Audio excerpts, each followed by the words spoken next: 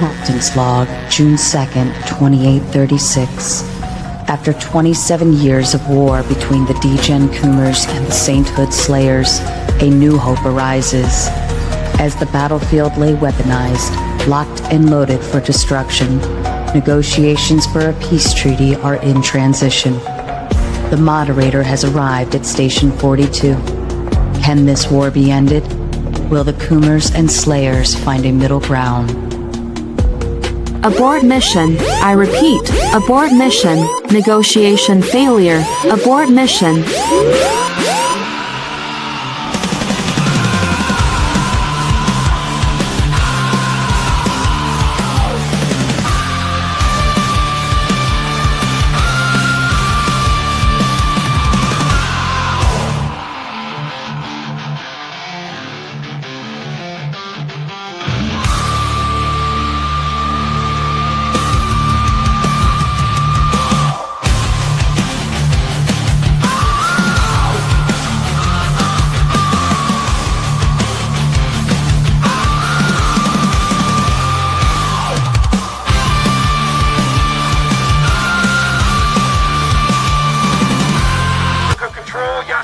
Heavy booties, 6+, low orbit, over grid 15-2. No joy, Yashinman. Then go to your window and look up their biggest fracking asteroid. Copy, Yashinman. Still blind. Got some kind of system-wide crash in the defense grid. Put on trackers up right goddamn now, because we got Boku inbound, and they're not carrying flour. Wait one, Yashinman. We don't have flour.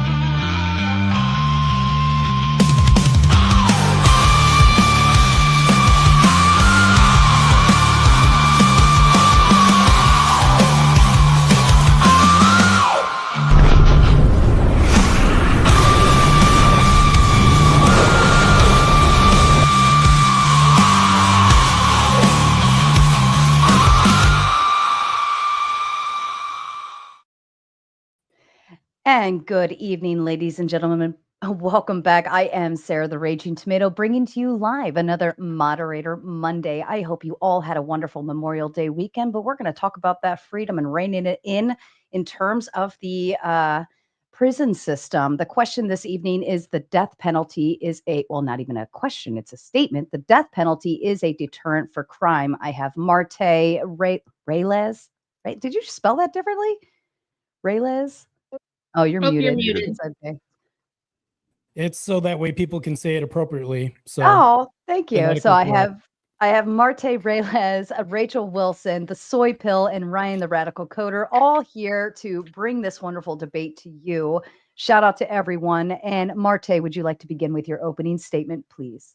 Yes. So my opponents here are going to argue that it is not a deterrent. So we all acknowledge that I'm on the pro side with Rachel Wilson here. Michigan abolished capital punishment in 1858. Look at the crime rate in Michigan now. Let's say I commit a crime where an individual was unalived, and then I went on to run. My face is blasted on news media outlets everywhere. The basic knowledge of a punishment for anything is baked into these laws that we have. If I shoplift, I know that there will be retribution. If I kidnap, also retribution. If I kill, the same. We can look at a deterrent of eye for an eye as a deterrent. Jesus Christ was put to the cross. In fact, this was seen as one of the worst ways to perish, not only in ways of agony, but also as a display for the public. This was such a deterrent that they used it as the last stop of a government throwing the kitchen sink at the foundation of a religion to attempt stopping it. The death penalty is a very specific deterrent in one way as well, too, and many, which me and Rachel will lay down. Ted Bundy is no longer raping and taking out children anymore. States like Michigan, which has not had the death penalty since 1858, has one of the highest murder rates. One of the problems we have is you have people in prison who also delete other people in prison. Senator Feinstein, I'll tell you a story, tells a story about her time on parole board, where she had a woman on the stand, not for murder, but for robbery, in fact. She asked, "Why did you use a gun that wasn't loaded?" The defendant said, because I know the death penalty is on the list for California, and I didn't want to do that. We have many cases of robbery in which people used items to rob, which do not cause death and lead to the death penalty or capital punishment. We've seen this in movies, and examples real life where, studios borrow this idea from. So if I can be guaranteed by my opponents that somebody can be locked up for life with absolutely no possibility of release or parole, but I also need an agreement that life without parole does not constitute a violation of the Eighth Amendment, maybe you can reconcile this for me. Also, can you prove it's not cruel and unusual punishment? Killers in prison, like I was saying before, kill more in prison than they do when released. You'll have to argue for the release of killers and release of rapists to prevent more killing of staff and inmates behind bars via capital punishment. I need you to go ahead and reconcile this and pick one of those directions as well, too. I'll concede my time. Thank you, Martae. Rachel, to you. Hey, everybody. Nice to be here. Hello, Sarah. Hello, panel. Hi, chat. So when we're talking about the death penalty, when we get into like statistics and data, which normally I love, it's not cut and dry. It's not as simple as it can be with other topics, right? Because there's so many factors. It's kind of like a what causes crime debate where both sides can present all kinds of data, but there's so many factors that you can't just nail it down to one thing. So what we have to kind of do is dig a little deeper into it and look at the whole picture, right?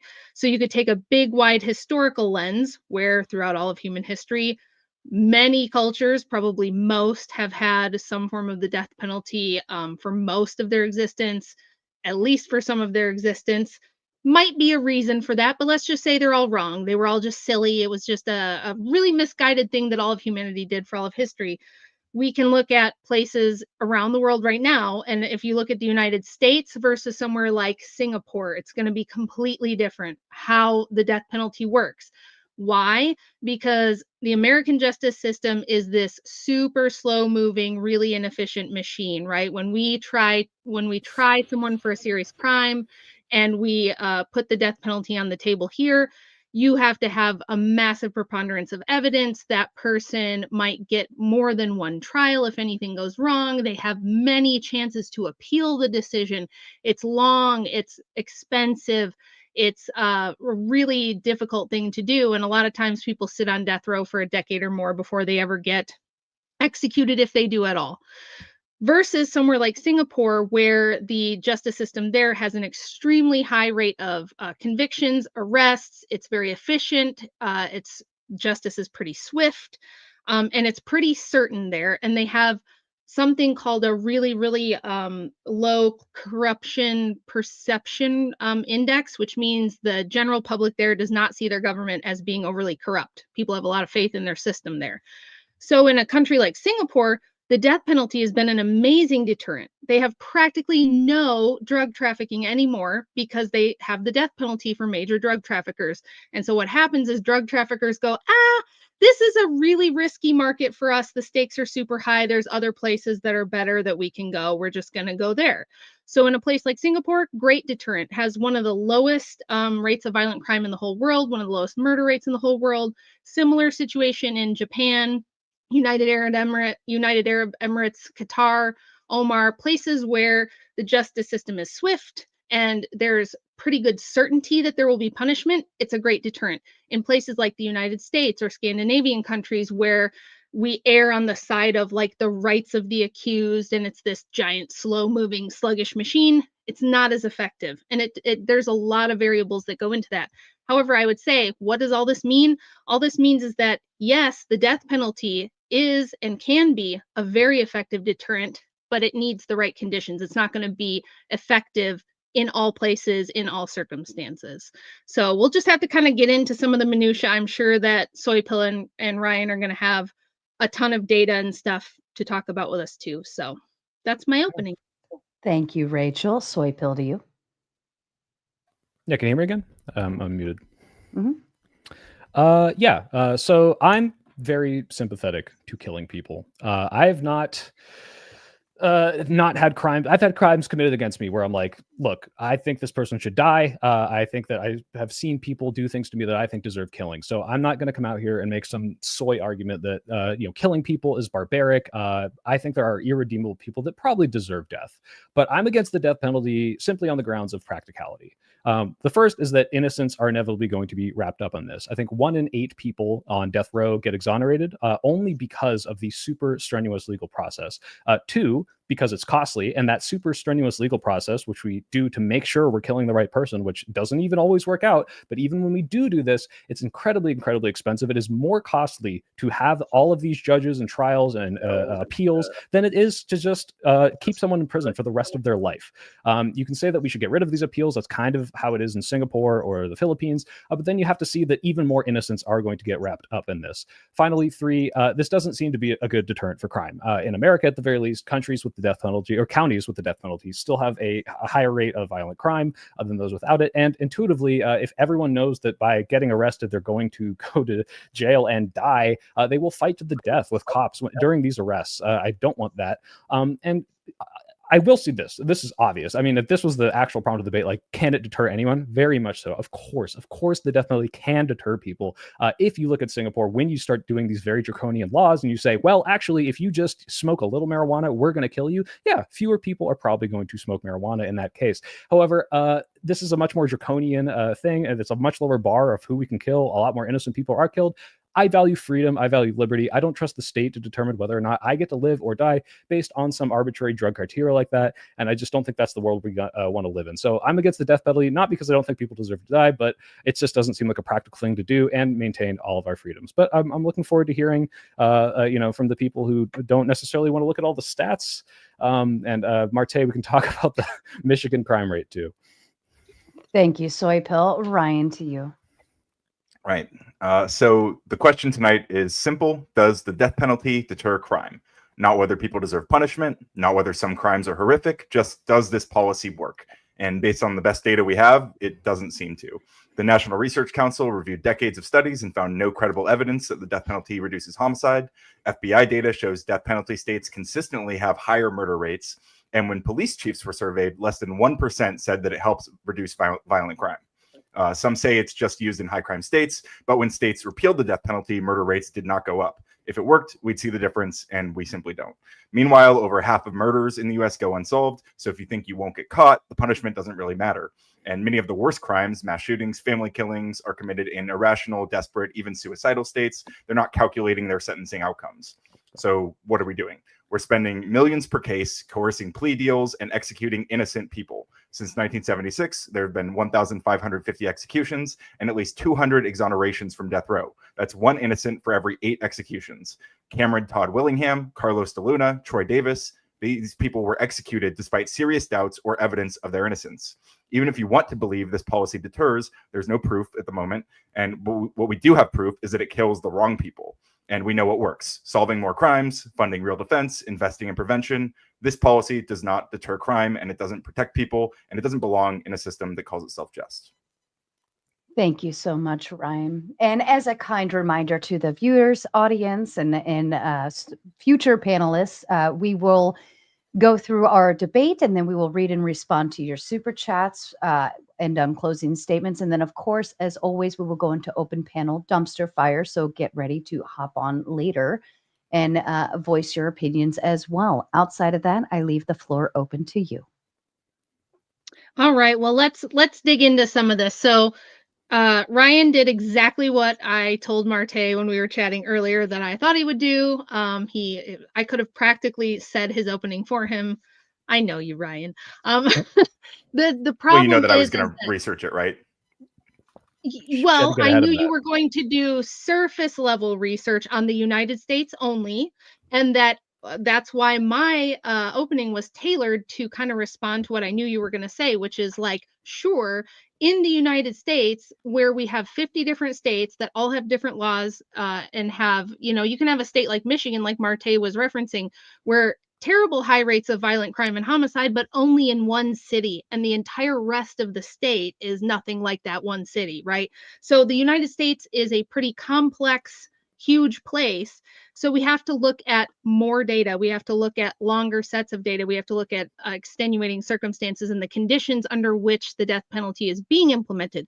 So why do we see that when we look at the lowest rates of crime around the world, some of the top countries that have the lowest crime, the big ones? Now you can look at like Luxembourg or these tiny countries that have like 400 people in them. They're going to be the lowest crime rates overall. You'd probably statistically want to take those and throw them out because they're an anomaly. But if you look at like the next two biggest countries that have the lowest rates of murder and violent crime, it would be Singapore and Japan, which both have the death penalty. Then you look at a place like the Philippines, which is highly corrupt, very, very poor, and the death penalty there, not as effective. Why? Because there's so much corruption, because the police there are so corrupt that oftentimes they're the ones dealing the drugs and like helping the murderers and things. So under a system like that, or a system like the United States, yeah, you're probably going to have a hard time proving that the death penalty does much in the way of deterrence. But in a system that's a little swifter, where there's higher trust and there's more integrity in the system itself, people get arrested more quickly, they get convicted at a higher rate. It seems to work great. So I don't know that you just saying the United States isn't a good case, or it doesn't seem to work here under the current conditions, is an argument for whether or not the death penalty is effective overall. That's a good point, Rachel. Can I read you something from Amnesty International here? This is called Singapore, the Death Penalty, a Hidden Toll of Executions. I don't know if you came across this. It says, despite the use of the death penalty and high execution rates, drug addiction continues to be a problem, particularly among the poorly educated, impoverished, unemployed, and young people from broken homes. According to the website of the Singapore Central Narcotics Bureau, a total of 3,393 drug abusers were arrested in 2002. The number of new drug abusers increased by 16% compared to figures for 2001. The CNB announced that they had seized X amount of kilograms of heroin, X amount of kilograms of cannabis during 2002, and reported a significant increase in the use of methamphetamine.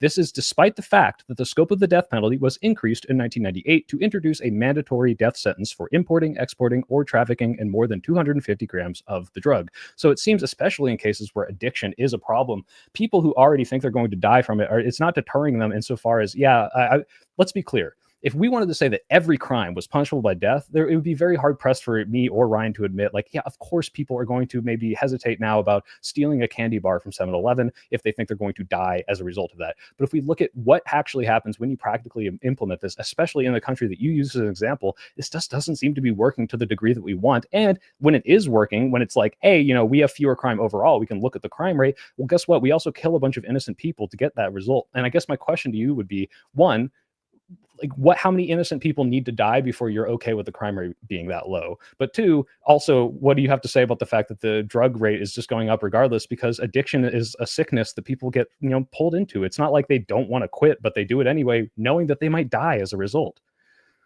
Well, I'd have a lot to say to all of that. So you saying that drug use is going up doesn't necessarily tell me much. Again, we need more context than that. We need to know, like, are the drug use rates there higher than other places? Are they lower than other places?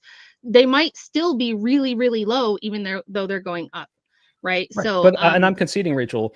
Obviously, I think drug use in general, if you said, if you touch a gram of weed, I will kill you, some people would otherwise, who are not going to do it, are going to not do it. So that's why Sarah, I actually do have a kind of an issue with the prompt of, is it a deterrent for crime, period? Yeah, I think if you death penalty every single crime, of course, it's like impossible to argue against, because people don't want to die, right? Well, the question is this effective? And this does not seem to be effective. Yeah, I don't love the prompt either, to be fair. And it's not, if I had like my druthers, I would have changed it a little bit. I would have tweaked it a little bit to make it easier for both sides to really get into this. But I mean, no system is going to be perfect. Every system is going to have wrongful convictions. And you could say, well, then, and I used to argue this when I was a young, goofy libertarian. I'd say, well, if one innocent person is being killed, I don't trust the state, blah, blah, blah. However, as I've gotten older and wiser, it's like, okay, there's going to be some people who are going to be wrongfully convicted in any system. And I don't know that like locking someone up for the rest of their life in prison is necessarily better. They're both quite terrible. It's a bad situation either way. And I wouldn't be, and I'm not, just to be clear, advocating that we should just be killing people for a gram of weed. I think it should be like only the most heinous and most violent crimes where we just can't risk this person, like Kenneth McDuff, who was a serial killer in the 70s, somehow got paroled and got out and continued his killing spree. Ted Bundy escaped, right, and continued to kill people. Like, there's some people that we just can't take the risk. And like Martae said in his opening, continue to kill and injure people and cause problems even when they're in prison. So like the whole idea Can I that, address your point? Sorry. The idea of like which Sure, one is worse. sure. I mean, if you're not dead, you have the opportunity to appeal your case and potentially prove you're innocent. And death is forever. I mean, unless you believe in an afterlife. But like then that's the whole reason why. Hey, it's better for us to lock them up long term, because maybe if they are innocent, they will actually eventually get exonerated. But if they're dead, they can never do that. I'm going to ask you a question. So Okay, this well, would before be you your do, do you opening mind if I statement. respond to one other thing that Can was we give said? Ryan A couple of quick things. go So I know Rachel says, in her younger years, she thought maybe, one innocent death might be, too much, and now she's grown older and wiser. I might be a little sympathetic to that. The idea that only one innocent death might be at times worth. There are casualties in war, right? But we're not talking about one innocent death. We're talking about a rate of about 12%. We're talking about 1 in 8 exonerations. And second of all, to defend the prompt itself, I think even in the case and I might be maybe pushing on Soy a little bit here, but even in the countries where we do see the death penalty being used swiftly and capital punishment being used for maybe much lower level crimes, it's not necessarily you still have to demonstrate that it's the death penalty itself and not just a harsh action on crime that's actually deterring crime. Because if you're telling someone that you're going to kill them for a gram of weed, or you're going to lock them in jail for the rest of their life for a gram of weed, I think both of those are likely to deter crime. So Ryan, I got a question for you now. Sorry, I'm finishing. I'm waiting to plan, I promise. The burden is, of course, on you guys to demonstrate that it is the death penalty specifically, even in those cases, that is the thing that's deterring crime. I hear you. Let Martae jump So in. I have a question. I need you to go ahead and reconcile this. Soy Pill went ahead and made this statement in his opening statement. So can you prove that an innocent person was ever put to death? I think so, yeah. You can show that there's evidence that comes out post-death where like they would have otherwise exonerated them and they get fried. Yeah. Right. Can I named some of them. Yeah, Cameron Okay, Todd Willingham, Carlos cases. de Luna, Troy Davis. These are all people who were exonerated post. There's some in this amnesty page Okay, well, the drug crimes too, yeah.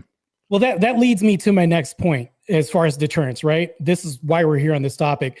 So if we go ahead and take the death penalty out of one of the things that happens inevitably out of capital punishment is death penalty. We can all agree on that. So a lot of people, they'll argue and say, well, the death penalty is used as a deterrent to argue against release. When somebody is going to be put to death, somebody may say he narrowly avoided the death penalty, right? Giving a deterrent to possible release. If we then take the death penalty away, that's just one more roadblock taken away between a proven killer at times and release to the public. If you take away the death penalty, what will you replace this with? Life in prison without parole. Great. So now you're contending with a whole nother can of worms. They're killing, more apt to kill people in prison and staff and everybody else. And then you have release. Right. So, well, hold on. They're not getting released. If they're on trial, if they would otherwise be on death row, almost definitely they would be in life in prison without parole. Now, if you want to talk about the dangerous prisons and the conditions that create and the fact that we like fuck with our inmates and say, hey, here's the yard and we're not going to do all these checks and we don't really care if you kill each other. Yeah, I think this is fucked up. And I don't think that we need the death penalty. Hold on. Well, let me finish. I don't think we need the death penalty to fix the conditions that would otherwise fuck with the people inside, the inmates, the guards and all that. I think there's ways to reform that don't involve just killing people that are killers. Again, this is we're going to keep going back and forth on, well, you have to contend with the fact that it is more costly to kill them, that if you don't want to go through this like process of appeals and have them have their own lawyers, which they're the least likely to have their own lawyers, so the state has to pay for that. It's cost us more money. How do you contend with that? Like whether so you're talking about mitigating cost, right? In prison. That's part of it. Yeah. But also the fact that I think we can reform prison without getting rid of the death penalty. We'll meet on that regard as far as mitigating costs, right? We could talk about costs all day, right? Funerals cost money, right? Yep. Having to go ahead and increase security, protect from people that will kill inside cost money because you have to rehire new staff if they die, all these other things. Now you have liabilities increasing too. So there's also costs on that end too. Yep. So you're going to the costs are more on the death penalty one. Yep. What's that? But like you can analyze these costs if you break it down and see which costs more. It costs more to go through the arduous appeals process to make sure the people that deserve death than it does to just keep them alive forever in prison. So Do you that think we should actually reduce that appeals that process, promotes my Martae? argument as expediting the death penalty. I think that Right. I can agree with That you is the logical answer, Martae, which is we should get rid of some of these processes, which that is a completely agree, we logical should argument. do that, However, yes. then you have to contend with the fact that you're going to be killing more innocent people who do not get as much process to prove their innocence, right? And the rate is already 12.5%. So that it still doesn't answer my question with what to replace it with, because you have to replace it with something. I don't think that we can just go ahead and wipe it off the map and just say life in prison all across the board. If you've had somebody that, matter of fact, I'll go ahead and give you an example. So we can all say that home invasions happen all the time, right? Mm-hmm. Things happen. We have castle doctrine. You have to protect your life. We have stand your ground in Florida happens, right? Yep. So I need you to go ahead and follow this trail of logic. If I stand my ground and protect loved ones, or if somebody is in my home and I walk in and they're raping a minor, things like this can happen. What would you do? Would you say that this is a form of death penalty in immediacy, right? Because what happens is that, would you also agree that the court hands us this right through legislation, through the judicial system, gives us this, voters go ahead and permit this happening through votes. So that way this can become a law, so we can go ahead and immediately enact a death penalty at home. Yeah, no, we see where you're going. Martae, the difference is if you kill someone in the process of committing a crime, you are stopping them from committing a crime. Once they're in jail, they're not raping your daughter anymore. So you aren't stopping them by killing them. All you're doing is potentially preventing them from being reintegrated into society or just removing them from life completely. And the question is that worth it? Not saying they don't deserve it, by the way. Is that worth it? First of all, it's not worth the cost. It's not worth the fact that we're potentially killing 1 in 8 people every time we do this. And it's just like not clearly working, as the crime rates aren't going lower because of it. But you're right. Yes, killing someone in the moment to stop them from committing a crime, I'm all for that. Someone breaks in your house, you don't know why they're there, you want to blow them away, 100%. But that's not the death penalty. That is stopping the crime in. So my question is, how is it not the death penalty when we, by extension, by proxy, are given this right through rule of law that's been voted down to our homes that we can go ahead and enact by ourselves, right? How is this any different from a jury that day deliberating? And I'll give you an example of this. Wait, can I answer right there? You don't have to give the example. I think, let me give an example of why it wouldn't be, right? Let's say someone broke into your home and you don't know why they're there and you blew them away. That's completely legal, right? Because it's like, this person could be trying to hurt me, whatever, right? But the reason it's not the death penalty is because let's say they did that and they stole your TV or whatever, or even, hey, let's say they like rape your daughter, right? And then they're running out of the building and they're a block away and you snipe them. That's not legal. You can't actually do that. And that would be punishing them for that. That's not actually my hypothetical or anything. No, that's my hypothetical. What I'm telling you is you would be killing them for the crime they committed. And I might think they deserve death. You're assuming that that's what the situation. I'm talking about a situation where I'm giving a hypothetical. I'm not assuming anything. Right. Okay, great. What I'm saying is, though, we can have a jury in our own home, and that jury could be a wife deliberating with me. And I'm just saying, like, let's say, no pun intended, I have a soy husband here in this one corner, and then I have a wife, right? They're deliberating, and this guy, of course, you don't want to be with this husband anyways, that says, I don't know, babe, what do you want to do? I don't know. What do you want to do? Should we kill him? I think it was a crowbar in his hand. I don't know. What do you think? And they deliberate. This guy's a total pussy, right? He and his wife are interchangeable widgets. They have both say, they don't know what to do. That can be that's the form of a jury that happens in America almost every day to some degree, right? We can all say this. There's no difference between this happening on a jury and a jury happening with people deliberating behind closed doors. Now, this is the thing. There's a big difference, actually. I think there's a pretty major difference in that one is part of a legal structure and one is like in an immediate moment of high energy and high. I'm going to tie this in real quick. Somebody breaks into the house and they tell you, I'm gonna fucking kill you. They're running towards you with a knife and they have clear intention, and you go ahead and blow them away in the chest. This is plain as day. Your wife is also like the jury in the home, which I've portrayed in this household. She's able to give a testimony, maybe not proof, but evidence, right, of a testimony that's submitted in court. Same thing as a jury. How is that? I need you to tell me what the difference is other than just time. You're stopping the crime versus the person's not doing the crime anymore, right? It's not the reason that we say that you can blow some away is not because we necessarily say that someone breaking into your house deserves death, because sometimes they don't, right? I don't think necessarily like, look, I want to kill someone who comes in and tries to steal my Xbox, but I don't. If you ask me, just in a hypothetical, it's if How someone is it stole not an Xbox. stopping crime? Wait, hold on, on the let other me end let me too? finish, please. Go It's ahead. like I don't think that stealing an Xbox is punishable, should be punishable by death. However, if someone broke into my house to do that and I don't know what they're doing and I blew them away, I think they deserve death for putting me in a situation where I'm at fear for my life and my family, right? But once we know why they're there, once we have that evidence, and once they are not a risk to society because they're in custody, we can't just kill them right away. We have to say, okay, what did you do? Did what you do deserve death? And then we can go on to the death penalty. But that's the difference here, is their immediate moment of you stopping a potential harm to yourself or your family, or a situation where we now are not at harm and we have to decide what to do with this person based on their crime. I'm not hearing the difference. Distinction And here's why I'm not hearing the difference, because I think that deliberation happens, like we could just say spur of the moment, right? Deliberation happens spur of the moment behind courtrooms anyways. Have you ever seen 12 Angry Men? This film could have been like 2 minutes long if they came to a verdict. So it's like all we're talking about is semantics and time. Well, the I point of that believe movie was that thing. that they should deliberate to make sure that that kid was innocent and not Yes. just choose something and kill him. Just right? like a wife coming to me and says, what should we do? Because I think it was a crowbar. No, I don't think it wasn't. Deliberation happens. Let's say this guy takes a while to get in the home. He has to get through 13 locks. Whatever, so that's the thing though. Deliberation happens on one end, deliberation happens on the other. They have to come to an agreement, i.e. death penalty. So if we look at it from one end of the spectrum and the other end of the spectrum, you can say, yes, it's a delayed reaction, but how is it any different when the court says, death?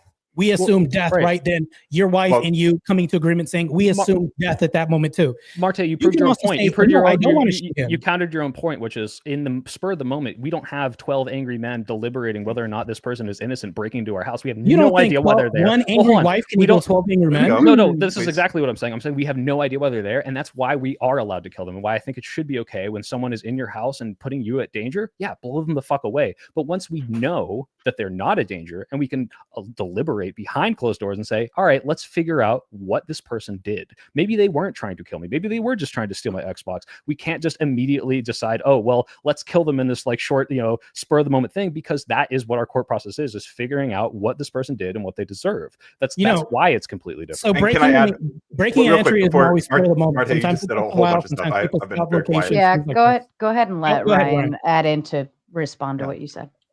I think the fundamental difference is that we're talking about like due process, the thing that happens after the fact. And if you are the person who defended yourself in your home, then you are also going to want due process. You're going to want to ensure that you are legally established to have done the right thing in that scenario. We don't want, and if you are someone who maybe like invited someone into your home and then shot them in cold blood, we want to find that out, right? We want to, and again, this is going to be going through due process. So in the big difference is, we're talking about due process. We're not talking about the moment of immediacy, and we don't have to talk about like abolishing the castle doctrine or self-defense laws. We're not making that case at all. What you have to show is that this is actually deterring crime. It has nothing to do with us defending castle doctrine, which again, both of us clearly believe in. So it's kind of a non sequitur. On your end. So on your end, the problem with that you're going to have to contend with is the problematic point of why the capital punishment is ineffective in America. And Rachel's right as far as other countries. This proves, so you would never argue like a minority can make rules for majority. That's basically what her argument is. So if we go down to what we're talking about, I think that what you're arguing for is a more lengthier process, more money spent through this judicial system to go ahead and finding out people delaying things and saying, all right, I'm going to go ahead and put it off till later, countless injunctions happening in court, things like this. And I agree that everybody should have due process, but there's a microcosm of due process that happens when a husband is arguing with his wife and deliberating too, as well. I think that there's a form of this if we look at it. And of course, I'm going to be pedantic here. We're in the middle of a debate. So all I'm saying though is due process is a matter of speculation and how you see things. Now we talk about, there's judicial due process where there's like paperwork, things like this, but absent this, there's no difference.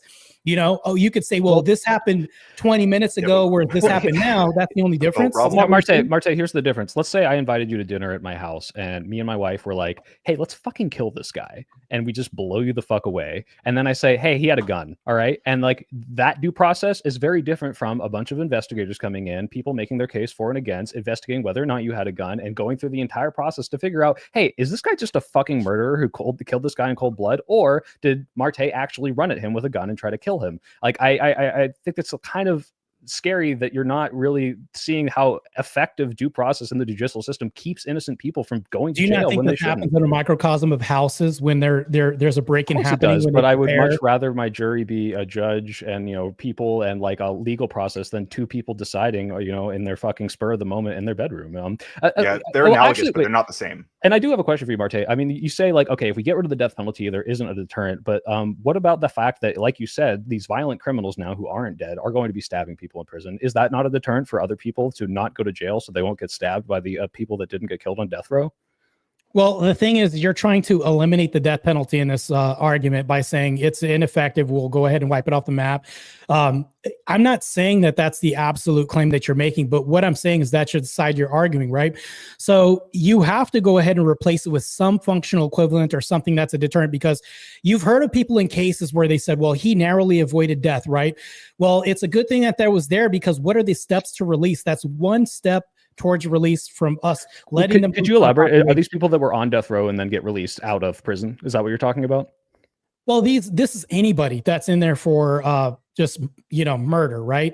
This is all across the board. What you're doing is you're eliminating a roadblock towards release, and I'm against that. That's another deterrent too, because people can also use that for cases, and they'll say, well, you know what? We want him to spend the rest of his life in prison, but thankfully we have the death penalty to say, at least you got this, right? Absent any of this, now we have parole. Now you have pedos that are out there doing things, and you could make an argument for like rehabilitation, but show me the cases where those guys get rehabilitated. Because I did bring up the case where somebody is raping a minor in your house, right? If something like this is happening, you would agree with me that you'd stop them at the moment. This would be like, you know, full life termination, right? In order to stop that, because another life is scarred. That's the key point right there, Martae, is I do just kill them to stop it. And by the way, if this was my kid, obviously I'd want the death penalty just emotionally, right? But the question is that as what we as a society determine should be having? Well, I don't know about logically whether or not like how this plays out if we start killing all these people. Like if we just kill, you know, this is a completely different argument. Like if we put the death penalty on specific crimes, like which ones are going to be deterred by making the death penalty, and how many innocent people are we locking up? Because I can say, again, this goes back to, you're going to go ahead and do this. That's it. That's your only argument, is that it's emotional at this the spur of the difference moment. between this is I emotionally, I saw a video of a guy stealing my bike and I wanted to mutilate this man with my hands, right? But I don't think the punishment for like stealing a bike should be murder, because I don't think a society where we just kill everyone for committing even the slightest of crimes, because stealing a bike, it's bad, but it's not as bad as murdering. I don't think that you're leaves us saying with now a it's better not society. emotional. No, I'm saying I'm emotional insofar as I can You're arguing for understand. it not being emotionally led. Yeah, I am arguing that our legal system shouldn't be based on how I feel when someone commits a crime against me, especially if it's just like stealing. Even though I want to kill them, I don't think we should kill people who steal just because they stole. I think a society is better because those people do sometimes, are able to be rehabilitated. Now, that's why I say if you've got like a Ted Bundy or some of these examples you bring up where it's like, yeah, this is like a serial rapist, I understand and think that probably these people should die and deserve death. The question is it practical and does it deter crime? Like, and this is something we haven't contended with at all, which is if you look right now, the death penalty is very rare in America, and yet the violent crime rate has been steadily declining for a very long time. And so it seems like without the death penalty, we're going in a very good direction. Why do we need it then? Is there some like counter positive you can show where like, obviously this is what has proved that it works in America, when in the counties that we do implement it, there's higher rates of violent crime? All right, so I'm gonna contend with this point, but I'm gonna go ahead and move it on to something else, because I can concede that America, we can look at your stats and numbers and things like this. So Ryan, I do want to. These stats. I want to. What's that? I'm happy to jump back in too. Sorry, I had to take a very urgent phone call, but let me just interject one thing. Do you guys remember how bad crime was in New York in the 70s and early 80s? And then Rudy Giuliani got elected. And at that time, New York did have the death penalty. And Giuliani was super tough on crime. He basically got rid of the mob and lowered violent crime in New York. Like the likes of which we haven't seen in this country in a long time. So we are bound to the prompt, which is, does the death penalty deter crime? And I would say historically, there's lots of cases where you can say yes. Another one would be post Revolution France. Wait, there was Rachel, tons Rachel, of I don't mean chaos. to interrupt. Yeah, let's But stay on tell that me, one. what years Mhm. was he mayor? Was it 1994 to 2001? Okay, thank you.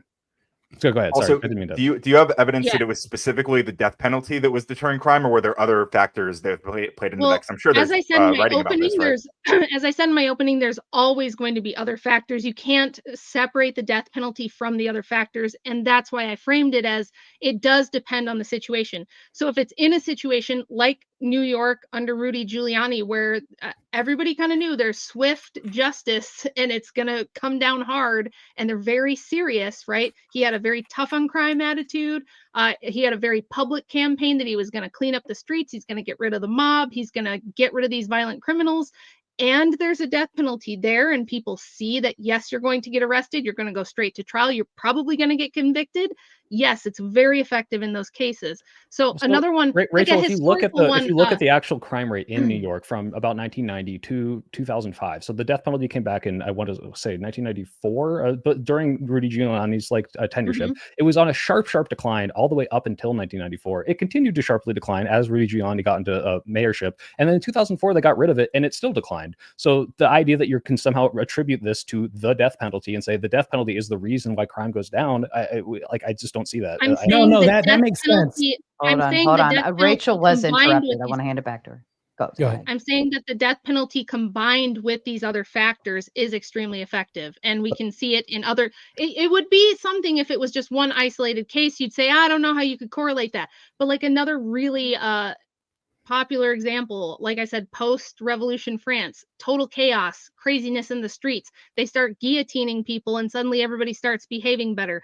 Vlad the Impaler, started implementing death penalties and putting people's heads on stakes around the town, and everybody stopped stealing and murdering because it's like, oh shit.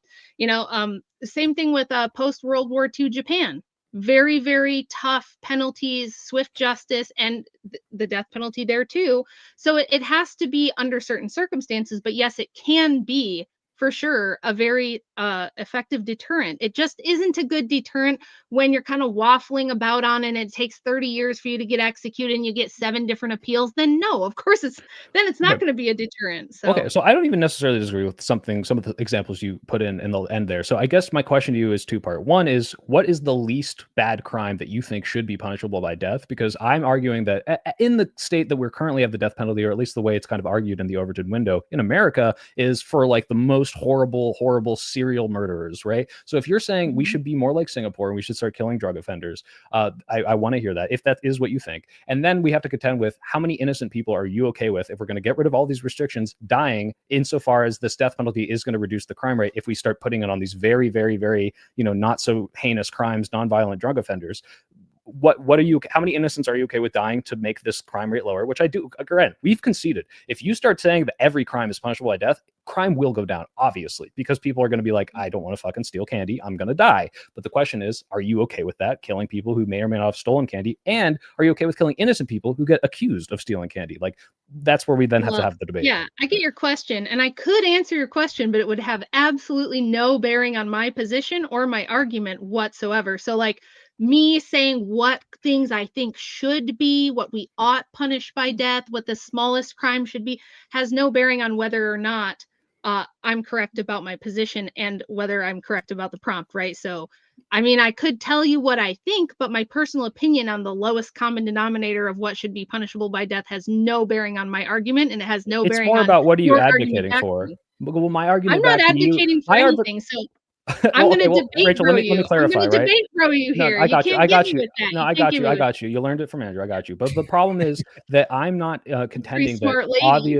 obviously that the debate is not, hey, if we said that we would kill anyone for any crime, would crime go down? That's like so obvious. It's abhorrent. That's like not what we want to talk about here. What we're talking about is what do we ought to do, or at the very least, what is actually practical. The reason we are against the death penalty is because the practical ways in which the American society is trying to implement it is too costly. It kills innocent people, or 1 in 8 people are exonerated who would otherwise have died for no reason, and it just doesn't seem to deter crime here. So are you advocating then for the death penalty to deter crime in the way that Singapore does, in the way that the Philippines does? I think you were against that one. down. Like, what are you actually positively enforcing? Because if your only argument is if we killed everyone for any crime, then crime would go down, the answer is obviously yes, and then we can move on to a more interesting conversation. Well, I didn't make that claim. I didn't say we are conceding that, just to be clear. Like, Yeah, obviously, I made that's no I'm claim. not actually. You're not quite conceding. Okay, you don't think conceding crime it. would go down if we killed everyone for every crime? Come on, Ryan. Well, I think that if I think it, I'm not. I think it would go down if we also said that like any crime at all would be responded to with life in prison without parole. True. I think we could I think move on they to that would as well. have similar effects, and I think that given the prompt, the obligation would be on Rachel and Martae to make the case that the death penalty specifically would have a higher impact than just life in parole or life without parole. Fair enough. Yeah, I did especially if we're doing the debate. Ryan. Okay. Sure. So I did actually make that argument. My argument was that under the correct circumstances, the death penalty is extremely effective as a deterrent. But if you do it under a system like ours, that's very slow moving, nobody takes it very seriously because it's like, I could get the death penalty, but I'll get like 20 years and 7 appeals. So who really, like criminals don't care much about that. If justice is swift and certain, yes, they do care. They care a lot about that. And it's not on me to like expound on what I think should be punished by death. We could we get into that? Sure. But that would be very stupid of me because that would open me up to all kinds of attacks that I don't need to open myself up to and to actually win the debate. Bunch of losing so points. it's actually on you yeah. guys. It's actually on you guys to prove that the death penalty is not a deterrent. Yes, we took the affirmative, but we don't have to give you any more than just to say, yes, it's effective. And the soy pill already agreed with us. So maybe Ryan can tell me. Hold on. To be clear, Rachel, I specifically countered your example of Singapore with stats that showed it's not working. And then you said, well, it's multifaceted, but then it is incumbent on you said it's to not show. Working. No, you said that use of drug rates is going up. That has nothing to do with whether the death penalty is an effective deterrent. When the death penalty was implemented, the use of drug rates went up and not down. To So clarify, either I believe when she made the claim on the Singapore example, it had to do with drug trafficking, not necessarily drug use. trafficking has increased as well. Okay.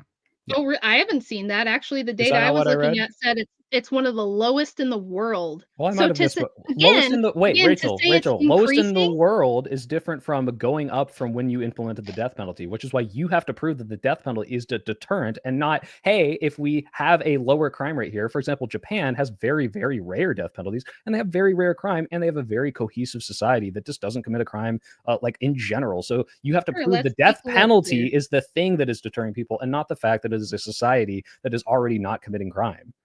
And additionally, it seems like every time, I think that we should clean up this one. Sorry. Additionally, the other factor that you keep bringing up every time you talk about the effectiveness of the death penalty in these societies is you talk about the swiftness and the certainty, which like having swift and certain decisions, this does seem to deter crime, but those don't have to be the death penalty. So again, it's swift and certain punishment is different than capital punishment necessarily. So again, it's on you to make the case that specifically is the thing causing. You're right about that, but what I'm saying is that of countries that do incorporate capital punishment, if they have a system where the perceived rate of corruption is low and the justice system moves quickly and with what they perceive as certainty, it's extremely effective. We're talking about the countries in the world that have the lowest rates of extremely violent crime, especially murder. Murder is usually the thing you get capital punishment for. And if you look at Japan's another great one. United Arab Emirates, another great one, where people know there that if you get caught, that's it for you. And there's not 7 appeals and there's not 20 years and you can hire a team of lawyers to lawyer your way out of it. It doesn't work that way there. It's extremely effective. How do we know this? Because the rates of the crimes that are punishable by capital punishment in those countries are some of the lowest in the world. But Rachel, you have to show that's because of the death penalty. Don't you understand that's what you have to prove? And what you guys have to prove is that it's not. So I can just throw it right back at you. You can try to put me on the defense. So when we can bring up examples where this clearly gets implemented and nothing to do with that. No, can I prove God doesn't exist? Of course not. You have to prove the affirmative case of the death penalty is deterring these people from committing these crimes. That's actually quite more simple than that. Ryan, I'm going to ask you a question. So if in Qatar, I went ahead and implemented capital punishment for sodomy, right? Do you think there would be more sodomy or less sodomy? Well, again, I think it's about the swift punishment. So I would say that whether or not you do the death penalty or Regardless, life do in you prison for think there would be sodomy, more I or think less? both of those would have less. Okay, great. I just had to ask that. So if the KKK was running around the South back then, do you think there would be more blacks or less blacks running around at night? There's probably Oh, going to dear be God. less, but Thank you. Got him. And I think maybe if I can offer some clarification, I believe it would be Soy and Ryan's job to cut holes into the affirmative position. So it is for Martae and Rachel to defend the stance, and then Soy and Ryan, it is your job to kind of break into that. So yeah. we're So Right. So let's that's, start that's with Japan. right. So Sarah, that's why I brought up the whole like, hey, Mhm. drug rate is increasing in this country. So even when they know for a fact, when I do this drug, if I get caught with this drug, they're gonna fucking kill me. They still do it, and the reason that's not deterring them, even if it was life in prison or like you killing them, both of these things are horrible deterrents. They still do it because despite the horrible punishment that will result in it, they still are addicted. They have some sort of sickness, and they so people who kill people already know like they're fucked after if they get caught. It's not a matter of, oh, I'm going to die or not. It's, hey, I'm going to have a horrible comeuppance for this. And the question is, all right, so if you are in a country where you are giving people the death penalty for this crime and it's going up, then clearly it's not working as intended as you're saying, hey, this is a deterrent, this is making people stop. It's just not. So you'd have I'm to show looking them at that it the data, was. but wait a second, because I'm looking at the data and you're misrepresenting it. You're acting as though all crimes are punishable by death. This law was Well, I'm not enacted saying to that. stop. This law was enacted in Singapore to stop opium trafficking specifically. And in the 4 years after they implemented it, opium trafficking dropped by 66%. There was a 15 to 19% point reduction in the likelihood of traffickers bringing in more than 500 grams of cannabis, suggesting a deterrent effect.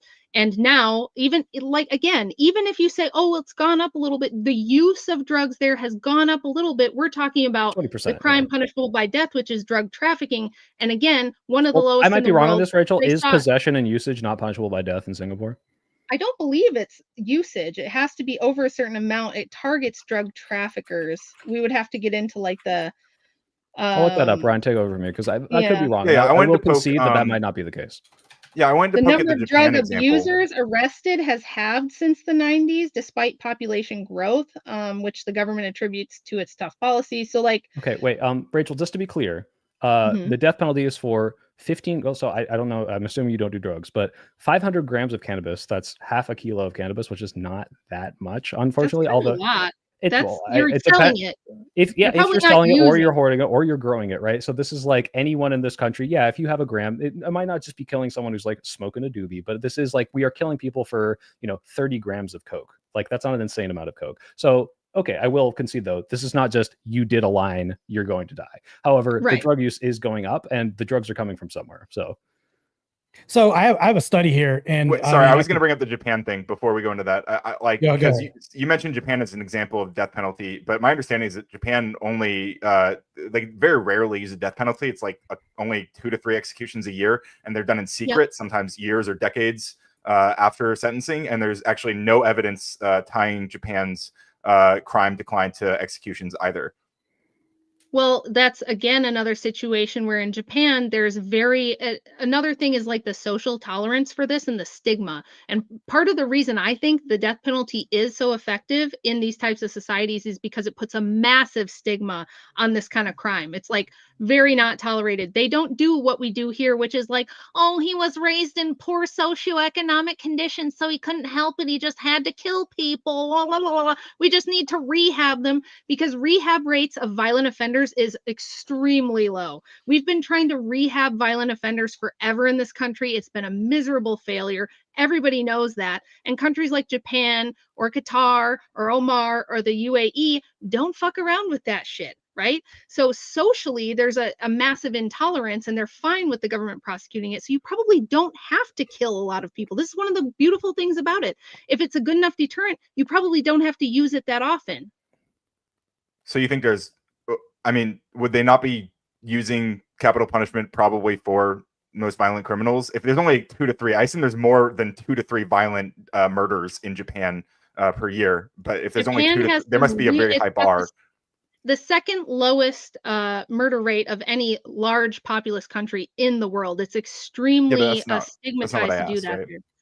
They Yeah, so also I'm have saying they probably don't But you need think to. Wait, I agree You can with you, look up Rachel. the It is, number of murders. isn't it more the social stigma though than the like? Do you think the death penalty necessarily is informing the social stigma to that degree, or can you show that that's the case? I Because think when I was in Japan, the social yes. stigma of cohesion of like, hey, everyone Mhm. clean up after yourself. Hey, don't do crime. Hey, Yep. don't walk around with your shirt off. Hey, don't eat while you're walking. Like this is a very widespread cultural thing, and none of those crimes are punishable by death. And I would assume that I mean I can't prove this, but it's pretty obviously logically follows that also infringing on the rights of your fellow man by killing them is pretty frowned upon, not because you know you're going to die, but because they're just a very cohesive society that wants to treat each other like, you know, part of a collective. Yeah. You'd have to show that And that seems to this be death her penalty is the crime. reason why so few people are committing these crimes, which I just don't see this borne out in the data at all. Well, this is why in my opening statement, I'm just going to keep repeating this on a loop, I guess. It's all a holistic thing, right? A society that takes crime seriously has the death penalty because they're saying, look, this is how serious we are. You do this kind of stuff, off with your head. We're going to hang you from the rafters. That's it for you. It's the chair, it's the But it's gas like chair, Ryan said, whatever they you want kill to like do. 2 people a year, right? And they still have a Yeah, lot. They and I'm probably have saying more violent murders than they do death penalties, it's right? probably the best proof that it's an effective deterrent to have a society where we do institute the death penalty, but we don't have to use it very often because all of you motherfuckers know that you need to stay in line and that this type of behavior is not tolerated. Whereas if you look at more tolerant societies like the United States and Northern Europe, places where the emphasis is on rights rather than duties, and everybody can kind of get away with murder and you can do all kinds of stuff and you're going to get multiple appeals and you're going to get 20 years sitting on death row and getting, your rights are going to be protected. The downside to that, you can say, well, it's because rights, rights. Yeah, Um, right. you can say, Pesky, right? Yeah, yeah, I you think mean, people should have less of them? Yeah.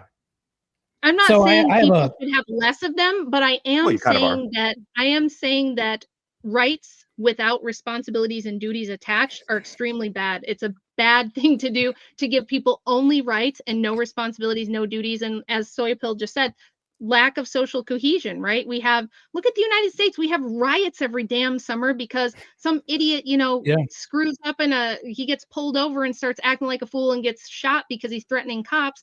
And we tolerate people burning down all of our cities. Why? That's stupid. You would never have that in these countries. And it's more indicative of the overall attitude of just we don't tolerate this kind of upheaval and chaos.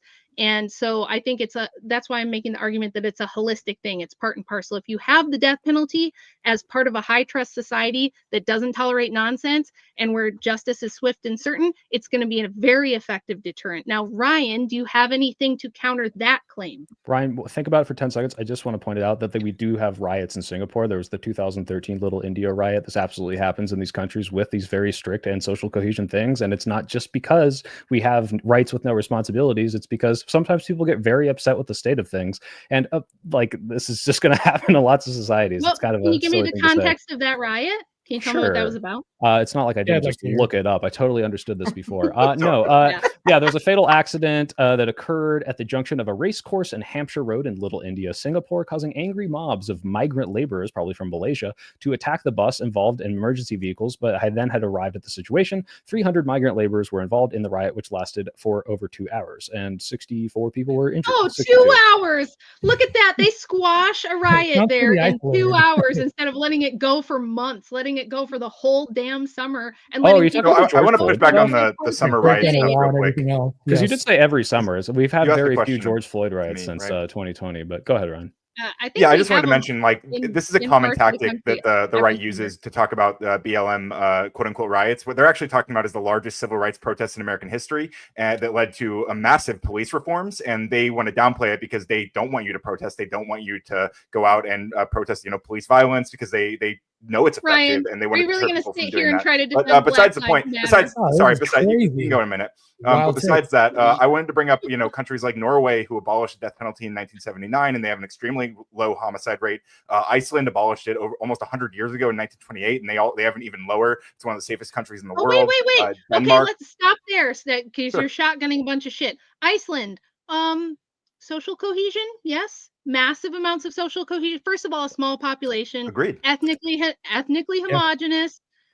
Isn't this an argument in our favor, though, Rachel? It's that No, it's if you have the interesting- social cohesion and no death penalty, it seems to be the very low rate of crime. If anything, this That shows seems to be that the causal it's not a factor. deterrent; Let's- it's the social let's cohesion. go- Comprehensive Wait a social minute. cohesion. Wait a minute. Yeah, Let's go back holistic. to my opening. Iceland has a very small population of ethnically homogenous. It's very interesting. You guys could use this in your defense if you wanted to, but I'll crush it for you here. Even though they're mostly secular, they're not a very religious society whatsoever, and they have a lot of egalitarianism. It's very isolated. There's not a bunch of migrants coming in. There's not a bunch of multiculturalism. There's not a bunch of leftism. And again, the emphasis is on duty and social cohesion. Yeah, you probably don't need a death penalty there. So why don't you argue for that instead of the death penalty? It seems to be working pretty well there. Well, right? I haven't argued for the death penalty. I've just argued that it can be extremely effective in the right conditions. That's Deterrent, my yes. whole. And If but you most guys of those would ever conditions, just absorb my opening statement, my No, we opening statement understand. was, We Yeah, understand, hey, the Rachel. death We're not penalty saying absolutely can be a deterrent. the problem is Yes. every example that you've brought up has unfortunately been unable to prove that the death penalty is the reason that this is specifically happening. And when you look at these other countries that do not have the death penalty and achieve similar outcomes, it seems to be because of that social cohesion that you said is a Only- good thing and But agree with. again, So what we're maybe saying I is, can maybe I can conditions. ask the question then, if we, because I think it's state to state, right? Currently in America, it depends on the Mhm. state, but if we like maybe enforced federally and like overrid everything and said, you know what, for this crime and on, we're going to enforce the death penalty. If you do X, Y, or Z, death penalty, no ifs, ands, or buts about it. If we did that, do you think that would deter future crimes from happening going forward? yes, only if we made it so that you don't get 7 appeals, you don't get 2 mistrials, you don't get all these mistrials, you don't get 20 years to sit there, you don't have this slow moving thing where you're going to sit in jail for 3 25-year years before you process, even go to right? trial. If it Yeah. was the situation where we said, okay, these are heinous crimes, you're going to get trial within 6 months. And you're not going to get an appeal unless there's an extreme circumstance, like other countries do. Yes, I definitely think that would work. Can these guys prove that it is not the threat of the death penalty? Can you prove it's not that? so before we try to do that, do you acknowledge that, like, under what you just prescribed, there would be an increase in innocent people being killed, and it's already about like almost 13%. Do you acknowledge that it would go up under what you just described? It may go up. I don't know that you could say it absolutely would go up. It may go up. Well, wait, Rachel, come on. Like, Well, if we it's can argue already that this with is a the deterrent, process too. that you're bemoaning, which is like this 25 ridiculous process with all these appeals. Don't get me wrong. I think that's ridiculous too. But if we have the death penalty, unfortunately, we have to make absolutely sure that we are killing these people on like good grounds. If we get rid of that, and right now it's 1 in 8 people are exonerated, you can't imagine that at least a few more people would not get exonerated if we don't have the process to check whether or not they're being innocent. Well, look, It's already 1 in 8.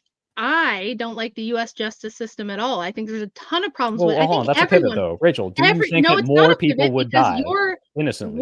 what the prompt is whether or not the death penalty is Right, an you keep effective retreating to deterrent, and you this. keep saying, but it could be bad because innocent people could be no, killed. right, because That is Rachel, if completely all we're gonna do aside here from- is just say, look, if you Hey, do keeps interrupting anything, me, fucking so sorry, I can't Rachel, answer your question if because you're we're gonna go in interrupt. circles. Yeah, I'm sorry, I just want to cut to the chase here. Look, like we said, I'm gonna keep saying, and look, you could have the deterrent be life in prison, or you could have it be death. I think Ryan's argument is that one of those is not very marginally different from the other. But all I'm saying is, if you said every crime was punishable by death, of course people are going to commit less crimes if they think that stealing a candy bar will get them killed. However, So it's an if effective that's deterrent.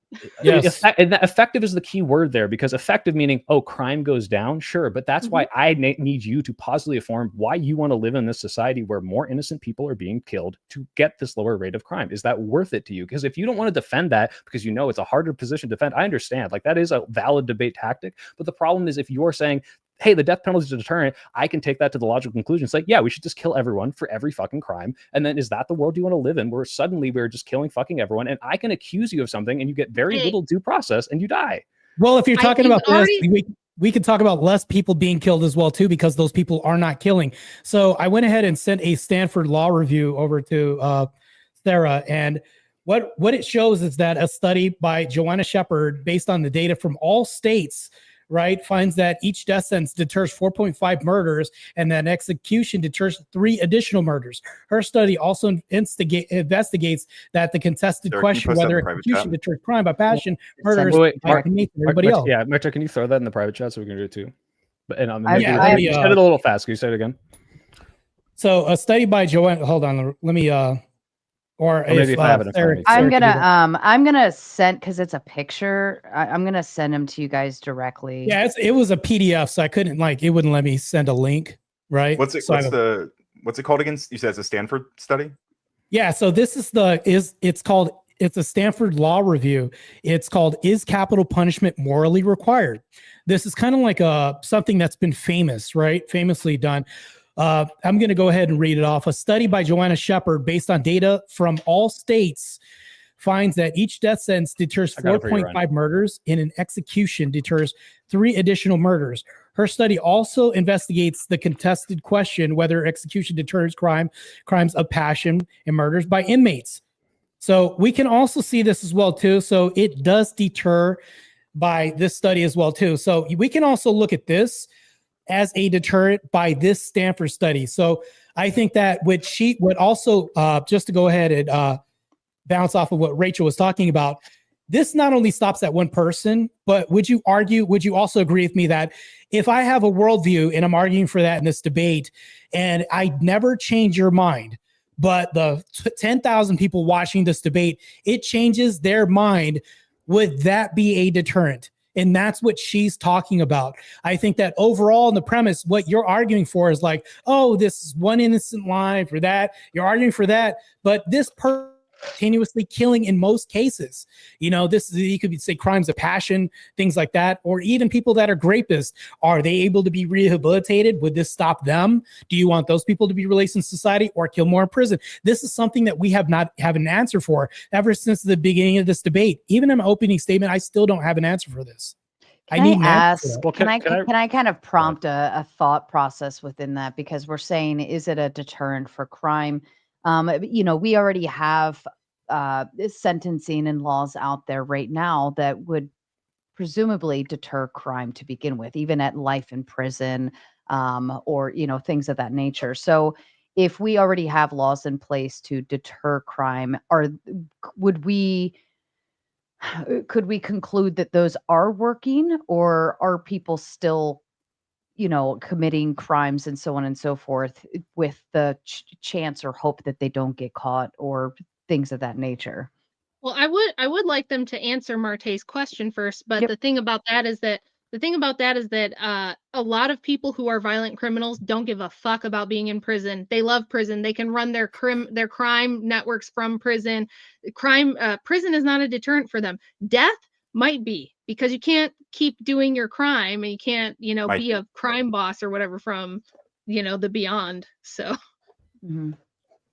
Well, might be But I doesn't would feel like very to hear them strong. answer Martae's question that he asked at the end there. If he wants Yes, to. I was reading, so I didn't get the exact question. I don't have an answer for that. So, but my understanding is this is, or from what I can tell, this is one of the studies that's been critiqued by the National Research Council in regards to this question, and that they've said repeatedly, no study to date has adequately controlled for variables that affect both capital punishment and crime rates, and they don't like that. This is a paper that's been critiqued extensively.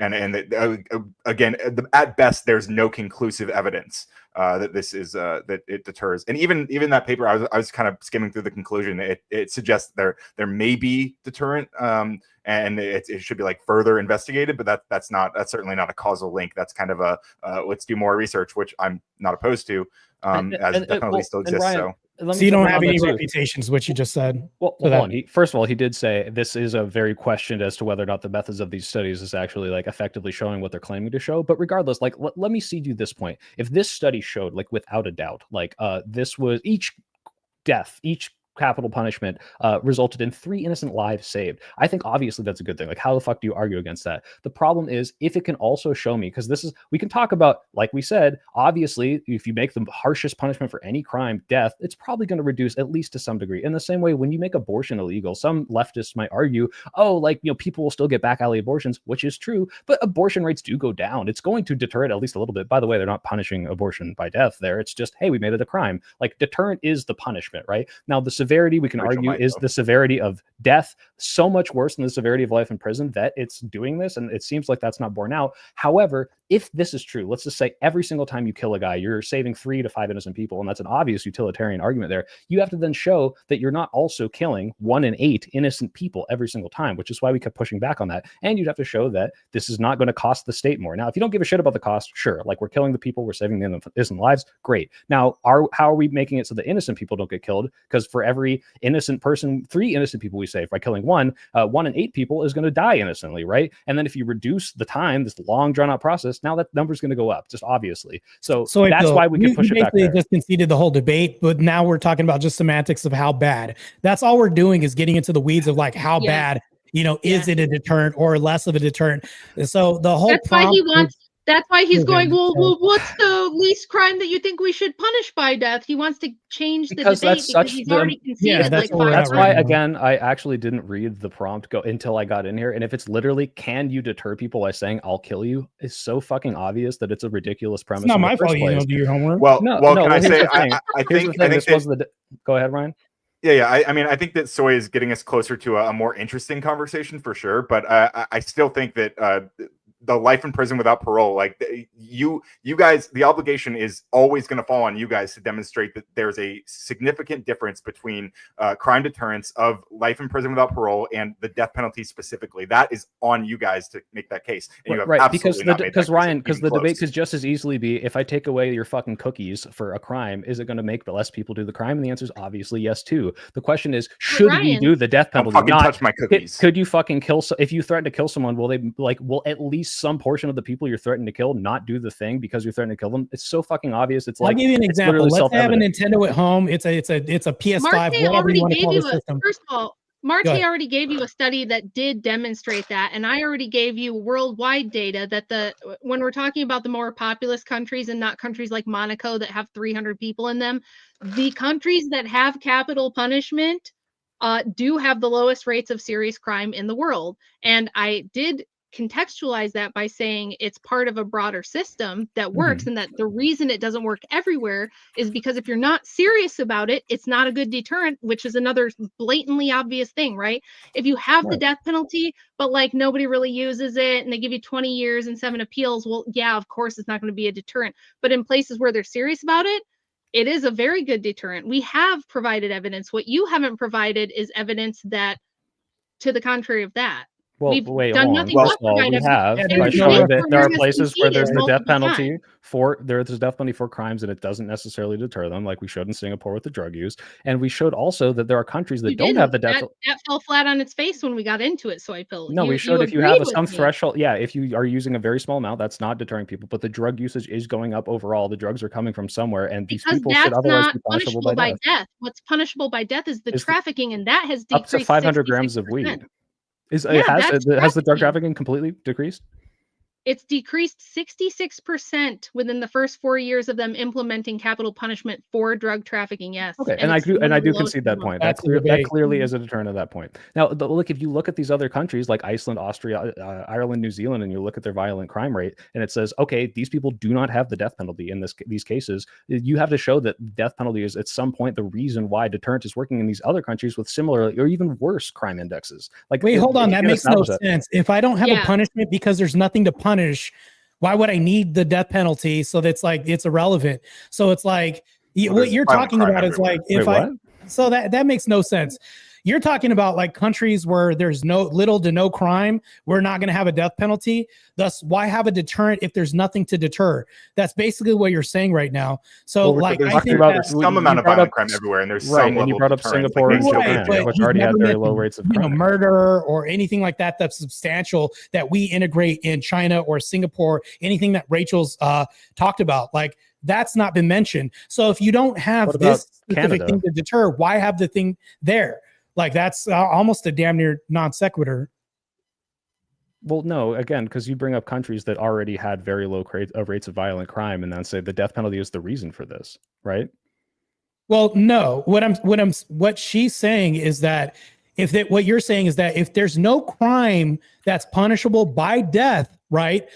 Why have this there, right? Why have the deterrent there if it's non-existent?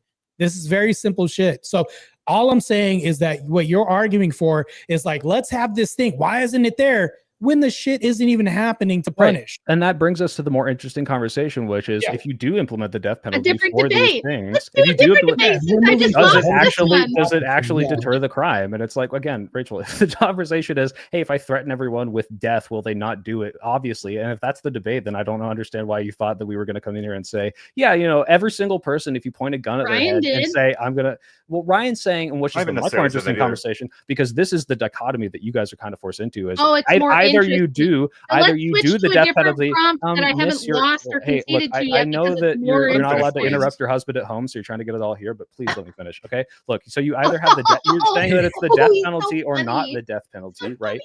What Ryan is saying is that there's all these other punishments that we can do that clearly reduce the crime rate. We can look at the crime rates drop from around the world. We looked at your New York example and we can see, hey, when the death penalty wasn't there, it's still plummeted. When the death penalty wasn't there before, it was still going down. So all of these other things are clearly deterrents that clearly work and are clearly effective. And we have Okay, a reduced so crime rate do you- across the world. So if you're just saying, hey, if I had nothing or the death penalty, would the death penalty work as a deterrent?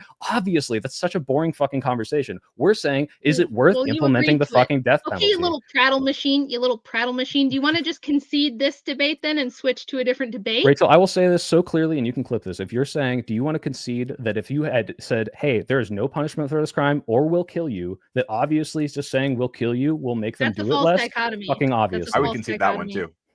We're sticking to the prompt. It's not our fault that you literally said, Won't I concede didn't see that. the prompt until I got in here. And when I got in here, I just conceded to the debate. Okay, well, then we won the the debate Can I that read if something you threaten We're to from- murder literally people, both not even on the same side in this. Let's pull it back. Ryan's the well, only we one kind that of are. brought anything of a fight, and that's not even a fight. Go ahead. Proceed. So I want to quote something from the paper that Martae brought up. It said, like, this is from the conclusion. It says, if the recent evidence of deterrence is ultimately shown to be correct. So they're even like hedging their bets. They're like unsure. And again, more recent studies have repeatedly shown there is no conclusive effect. So I think that you're not making the strongest case by providing this paper specifically. You're still dancing around the subject as far as they're saying the pro that's saying it's shown to have a deterrent, and then later on you're going ahead and recanting all that was specifically stated in that article that I sent you. That's what I'm saying, is that you're saying, well, they're hedging their bets. Can you show me they're hedging their bets? How? Well, they're Where in saying the if article the does it say recent that? evidence of deterrence is ultimately shown to be correct. So they're not saying that it is correct. They're saying this recent evidence, and again, more recent studies have demonstrated over and over there is no conclusive evidence. So it seems like this from 2005 or 2006, right? So if more recent studies are saying that, hey, since this paper was published, that that evidence has not held up, and again, like when we talk about the amount of people who are quote unquote saved by the death penalty, it looks at like a national average, which is very, very abstracted and doesn't really tell us the full picture based on a lot of the things that Rachel brought up in the opening, right? That we have to look at more specific stuff. I heard this diatribe, but you still have no refutation, I hear. So just speculation. The refutation is that this doesn't demonstrate what you're claiming to. Oh, so a paper that outright states in the beginning, and then you're saying, well, it's speculative at the end. Read me what it outright states that you're saying. Counter. Can you read me from the paper what you're specifically claiming it like how it specifically supports your point? Okay, in the beginning it says it basically states from 1997 to 1999, it shows that each death sentence deters 4.5 murders, and that an execution deters 3 additional murders. Her study also investigates the contested question. When we go down the line of all this other stuff, there's nothing that refutes that. It sounds like you're reading an article about the paper, not the paper. This is the paper. Sometimes there's usually like an abstract. They're discussing the paper. I mean, we can Okay. talk about all this, but when you open this up, is capital punishment morally required? This is the review. So, I mean, of course, it's a review, but you would have to offer refutation to that initial statement of saying the deter, right? How does it not deter? Not necessarily. Right? I think that if the paper itself doesn't support it, then I definitely don't have to. But which is why I asked you to quote the paper itself. Like I quoted the actual paper. At the very bottom, I was saying how, like, if this evidence does end up being true, which again, it seems like what they're saying is that there's reasonable doubt. Like in the conclusion, the first thing they say is that they outline a lot of the claims that Soy and I have made throughout this, and they say, well, there may be reasonable doubt to this, but they aren't saying that it's been certainly decided that there is a deterrent. So I just don't think this supports you as strongly as you think it does. Can I Look, try we're something, getting in the Sarah, real weeds. quick? We're getting in the weeds already because they've already conceded. Like they already Right, Rachel, conceded I that have a very obviously important the question death to this. I penalty have a is a very, deterrent. well, hold on, just me. Ryan hasn't completely, but let me ask you something, Rachel. You have a kid, right? What? You have a kid, right? I'm not trying to make this personal, but this is just like a hypothetical. You have a 5. child. Okay. I'm gonna use the little coders room real quick. Pick one of them, right? Okay. Say this child walked up to you when they were still a child, right? I know they're all grown now, and they said, "Mommy, I want to go to the movies. Can I have $5? Would you give them $5 to go to the movies?" Or like, "Hey, mommy, I want to." Maybe it's even more righteous. Can I have $5 to put in the collection plate? Right? Would you give them $5? Sure. Okay. Now, if they took one of Andrew's guns and pointed at your head, his 357 Magnum, and say, "Mommy, give me fucking $5 or I'll blow your head off," would they give you $5? Or would you give them $5? Would you give them $5 if they said, "Mommy, I'm going to blow your fucking head off if you don't give me $5? Well, no, I would just rip the gun out of their hand and No, they're then, standing across the room. You're not absolute close shit enough. out of them. They're about to blow your head off. I don't know what this is trying to demonstrate, Rachel, I'll is just concede it. Sure. What's your point? The point is that there are ways to do this, to deter crime that we're doing across the country because the death penalty is not so common, that is making crime go down. And the death penalty, while definitely obviously going to deter crime if you did it for even the most extreme situations, like we said, like thievery, it doesn't like make the argument so interesting as to should we do it. Like I'm asking you to make the positive, like, can we do the death penalty? Not obviously, if the delineation is between nothing and the death penalty, or even like half of a life sentence and the death penalty, that the death penalty is probably going to make people question it a little more. The question is, should we even be having the death penalty? The reason I came in here with my intro and said it's more costly, it's going to get innocent people killed, and it doesn't really seem to deter crime in the places that we've implemented it, is because what's the point of just saying, yeah, okay, people who are scared of death won't do the specific thing if the otherwise punishment is practically nothing? Like, that's why it's not an interesting conversation. Just be like, yeah, hey, obviously my child, if they threaten me with a gun, I'd give them $5. We've been through this like 5 times, Soy Pill. I understand you don't like the prompt. You want to change it to a different prompt. You want to have a more interesting conversation because you've abandoned the original one. But it's up to Sarah what she wants to do here, because if you've conceded, but Ryan hasn't, right? Like, where do we go here? What Ryan, do we do here? will you double down with me and say I'm not that death is Actually, bad? I have an idea. If we'd like to, and Ryan and I will hand it right back to you, but I want to throw an option out for all of you because I do feel like we're kind of coming to a standstill. And my apologies, it was a bad prompt. It was handed to me, and I didn't even think twice about it. So, well, if everyone agreed to it, Sarah, that's not your fault. Yeah. True. I will still take all of the blame right here. I'm the lady of the panel that has to take the blame. So I will take it. It was on me. I should have thought twice about it. So here's what I want to offer to the 4 of you. And Ryan, you will have your opportunity to add in prior to. But if we would like to, we can shut down this debate. We can close statements, go read a few super chats, and then open the panel. And now we can go into an open dialogue without anybody backtracking on their original statements or messing with the prompt. And we can have more of an interesting conversation if you so choose. Or we can continue down this path. I'm happy to do so. And we can try to finagle more blood from that tulip. Let's do that. I can concede that Ryan can share half the L with Soy Pill if he wants to, because he's actually got let's a dog. communism share the L. Ryan, did you realize that we conceded that if you hold a gun to someone's head, they will not want to do the thing that you otherwise threatened them not to do? Well, this steers me into what I was going to say anyway. We're still in the weeds right now. I am open to Sarah's proposal, but I wanted to say it in this context. Like, we're not arguing that like stand your ground laws or castle doctrine laws don't deter crime, right? And so those are things where crime is being met with potential violence, and I think that does deter people from engaging in crime. But that's not the death penalty. That's not capital punishment. And I think that the obligation again falls on you guys to prove that. You'd have a hard time proving that it's not an extension of capital punishment by law. They're just fundamentally different policies. Yeah, Okay. just I don't have to prove anything about that. They just And are. Rachel, I believe you were the final one. Do you agree to close down and go into open panel? Yep. I'm just checking to see if there's anything else I got to do. I did have to take that personal call. My dad's in a nursing home and there's like a little bit of an issue with him and they need my permission for stuff. So I can stay, but I may have to step away for a quick minute, That's fine. Totally okay. Okay, so here's what we'll do if everybody's on board, correct? Okay. So Ryan, if you want to kick us off with your closing statement, and we'll go from there. Do you mind if I don't go first? Or is that kind of I set can in go stone first already? if you want me to. Okay, Go I'd ahead, appreciate it. Soy. Yeah, so I came in here, and this is on me. I'm sorry, chat and everyone watching. I thought we were going to be arguing a pro or affirmative stance for the death penalty. I think that the opposing side has done a very poor job of proving that the death penalty deters crime in the way that they say they do. But if we're going to have the most boring argument ever, which is, hey, if someone has no punishment or is going to be killed for the thing that they did, they were at some degree, some people are going to be less likely to do it. Yeah, of course. This is a ridiculously, obviously, so boring thing to concede that I don't understand why anyone would try to claim victory over it, because the interesting conversation is, what do we actually fucking do in society, and not, hey, if I put a gun to your head, will you be less likely to do the thing I tell you not to do? Yeah, no shit. The question is, hey, how do we implement the death penalty? The way that we've implemented the death penalty in America seems to not be working. It's more costly, it kills innocent people, and it doesn't seem to deter crime. In the places where they have done it, and I have conceded this, that as per Rachel's source, the trafficking in the Philippines or the Singapore has gone down after the death penalty, and I would never argue against that. That seems like a stat that is just true. The question is that a good thing? How many innocent people are being killed and locked up for it?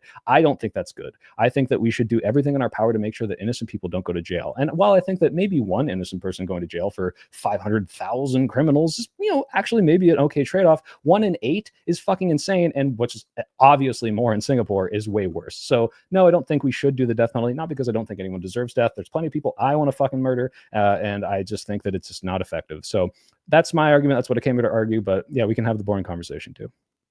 Beautiful. Ryan, are you ready? Yeah, I think so.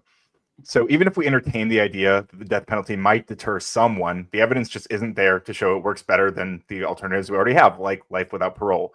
What we do know is this: certainty deters more than severity. People are less likely to kill if they believe they'll get caught, not if the punishment is harsher down the line. And in the real world, the death penalty doesn't just fail to deter, it drains resources, delays justice, and executes the innocent. We've named them tonight. Cameron Todd Willingham, Carlos De Luna, Troy Davis. These are people who should still be alive. And let's be honest, if the other side wants to make the system more effective, what that really means is making it faster, harsher, and less careful. And they've said this, or at least Rachel has said this very clearly, that she would prefer that, which only guarantees that more innocent people will be killed, which seems to be a sacrifice she's willing to make. So if the policy doesn't clearly prevent violence and it risks taking innocent lives to preserve the illusion that it does, it just has no place in a just system. There's simply a better way: solve more crimes, fund real defense, invest in prevention. The death penalty does not protect us. It just gambles with lives. Thank you, Ryan. Rachel, to you. All right. So what Ryan just said, he was kind of onto something, but then he totally shit the bed with that. So yes, the point is to make it swifter, more efficient, and more certain. And those are the factors that do enhance the effectiveness of having a death penalty in place. However, as I said, the problems with the American justice system and these like more libertarian, leftist leaning justice systems, why the death penalty is not as effective in those cases, has more to do with the inefficiency of the system and the political correctness that prosecutors have to deal with. So it's not baked in, and this would be a whole separate debate, but it is not baked in that you would necessarily have to have more innocent people getting wrongfully executed under a more efficient system. You could simply have a system that is not so bogged down with political correctness and social justice that prosecutors basically have their hands tied, and you get like riots anytime a criminal gets convicted of something and gets given the death penalty, and you have protesters everywhere.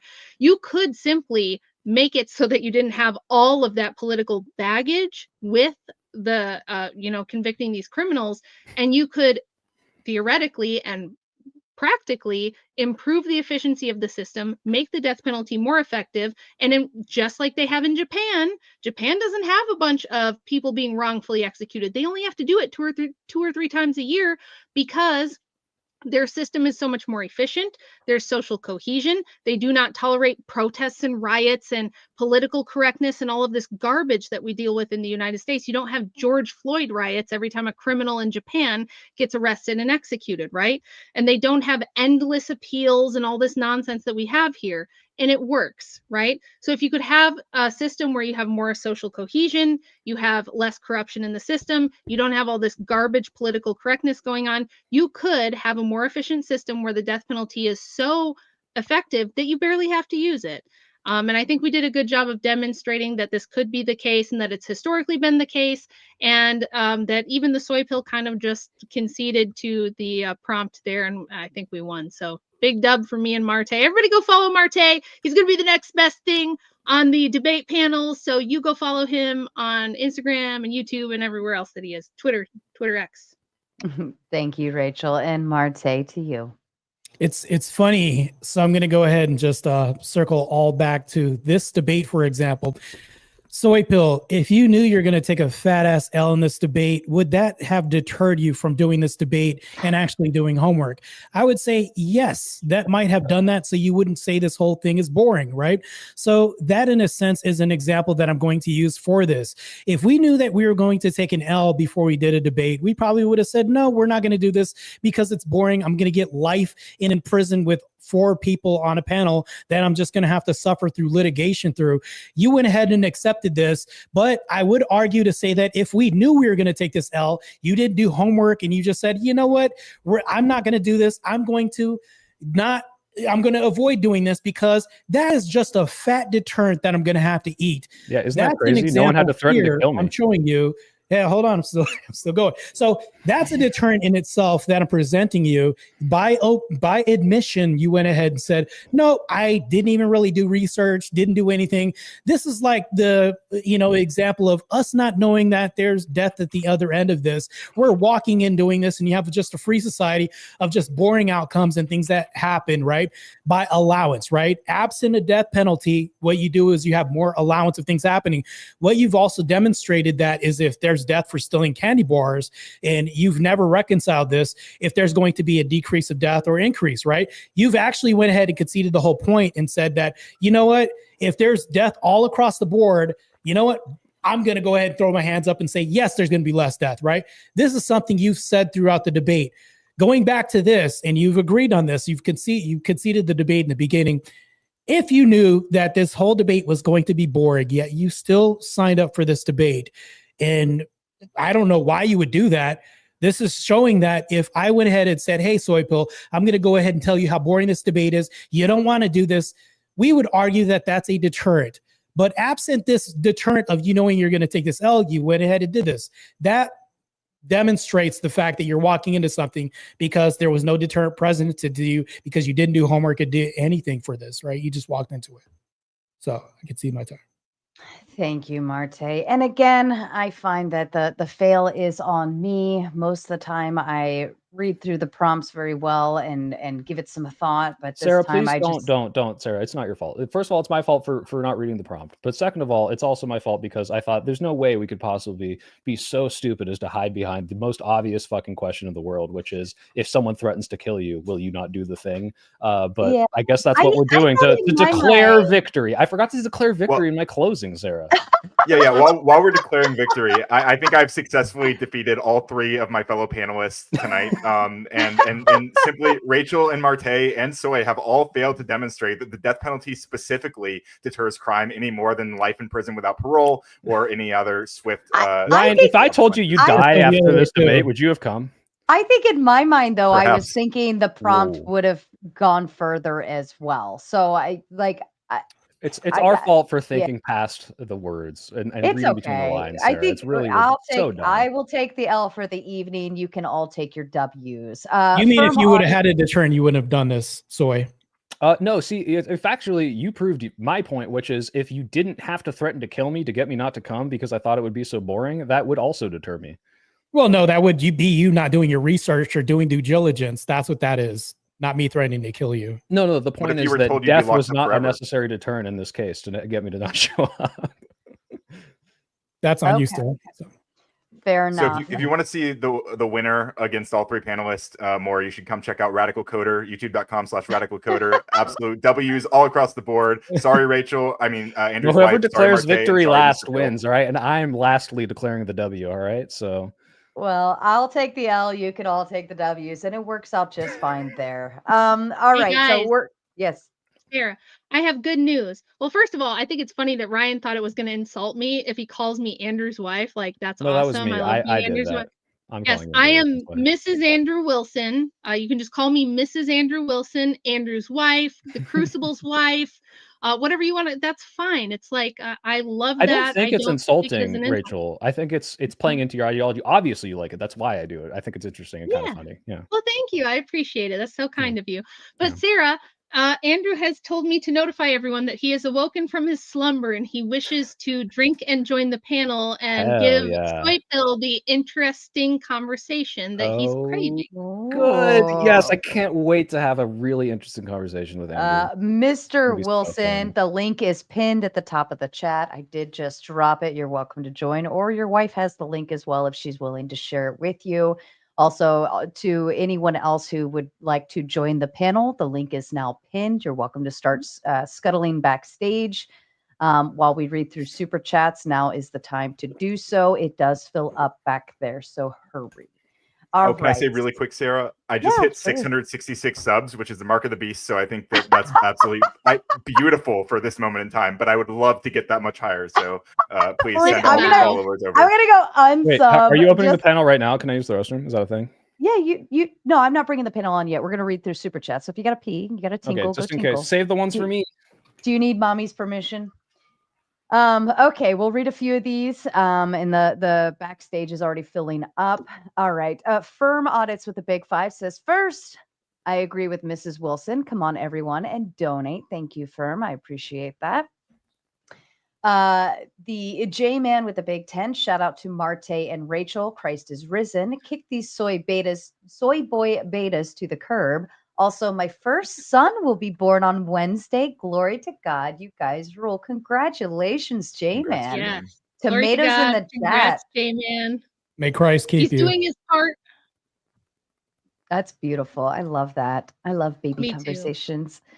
Mike Ball with a big 5. Good evening, Sarah and family. And hello to you, Mike Ball. And shout out to my mods. Thank you for cleaning out the trash earlier. I appreciate you kindly. That is very important to us. I can never say this person's name. I don't know. With the big 20, happy Memorial Day. And yes, shout out to the panelists, especially. That was one thing I had to check with all of them to make sure that none of us have lives or actually wanted to go to a beach or do something fun this weekend. So thank you to all 4 of you for being so willing to join on a holiday weekend. W losers. That Brad with the big 10. Cheers to Rachel. A 10 if there is one. That's quite Oh, a thank you, compliment. Brad. But we've established multiple times that I am a 5. So thank I you thought so you were much. a So I 6. appreciate it. I thought we put it at a 6. She I said thought it, it not was me. a 6. I'm just an average looking lady. What's wrong with that? Why does everybody think that's Rachel, insulting? I'm I just can't a believe I'm saying normal this. looking lady. You deserve so much more than the things you put on yourself and the things your husband's put on you. No, okay, we have to have this conversation, Soy Pill, because he hasn't put anything on me. He rates me higher than I rate myself. He Okay, that's says fair. all the time. He says all the time that I'm smarter than he is. I completely disagree. Me too. I don't like this idea that we have to fluff up all Don't do women that. and pretend that we're all 10s. We're not all 10s. I am I didn't say all women's 44. were 10. I'm a Midwestern mom, okay? I am not winning beauty pageants. I am not, Sarah did not invite me because I am hot to look at, okay? I'm here because I have stuff to say and, Wait, what does Andrew rate you? things to argue. Huh? What does Andrew I say? think you might be Does he smarter say than you're Andrew. a 10? No. Andrew doesn't give you a 10. Mm-mm. Oh, man. If he did, I would tell him he's ridiculous and I would just be like, stop lying. I don't want him to lie to me and be like, oh my God, you're a 10. I'm not a 10. Do you think there's a clearly. person who objectively thinks that you're, or subjectively thinks you're a 10? Like, obviously this could happen. He told me I'm a 10 on Sarah, the white can we scale. find someone in your audience that thinks Rachel's a 10? All Other right. than that, Brad. Physically, I'm not To a 10. the But he chat. gives me a If 10 you, on the all white right, scale. Okay? everyone drop your ratings for Rachel. Whatever you think, it better be a 6 and above because I think she's very beautiful. So drop your numbers in the chat and we'll get a consensus on what we think. There you go. Listen, he gave me a 10 on the wife scale, which is super important to me. That's what I want to be a good wife. I want to be a good mom. I have a best-selling book. People seem to think I'm kind of smart. That's more than enough for me. I do not need the world to tell me I'm the most pretty and the most smartest. And I'm super special. I'm just more realistic than that. So I don't need all the That's fair. smoke blown up my ass, you know? That's fair. Well, and I think also who it's coming from is what is meaningful as well. Like to me, if some random person on the street telling you you're hot or beautiful or whatever, it's kind of like doesn't really mean much. But coming from your spouse or significant other, and the things that are important to me, that makes more sense. So I think generally telling people average is an insult is leading to some decay and delusion in society, and that's preposterous. Just telling people that you're average, that's the most insulting thing you could do. Well, what would be an average if average is an insult? So we're definitely making 10 the average. This is also more ridiculous. So you have to develop some kind of standard that's consistent. And when you make standard like the standard of average insulting, now you have delusion everywhere where Rachel can't even say, you know what, I'm just a 6 and I'm fine with that. Now people are telling her she should be insulted for just something that's average. I think I'm average. I super agree with everything you're saying right now, which is crazy. I never thought I'd ever say that. But the problem is I would want to marry someone who thinks I'm a 10, even if they're delusional. God damn it, I'm going to marry someone who thinks I'm a 10, right?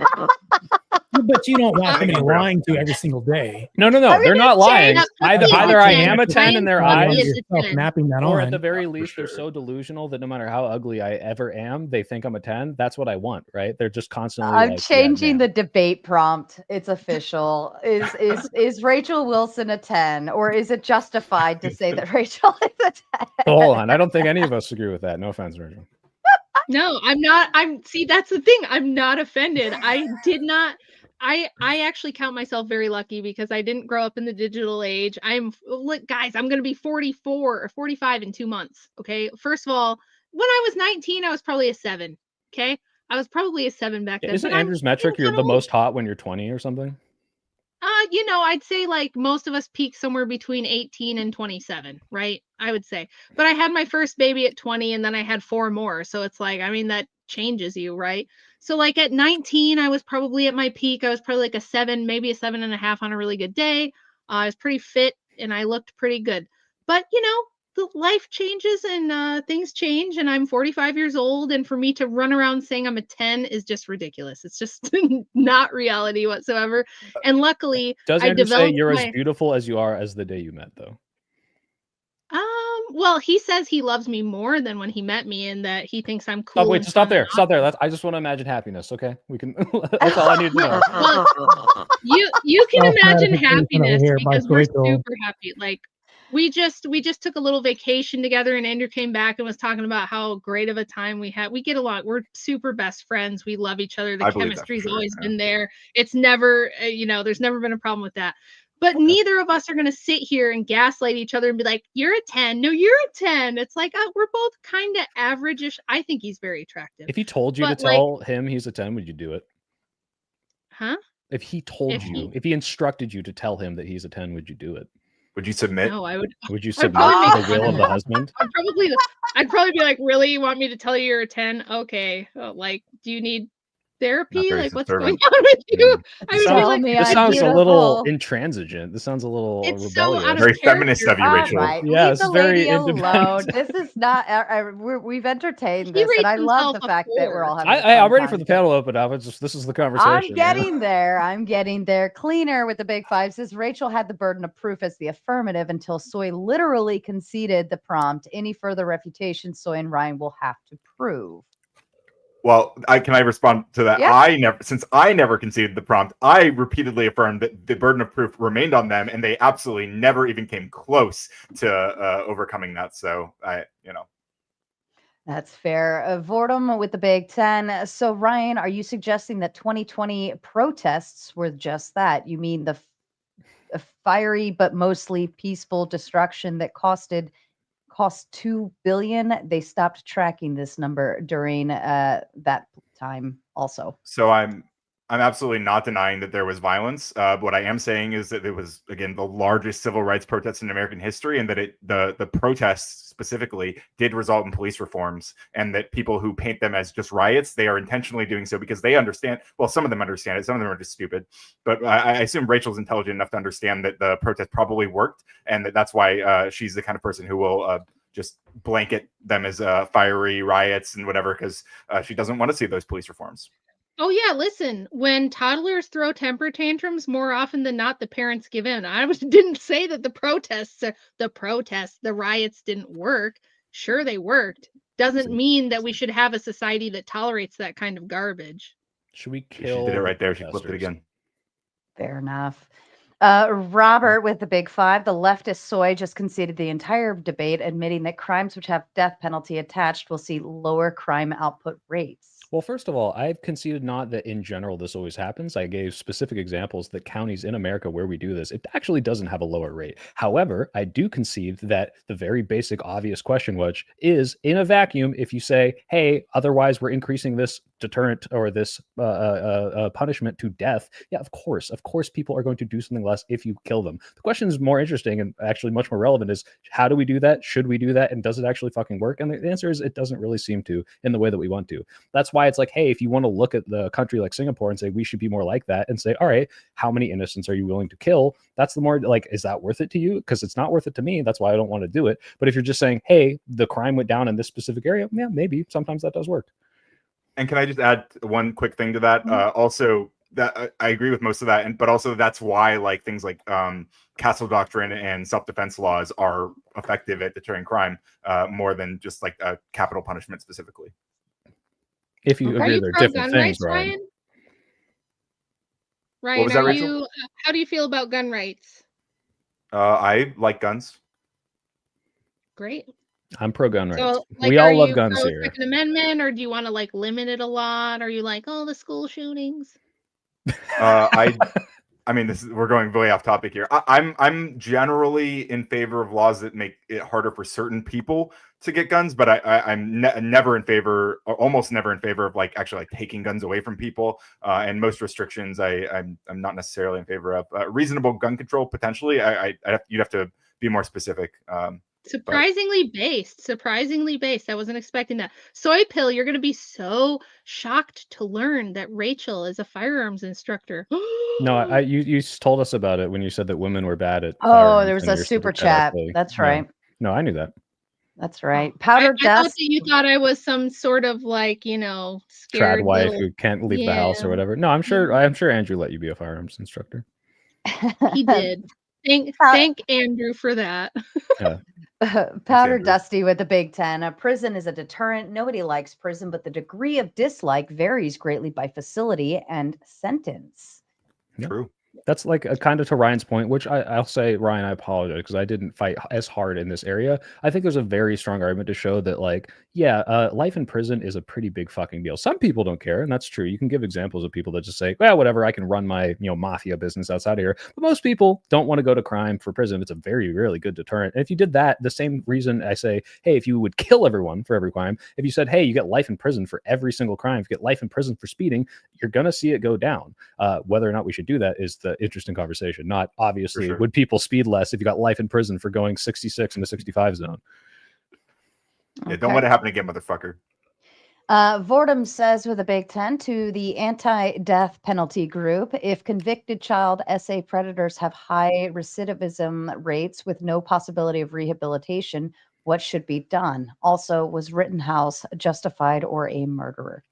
Yeah, it's one of those things where it's like, I think people like that probably like should be killed. Makes sense. You'd have to show me that it's not going to cost more, that it's not going to wrap up innocence. And therefore, I think that, yeah, these people should just be in prison for life, because if they have these high recidivism rates, we should never let them back out. They're going to abuse more people. I just don't know if it's better for society if we kill them, because now we're also killing people who might have been falsely accused, and the people who are falsely accused and don't die can potentially prove their innocence. And Rittenhouse was, sorry?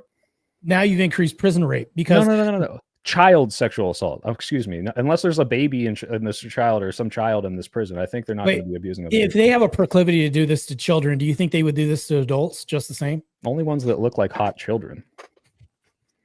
I think a rapist is a rapist. Well, sure. Okay. But to answer your question in good faith, yeah, if they're like raping people in prison, I don't think that necessarily means, okay, well, because these people are serial rapists, no matter where we put them, we should definitely kill them. Because even though I might agree it would be better if they were removed from society, I don't like the downstream effects of what this does when it's going to cost the taxpayer more and when it's going to get innocent people who aren't serial rapists killed. But if it's so cut and dry, it's like look, if I agree with you guys, if we're in this like vacuum where we can know 100% without a doubt, without the due process, we're like removed from the reality of real life, and we just know for a fact this person is bad. You know, we have the scales of Egyptian gods, and we can just know they're bad. Should we kill them? They have no chance of rehabilitation. Yeah, 100%. I agree with that.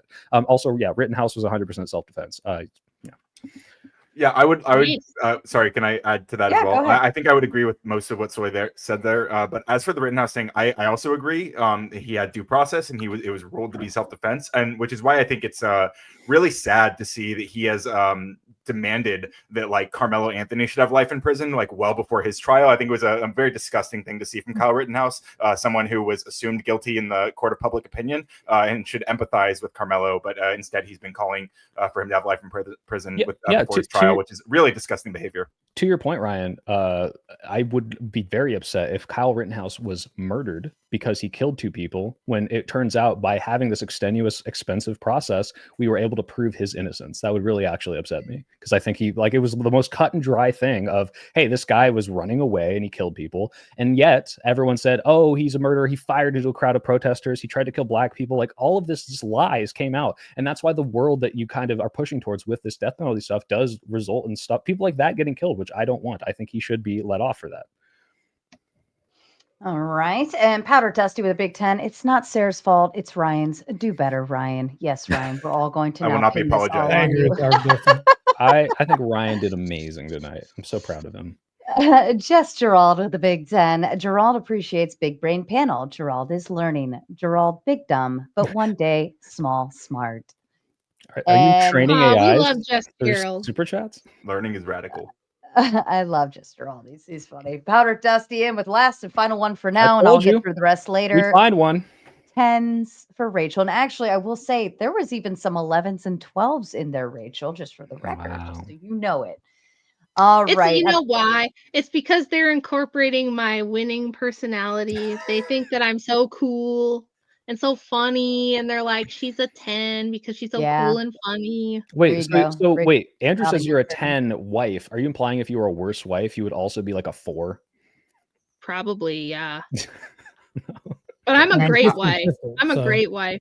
I was up at like 6 a.m. this morning, which is like the middle of the night for me, making this man a snack because he was hungry. So I think I'm a pretty good wife. Yeah. That's love. I'd at that point. I'd be like, nah, it's 6 a.m. I'm sleeping. It's I actually gotta more say, you know- dangerous to wake me up. If you want a snack, that would be your death penalty to ever wake me up. I gotta say, I think Rachel and Andrew are neither of them are like hard on the eyes, but both of them have political opinions that make them less attractive. You know. Well, thanks, Ryan. Shots fired. Yeah, All Captain right. Obvious. The Tell panel somebody is don't- waiting patiently backstage. We're going to go ahead and kick it off and have some fun. Hang tight.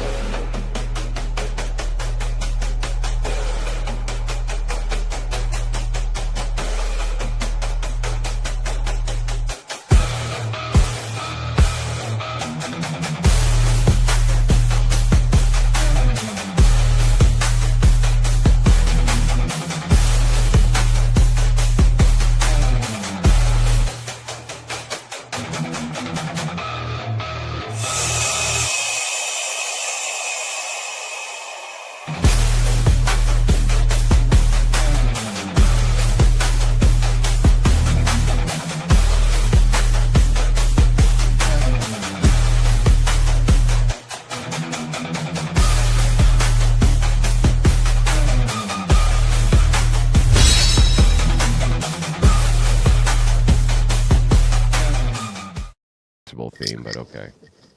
All right. Gosh, Got the whole panel. All right. Rally round guests, Boy. ladies and gentlemen, everyone. And I still have a few hanging backstage as well as people drop off panel or get booted from panel. We will, continue to rotate them in and out. I will establish some rules for the evening. You cannot boot off Mrs. Wilson, Mr. Martae, Mr. Soy Pill, or Mr. Ryan. I will also add in another veto for Andrew since he is also dual streaming and is a kind friend of the channel. Anyone else, shots can be fired. You can boot, do all you want. Otherwise, I leave the floor open if somebody wants to start with a question. Cool. Hey, can we start by asking how much is a panel kick? It's per minute. So starts at $5, 5 minutes. Okay, cool. 100 is a full boot for the night. Oh, 100? Okay, I'll send 200 to you right now. Kick, soy pill, and radical coder. You can't. Yes! Nice try. Okay, 300. I'll send you 300 right now. Kick them both. It's their show, though. They're here for the show. Bitter. This is not You the know, end you of the just open story, Andrew. destroyed. You know, Andrew- you could have made $300 fucking dollars in I'll 1 send you minute. In 1 minute. $100 Terrible. This is why Andrew women shouldn't right have now. fucking businesses, dude. Look at how they run their How fucking embarrassed are businesses. you? But I would That didn't even lose. work. I would lose more panelists in the future for future open. I'm sorry, panel. Brian. Brian, did I say something absolutely fucking hilarious that obviously lightened the mood for everybody, and now you're seething about it because that's what you do? Seem a little upset, dude. I Look, don't Sarah's know. sister, Sarah, he's I don't not know. He even seems doing a anything little now, all right? seething. No, I mean, could you ever look I'm up that freaking out. stupid propeller hat? I don't know. You think I don't I know. wear this? to Yeah, look we're cool? seething. I don't know. But yeah, I mean, you guys objectively got your asses stomped in that debate. Why did you take the debate Watch without reading the Watch this, look prompt at this. anyway? Look at that. Oh wow, gee, you got me with that one. You opened an already open jar. Ooh, whoa, you got me with that. The twisty one, even. Yeah. It is a Twist twisty one. Yeah. When I'll just have to remember that you know, when I'm moving into my new mansion, all about how you open that jar. You're fucking awesome. So hey, but hey, hang on, but just you're recreating. but hang on, just real quick. I'm honestly curious. Why the fuck did you guys accept this debate? Why did you do that? Oh, I honestly thought it was going to be a conversation about pro or anti-death penalty. I didn't think we'd be talking about, hey, if I threaten you with death, will you not do a thing? Because it's so obvious. It would be like, I couldn't believe someone would genuinely think that was the idea of the debate, but I guess it is. So. Yeah, and I took it because all the research I did seems to affirm my position that there's no evidence that it is an effective deterrent for crime, and I think that's been shown over and over, and no one made a case that it was, or no, not a convincing one at least. So maybe Andrew's here to do that to back them up, but I just don't understand. Like it was obvious that they demonstrated it's a deterrent over and over again. You guys conceded that. It's just bizarre to me that you even took it. Can you walk us through how exactly? Because as Soy Pill stated, if you're gonna die by doing thing, you don't do the thing. Therefore, it deters the thing. Pretty easy, Ryan. Can you follow that logic? That follows for like castle doctrine and that follows for like everything. Right. Are you okay, Brian? Let's just walk it through logically. Well, would you be more or less likely to do a thing if you were gonna fucking die? I think I'd be equally less likely to do it if I was going to die or be locked in prison for the rest of my life. Oh, really? So you think that if it was the case that, oh, you'll have a lightning bolt hit you in 20 years, or you'll have a lightning bolt hit you right this second, that you would be just as likely to do the thing as not do the thing? So the lightning bolt's going to hit me, and I'm going to be locked in a cell for the rest of my life? No, the lightning bolt hits you either way. No, it has nothing to do with a cell. It's just a lightning bolt. Die today or die in 20 years. Yeah, die today or die in 20 years. You're saying that you would equally, both choices would be equally fucking appealing to you, Ryan? Really? Life in prison and dying. That's not what I asked you, Ryan. What I asked you is that if you could get hit, with a lightning bolt right now, or get hit with a lightning bolt in 20 years, which thing would you choose? Andrew, I think I get to live outside. I get to live my life otherwise, and I would take. No, you're in prison. That's the point, Ryan, of the hypothetical. But Andrew, to his point, but he doesn't seem to his point. If you look at the societies that don't have the insta kill you, they still have very low rates of crime, and then that's when Rachel brought in the cohesion argument, which is a completely different thing. But like the death penalty seems to not be necessary to have these lower rates of crime, the decline of crime over time. So, like which culture are you talking about? Like any of the ones I mentioned, like Canada, like Norway, like Ireland, like. So you're saying that that Canadian crime doesn't decrease due to the fact that there's a death penalty? Well, Canada, I don't think has a death penalty since what 70 something. 76, sure, right? but if the they still have decreasing crime. Yeah. Well, they also have a if I remember correctly, the crime has been decreasing basically everywhere in the West. Yeah. Right? Like basically everywhere it's been decreasing. Right. What we would have to do is evaluate whether or not it's decreasing more because there's a death penalty or not. And that seems to be that seems to be the trend that we would be following, and it would appear the evidence on our side there. Now, what's really funny about this, I'm not even a death penalty advocate. Right? Never have been. Never. Yeah, never. I mean, I'm a Christian. I want to reform people. I think it's better to lock them in a fucking cell for 30 years and try to reform them, right? That's my ethical purview. But Andrew, as the church has stated, there's going to be nations where they implement the death penalty. They're not going to go against it because there are people who are not reformable, And a bullet between the eyes seems to take care of that problem. In fact, there's some people that are so depraved that allowing them to live and continue to descend further into the depravity and commit more and more sin is actually like worse for their soul, according to the church. So we try to reform people, but there's a line there. I'm a pro reformers too, and I honestly do agree that there are people that are so depraved that, like, again, I would argue probably deserve to die. The question is, does this materially help, and does this make society better? And that's what I came here to talk about. You know what? Let me ask you this, though, Soy. You know who?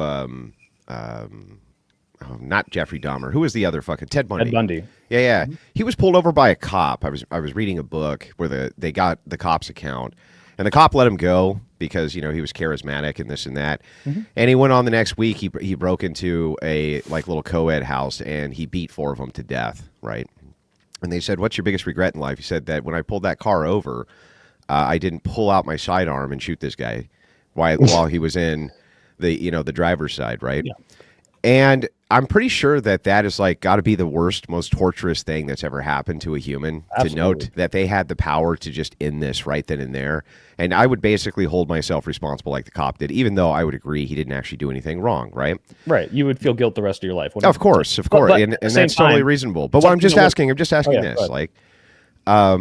Isn't it the case, though, that you would prefer to have men like that who would, if they could have the foresight that you're just a really bad guy, you know what I mean? And you just got dropped. Is that really going to make for a worse society? Is that really going to be bad for society ultimately? Just had the cop just gotten a vibe, like any cop that gets a bad vibe just kills people. Like, no. But if you're in a society where you can see the depravity of a person based on the patterns of behavior, like Ted Bundy, for instance, right? If they had just taken him outside and shot him in the head, would society really be worse off for that? Yes, I don't think it would. Because you'd have a lot of Ted Bundys as cops. Wait, hold on, Powder, let me answer. The problem is if we had captured Ted Bundy and we had known and seen this pattern of crime and said, all right, you're going to prison the rest of your life and you can never hurt a human being again, I think it would have... they put him in prison. They were going to put him in prison for the rest of his life. He opened up a window, he escaped, and he killed 4 more co-eds. All right, well, we should have better prison windows. Yeah, well, I mean, this is this is my point, right? It's like, that's what they were going to do. It didn't fucking deter him. He went out and killed more people, dude. He never made it. With the death penalty, I guess probably wouldn't have deterred him either. He would have the death penalty would have deterred him because he would have been fucking dead. No, that wouldn't. He would have been dead. Though, right? That's a punishment, and we're killing him. We're taking him out, right? So in the same way that if this had been an effective life imprisonment, that wouldn't have deterred him. It would have just prevented him from harming any more people, right? And also, which was the goal. That's the goal, right? Exactly right. And I think that you can lock people up for the rest of their life and probably stop them from ever hurting anyone again. Except they escape and kill people. What about torture? I think that's or they murder more people than inmates. Yeah, they kill people. Yeah, they kill people in prisons. They grape the prison guards because you guys want to have co-ed prisons, right? Leftists want to have co-ed prisons. I don't want that. I don't. Yeah, you do. You don't care if there's female prison guards. You don't give a shit. No, I truly do. You don't have to project that onto me. Yeah, come on, you do. So you don't think women should be allowed to work in prisons? Not in prisons where the people that are in the prison are going to be stronger than them on average. Fucking based. So you're not for this gender equality shit. Love it. If that's gender equality, I guess not. But I think that they should have the opportunity to have those jobs if they don't. Well, then what the fuck are you talking about? They want the opportunity to have those jobs, but I don't want them in those jobs. Okay, genius, big brain take there, bro. Perform the jobs. I don't think they should fucking do it, and most women can't, unfortunately, wrestle a fucking grown man to the ground. So yeah, they shouldn't be prison guards in men's prisons. Yeah, so then, I mean, why even give them the opportunity to? It's just a terrible fucking idea. If one of them can, they should be able to do it. Absolutely. Yeah, but you see what I mean? It's like you talk out of both sides of your mouth. You're like, no, they shouldn't be able to do it unless they can do it, and then they should be able to. Look, not a single woman has become a Navy SEAL, right? But if somehow she was able to pass all those things, do I think she should be able to? Yeah. Why? It's still a terrible idea. Like even in the prison guard example, let's say she could. Who cares? Actually, no, hold on. There's an argument against co-ed units and how it actually does diminish the. Yeah, exactly. Same thing. Okay, for sure. But hang on. But it's the same thing in prisons. It's still going to be a terrible idea. And it's not only that. They always lower the fucking standards, dude. They always have to lower the standards for these fucking people. If they do have to lower the standards, I don't agree with it. That's my opinion. But even if they didn't, it still would be a terrible idea to have female prison guards in men prison. It still would be a terrible idea. There's also a good argument there how it's going to make them want to rape more. So there's a fair argument there too. Yeah. So I'm just saying, like, when I look at this, right, it seems to me like you guys kind of talk out of both sides of your mouth. You understand it's super effective. You get that the death penalty is super effective. Your issue is just in being able to cleanly implement it, but it is ultimately a deterrent. I don't even think that is what's in question. It's just what the efficacy of the deterrent is. In a vacuum, it's a deterrent. Relatively, it's not a deterrent. I don't think anybody's demonstrated that it's a deterrent. I mean, okay, well, Brian, Ryan would rather get death than life. I think their best argument. Oh my God, that's so terrible. We have demonstrated that it's a deterrent. You've even conceded this, Soy Pill. Yeah, that one. I think that is a very well. Can I ask then? Can I ask a question to the panel? Would we want to live in a society necessarily where we're always walking on eggshells per se? If everything's to an extreme deterrent as such. Well, Ryan, let me just ask you this, okay? You're a crook. You've got three houses. I am not. You got 3 houses to break into, right? Andrew, is he a crook? Yeah, he's a crook. So anyway, he has got 3 different houses to break into, right? The first one has a woman who lives by herself. The second one, it's a husband and a wife. The third one's a husband and a wife, and they both have guns. So you, like most crooks, you case the joint. You realize, this is a situation. All 3 houses. Which one would you be the most likely to break into? So it sounds like you're again conflating. I have said over and over that I think castle doctrine and can you answer the question though? I'll get to it. Why don't you calm down, both of you? I've said over and over that I don't care about speech, Ryan. Can you just answer the fucking question, bro? Well, I will. You don't have to care about the speech. I'm one of the. If you can answer the question, then give the qualifier, Ryan. That's the right way to do it. I don't have to do it that way. Oh my God, you're such a dude. You're such a woman about this shit. Just answer the. How about just return based on? It wouldn't have taken this long if you would have just let me answer it, like instead of interrupting 5 times. You fucking. But what I was saying is that I've said over and over that I support castle doctrine laws, I support self-defense laws, and so I think I would be more deterred from going into the house that is likely to shoot me. Right? Why? Because I'm gonna get killed instantly. Right. So then, would that be akin to a penalty of death? Well, no, because that's not how the death penalty works. Well, no, it is listen. Is that a penalty that has happened to you for your actions that results in your fucking death? Yeah, you're just equivocating between. No, that's not equivocation. The reason, it is. Not no, it's not equivocation. Ryan, would you rather die immediately or get tortured for the rest of your life? No, it's like exactly. It's like die immediately. You want to walk or jump out of a plane without a parachute. It's like, oh well, obviously you don't want to do one of these things. This thing is worse. It's like, yeah, but the problem is you have to show me that it is better if every single person does this. If every single person is threatened by. Why would I have to show you it's better that everybody does it? The point is, are you able to show that the death penalty is such an effective deterrent that we should be implementing? You just did. It's just logically follows that if you're afraid to die, right, when you take X action, in this case the crime, which is breaking into somebody's house, that the penalty of death is clearly the deterrent here. Right. So, Andrew, let's break it to like the absurd example. Like, if you stole a candy bar and the punishable will die death, would fewer people steal candy bars? Obviously, yes. Right? You would agree. Yeah. Obviously, this is obvious. The question is, in a society, if we started to implement this, what happens, right? Let me tell you, I have the perfect society to point to. Be, murdered because it's like, hey, that guy. Yeah, actually, hang on. I have the perfect society that I can point to. Sure. Have you ever heard of Vlad the Impaler? Mm-hmm. Yeah, so Vlad, I just want to point out that there was a very famous letter. I was actually pulling it up during the debate. I remembered it kind of briefly in the back of my head, but I pulled it up, and it was a letter which was going back. I believe it was to a Roman Catholic church from an observer who was there. He was walking down the road, and he noticed that there was gold all over the place, right out in the open. Now, at this time, when you got peasants all over the place, having gold out in the open was like. You never saw that anywhere, ever, unless there was guards all over the place and shit like that. And he said, how's this possible? How do you have such a society where you can have just gold all over the streets? And he said, basically, come here. And they walked him out, and they showed him an entire field full of people who had been fucking impaled. And they impaled him through the ass, and it went all the way through the ass and up through the chest. And guess what? Nobody stole fucking nothing, ever. They didn't steal shit. Now, he said that at least from his perspective, he said that he thought that the society there was actually fairly well adjusted. People were pretty nice to each other, this type of thing. He was just shocked and stunned that you could have gold in the street. It's like, from my view, that doesn't seem that shocking or stunning. Yeah, if you're going to fucking get impaled for stealing shit, you're not going to fucking steal shit. So if you say, what about the death penalty for a Snickers bar? Well, if you're in a person's place of business and you're stealing from them, you're stealing their livelihood, and they blow your fucking head off, I don't give a fuck. Like, I literally don't give a fuck. In fact, I guarantee you that's going to lead overall to less crime. No, And I agree. If everyone got shot Yeah. for stealing a Snickers bar, crime would go down. My question is, first of all, I don't think the punishment for stealing a Snickers bar. Oh, come on, dude. What about all these like flash robberies? You can make the same argument, right?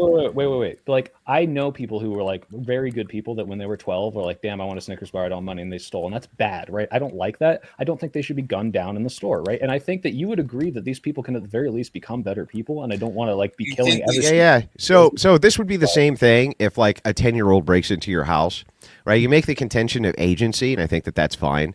Right, I would even be willing to do that.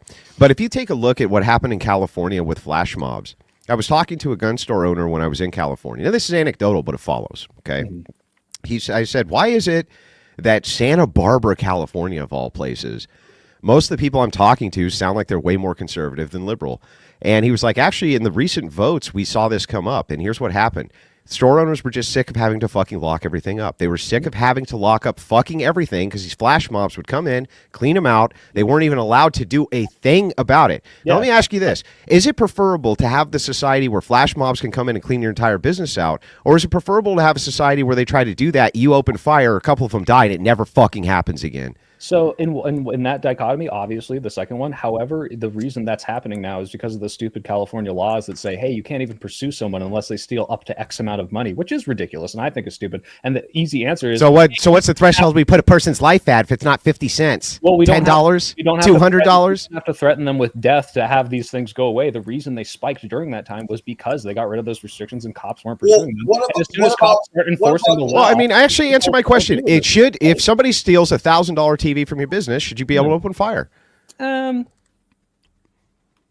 If they're in the process of it, I could see a very good argument for it. Okay, so then the only difference between my view of the Snickers bar and your view of the TV is that you think a person's life is worth $1,000 and I think it's worth 50 cents. So what? Like, so fucking what then? So what? Someone broke into my house and I don't know what they're going to steal. And I don't really have a lot of things worth money. They could steal like a 10-cent cat toy. I'd probably blow them away just because I'm scared for my fucking life. I'm like, get the fuck out of my house. You've violated my sanctity. And I said early in this debate, someone stole my bike. I watched it on video. That bike, it was the bike tire even, probably worth $15. I wanted to fucking murder that guy, right? Yeah, but why is it? Why live in a society where we kill people? But bro, here's the thing. Yeah. I mean, you kind of do. Like, if a person breaks into your house and he's going to steal things, and you don't actually feel like your life is threatened, he's just in there cleaning your shit out. He's going to steal your life savings. Maybe you have it in a jar on top of your fridge. Right. Even so what? I'd probably blow him away. Yeah, of course, of course. And how is that going to make for a worse society? Why stop there? Why not get in front of it and just snap them all first? I would disagree that might actually make people better. However, if you can't, you would have to prove that your life was in danger in our current legal system. And I think, unfortunately, there could be some cases, and this might lead to an increase of this, where if you could just kill someone for whatever reason, you could now kill innocent people by saying, oh, actually, he was just in my house and I didn't invite him in, which is why you're not allowed to invite someone in. Yeah, but what about the fact that, honestly, since most of this stuff is based around that I felt like my life was in danger, right? Come on, like in stand your ground states, they're fucking killing people over property getting stolen, and then they say I felt like my life was in danger when it wasn't. It's an ultimate cop out. You could just remove that. You could just remove that whole stage of it and be like, look, you're trying to jack somebody's shit and you got your ass shot off. And people would be like, that's right. Don't fucking steal shit. You won't get your ass shot off. It sounds like a way better society to me. But I don't disagree. You have to have a trial to determine that's actually what happened. Blowing them the fuck away, Andrew. If you want to do this, 100%. Like, I would probably blow these people away too. Yes, exactly. There we go. And allow Death me penalty. to interrupt for just a moment, gentlemen, if you don't mind. Vorden with the Big Ten says Soy Pill due process is innocent until proven guilty, not guilty until proven innocent. You dolt. Did I say something to the contrary of that? I think maybe with the example earlier of if they're in your house and so on and so forth. This was right before closing statements. So I think it may be I don't know, due process. Yeah. Well, if in that specific scenario, again, if it's like even though I think the punishment for stealing out of my house shouldn't be death in and of itself, if I catch you in the act of it and I'm like, hey, motherfucker, like you're in my space. I don't know what the fuck you're here to do. I don't give a shit what you're trying to do. I'm going to kill you. I think that's very different from I'm not there. He gets away with it somehow. And then they catch him later and he has my fucking iPhone or whatever. Yeah. Well, if they chop their fucking hands off, you think they'd never steal again? No, probably not. Yeah, no, probably not. However, I don't want to live in a world where people who get accused of I it. do. You know what though? I kind of do. I want to live in a society where I know you're a fucking thief because I could just look at you and see that you don't have one of your fucking hands and be like, well, you're probably not very trustworthy, are you? Or Andrew, or I would think if they were like 50, I would think now maybe if you're accused of being a thief, that you would lose your hands. That sounds a lot more like the society you're arguing for. Just being accused. No. You could be tried, convicted, and then have your fucking hand cut off. And then after your fucking hand is cut off, we can just be like, hey, look, now you're marked for all of society. We know. We're like, don't do business with that guy. You know why? Because he's a convicted thief, and we know this because he got his fucking hand cut off. Or alternatively, otherwise become better people, right? Like they would become better people. Well, yeah, I would like, feel bad for those who are actual and won't be able to amputees. participate in the same way you or I would, and they're now completely debilitated. Like, I think that someone who steals doesn't deserve to have the rest of their life ruined for it. I think they should be. All right, how about a couple of fingers? You'll think be all right. You'll be all right with a couple of fingers. Right now for thievery is actually pretty good, except for in No, California. it's not good, dude. It's not good. Let me concede. In California, it is fucking bullshit the way they let people get away with it. I actually really am upset today. I went to go buy some fucking skincare bullshit, and they had to fucking press a button and wait for some. Yeah, and it was all locked up, wasn't it? Exactly. Now let me tell you something. One fucking soy jack like you, if you just opened up a business, and then when they came in and they tried to flash mob you out, if you just fucking opened up, you know what I mean, and just did away with these fucks, you know how much you would actually save people in anguish and heartache and everything else because one guy wouldn't put up with it. In fact, there used to be a guy who was there. I think he did watches, and I think he's killed like six different people during six different, I don't remember, what's this guy's name? Chat can remind me, but they'd come in to rob him, right? He'd blow their ass away. And then 2 years later, another one coming to rob him, blow their fucking ass away, right? And he was totally unapologetic about it. He'd go on the news and they'd be like, was from India that beat the shit out of the guy that was trying to steal from him. Those two guys with the brooms, is that what you're talking about? That is exactly what we need to do. Well, that would bring commerce to a screeching halt. And I know, by the way, I know exactly whoever they wanted in their store. I know exactly how much a finger is worth. A finger is worth $10,000, and here's how I know that: because the industry standard in every factory you work in, if you lose a fucking finger, they give you $10,000, right? That seems to be the agreed upon price. So it's like, okay, fucker, you stole it up to $10,000. We're cutting one of your fucking fingers off. That seems totally reasonable to me. See, that's more reasonable than killing someone for taking a sticker. The pinky is worth $10,000. The thumb is worth $25,000. Yeah, the thumb is worth $25,000. That's true. You do need your thumb to do manual labor. What's this one worth? I want to ask the soy pill how many steps in your skincare regimen, sir? How many steps? Oh man, they're very bad. I just got into it. I need to date a beautiful skinned woman because right now I like put some lotion on my face. Maybe sometimes I'll do like a hydrating thing. It's nothing. It's 1 or 2 steps. It's awful. If you have Rachel, I'll take it. Andrew washes his face with the same bar soap he probably washes his balls with, and look at that face. Look at that adorable chin. Look at that cute. And then Rachel, and then you kiss him after that, and then you get a thumb. Andrew kind of looks like a thumb right now. You know. Look at him, he's gorgeous. No skincare regimen, no multi-step skincare regimen, and look at him. He's beautiful. I'll put you two next to each other. Sorry, Martae. I'm going to put you down to the bottom so she can admire her husband. You need to throw some hair back. The clean shaven is freaking me out. You I do agree. You always have the same facial hair. Make the beard great again. Run for Rage in with the Big Ten. No. There was a great joke. Hang on. There was a great joke there. Before you read that super chat, the joke that I made was because I couldn't open that jar. My beard woke me up and said it was moving away. Okay, it said it's done. It said it was done with me. It's packed its fucking bags up and it fucking left until there is redemption for me when I'm in a debate and I don't have to open a fucking greasy jar. So that was the parallel there is that the beard packed itself. It's packed its bags and it left. All of them. Real quick, he must have had a really oily hand. I think for the record, backstage, I still have Duck. I have George. I have Herbert, also known as Wi-Fi Gospel. I have Joe Cool, and I have Hornet, Avoided Hornet, hanging out backstage. In that order, if you want to bring them back up, you have to boot somebody in order to do so. Wrongful Raging with the Big Ten says Vlad impaled his own countrymen around his castle. When the Turks saw it, they retreated. True. Yep. And I want to say this, which is like, I'm sympathetic to this argument as someone who has had crimes committed against me. And I'm in California. I see a lot of bullshit. All right. When people do things I don't want, even when people don't put the fucking shopping cart back, I'm like, these people need to be shamed and ostracized. Wait, Daniel, let me finish and I'll let you respond because I actually do like hearing from you. But yeah, like these crimes fucking piss me off. And there is a hypothetical world where if we just killed everyone who like did any sort of transgression against me, it would be a better place for at least me if theoretically no innocent people got hurt in this. And the problem is inevitably you're going to get it wrong sometimes. And I think that the crime shouldn't be so, punishable by death when it's something so light, like stealing a Snickers bar, because I do think those people can be better people. But two, you're never going to get this right 100% of the time. And sometimes someone picks up a Snickers bar and they walk past the cash register to get the gum and you fucking blow their head off. And it's like, yeah, I don't want to live in a world where we kill people for that either. However, I think with some of the examples, Andrew, that you're bringing up, like guy in my fucking house, like ruffling through my fucking jewelry store. Yeah, blow them the fuck away.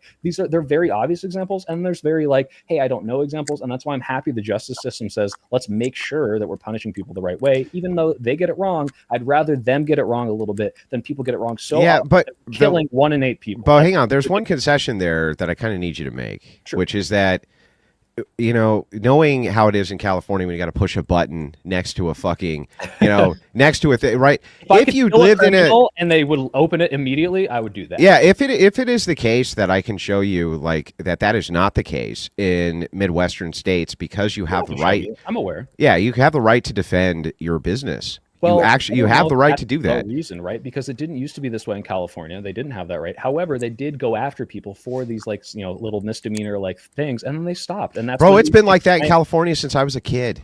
No, it really under Gray. Listen. This shit started under Gray Davis, dude. When I was a kid, I believe that it's happened before, but like as someone who's lived here my whole life, and I'm seeing it escalate specifically in 2020 and onward, like it absolutely is as bad as it is. Bro, I grew up in Northern California. I was there.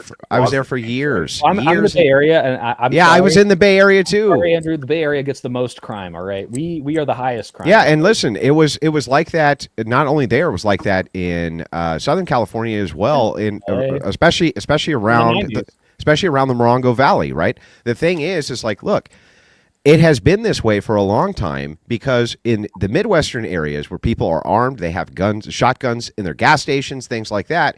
You don't fuck around because you get your ass shot off. And guess what? When I walk in there to get my fucking skincare shit, I don't got to push a fucking button. I walk in and I say, I'll take that, and I'll take. You know what else is crazy? Like if I go in to get liquor, I just get the liquor. Isn't that wild? Nothing is locked up. Everything is right out on fucking display. It's fantastic. That's a way better society, dude. Way better society. And you know what? The shopkeepers are way more likely to be friendly to you. Right? Everything seems to be, pretty kosher there because they think in their head, if you fuck around in here, I'm going to blow your fucking skull off. And it's like, well, that kind of makes sense, right? That'd be a good way to set up. I want to say one thing to rob people, right? I need to address this. You could pop up in a liquor store. Hold on. Dusty was adding in a thought too. I assume you can blow these people away, right? Like, wait, what? States, I don't know. In states like Kansas, Texas, like these are places with the like top 10 like highest larceny. But only in the major metropolitan areas, and usually it's in the high crime minority communities. Especially in Kansas. Like Kansas is really big in the you just went to the wrong side of the tracks. I remember one time I was in Kansas, I went through on a bus ride, and I was walking from the bus station across the street, right? To I don't remember, it was like to a little restaurant or something.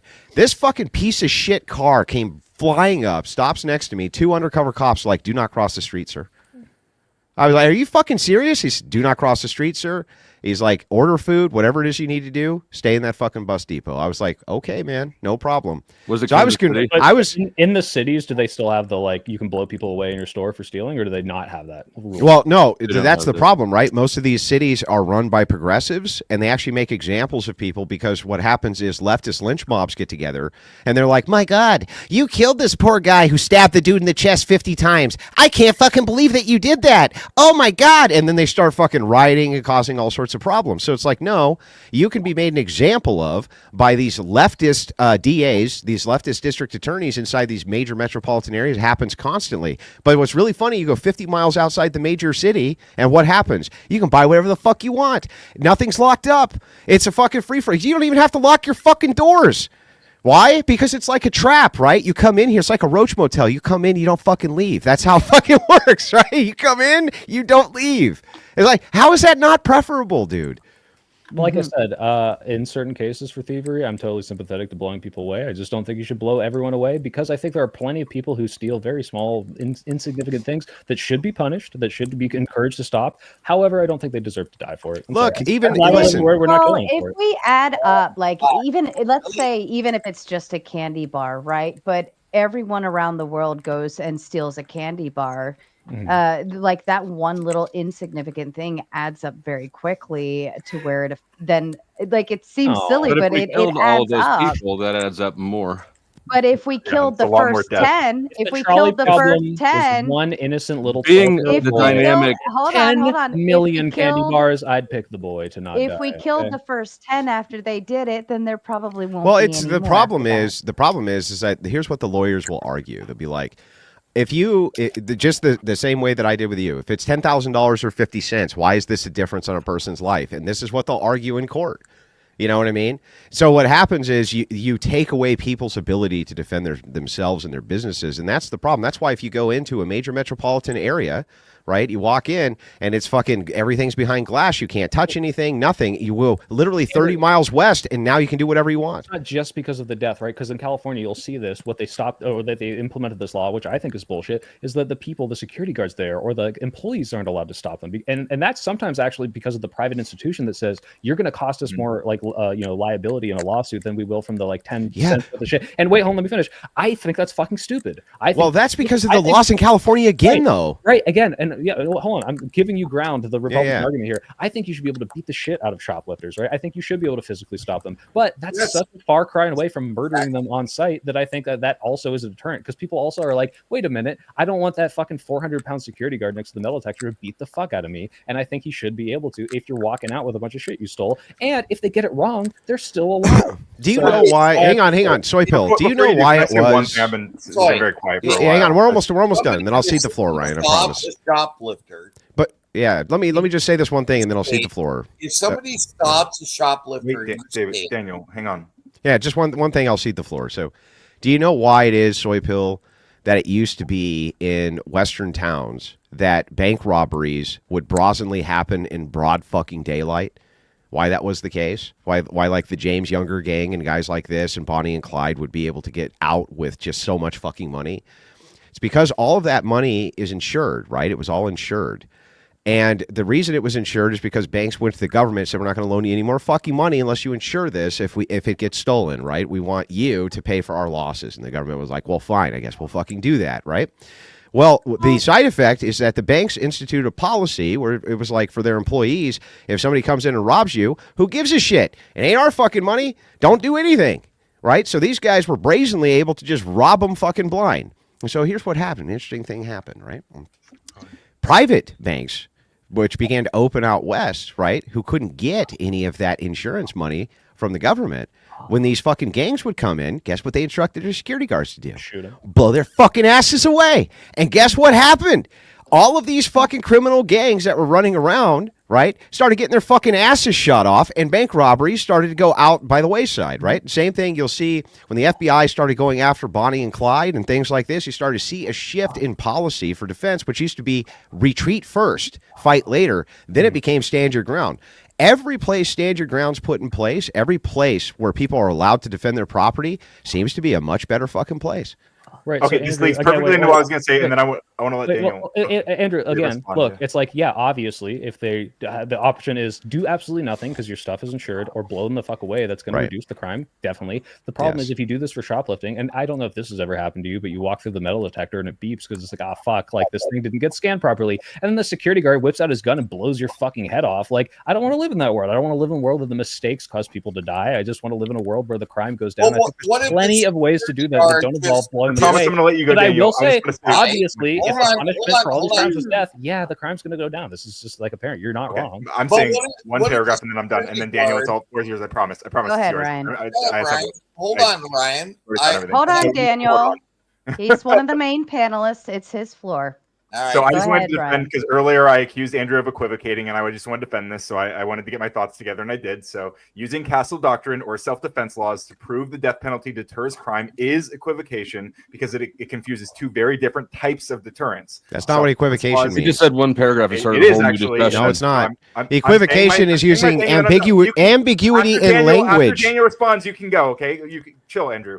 So self-defense dude. laws work because they're immediate and certain, while the death penalty is delayed and rare. You can compare them, but you can't treat them as the same kind of deterrent. Go ahead, Daniel. Flag. Yeah, on the so flag. hang on. Since you can't cowardly be like, oh, I'm going to call you out for this, but you can't respond. I wasn't. So- I was actually defending something I said earlier that you. Yeah, that's called me out great. for, But and here's I the followed thing, up. right? Let's let Daniel go. And then It's you the can come term back and or equivocation means a term or phrase which has multiple meanings. It's using ambiguity of language. You could say that I was making a false comparison or a false dichotomy. accuse me of equivocating. Dude, can you chill out?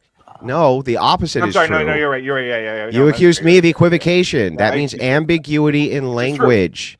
That's what I meant to say. No, that's ambiguity in language. How was I using ambiguity in language? You are using. Okay, so what you're doing is you're conflating the death penalty with castle. That's not equivocation. That would be some other fallacy. That's not that. Okay, read the definition of equivocation, please.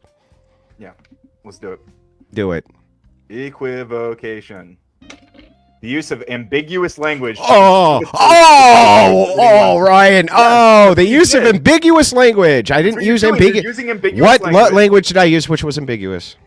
So you were using you're conflating the two terms, right? No, I wasn't conflating any terms. Well, you are because you're using the idea of castle doctrine and self-defense laws, and you're using that as the idea. You can say that that's a false comparison or it's not analogous. You just can't say it's equivocation. I think I can say it. You might not like it, but Well, that's because it's if you're going to use fallacies, just use them correctly. Is all I'm asking. Just use the fallacy correctly. There's no Ryan. There's no equivocation. You could use some other fallacy. It's just not that one. There is. I think the thing being equivocated are these two different concepts. No. Like equivocation would be if you're having a trans debate, for instance, and you're talking about sex when you actually mean gender, or gender when you're actually meaning sex, because you know that these have vague meanings. So you're switching between the two.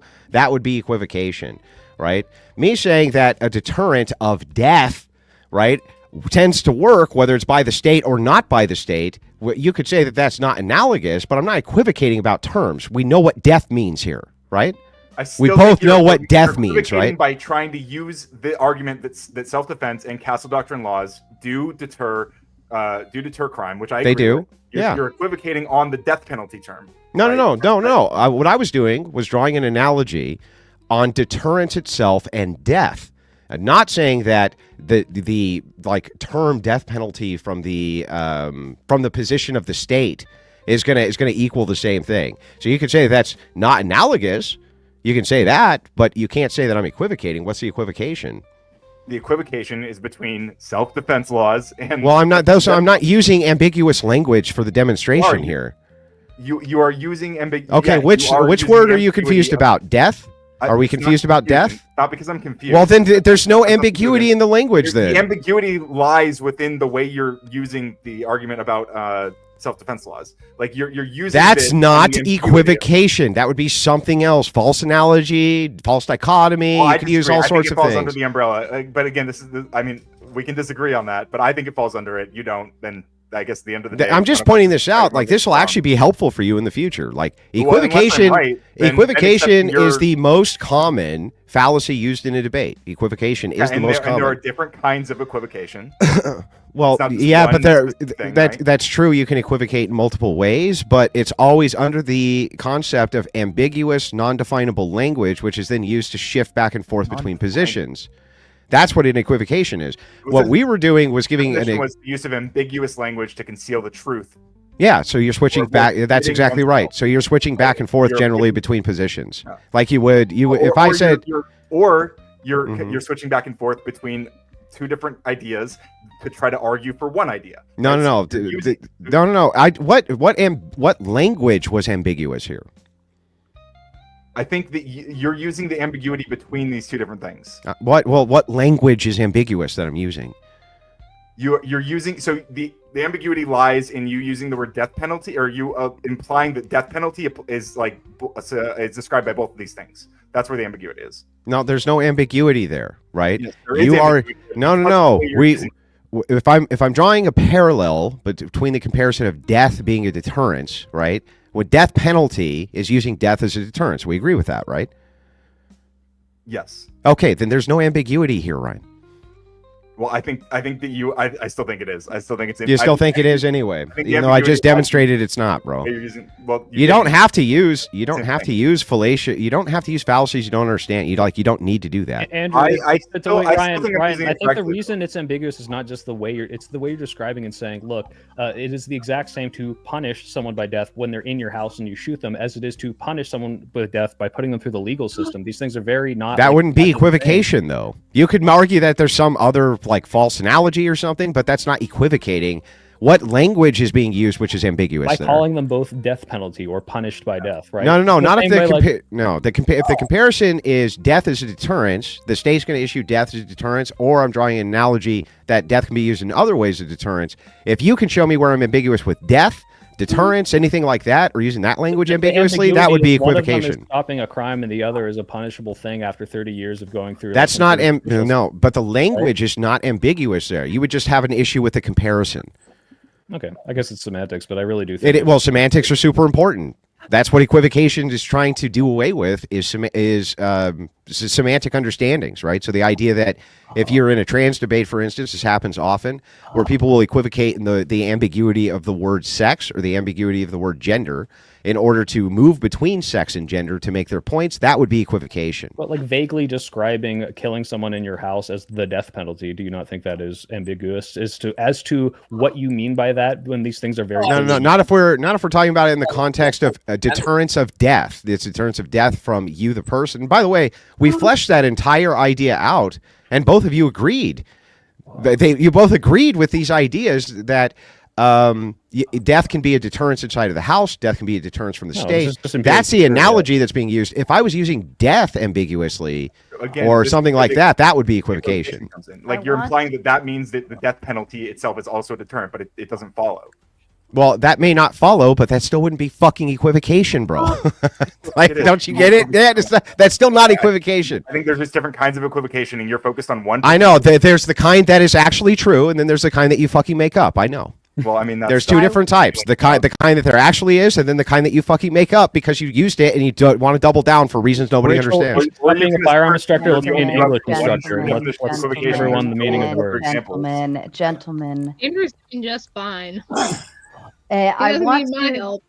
This is true. I think you both stand your ground pretty well on your own.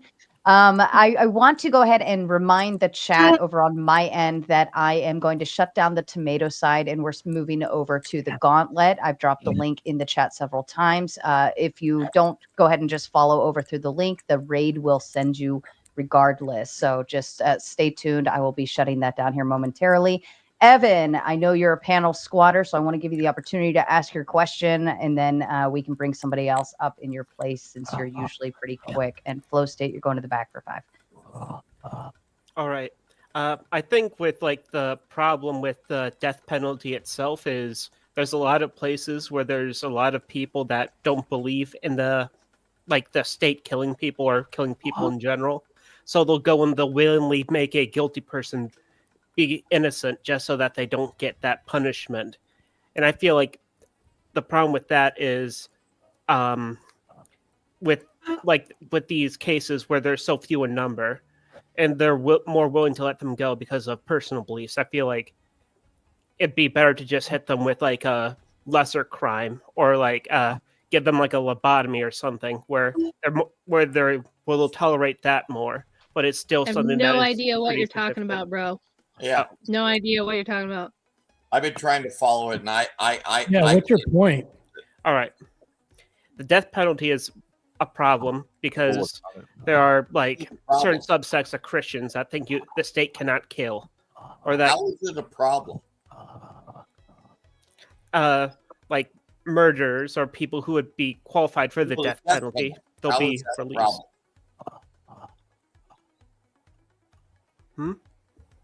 How is the death penalty a problem for people that actually deserve it?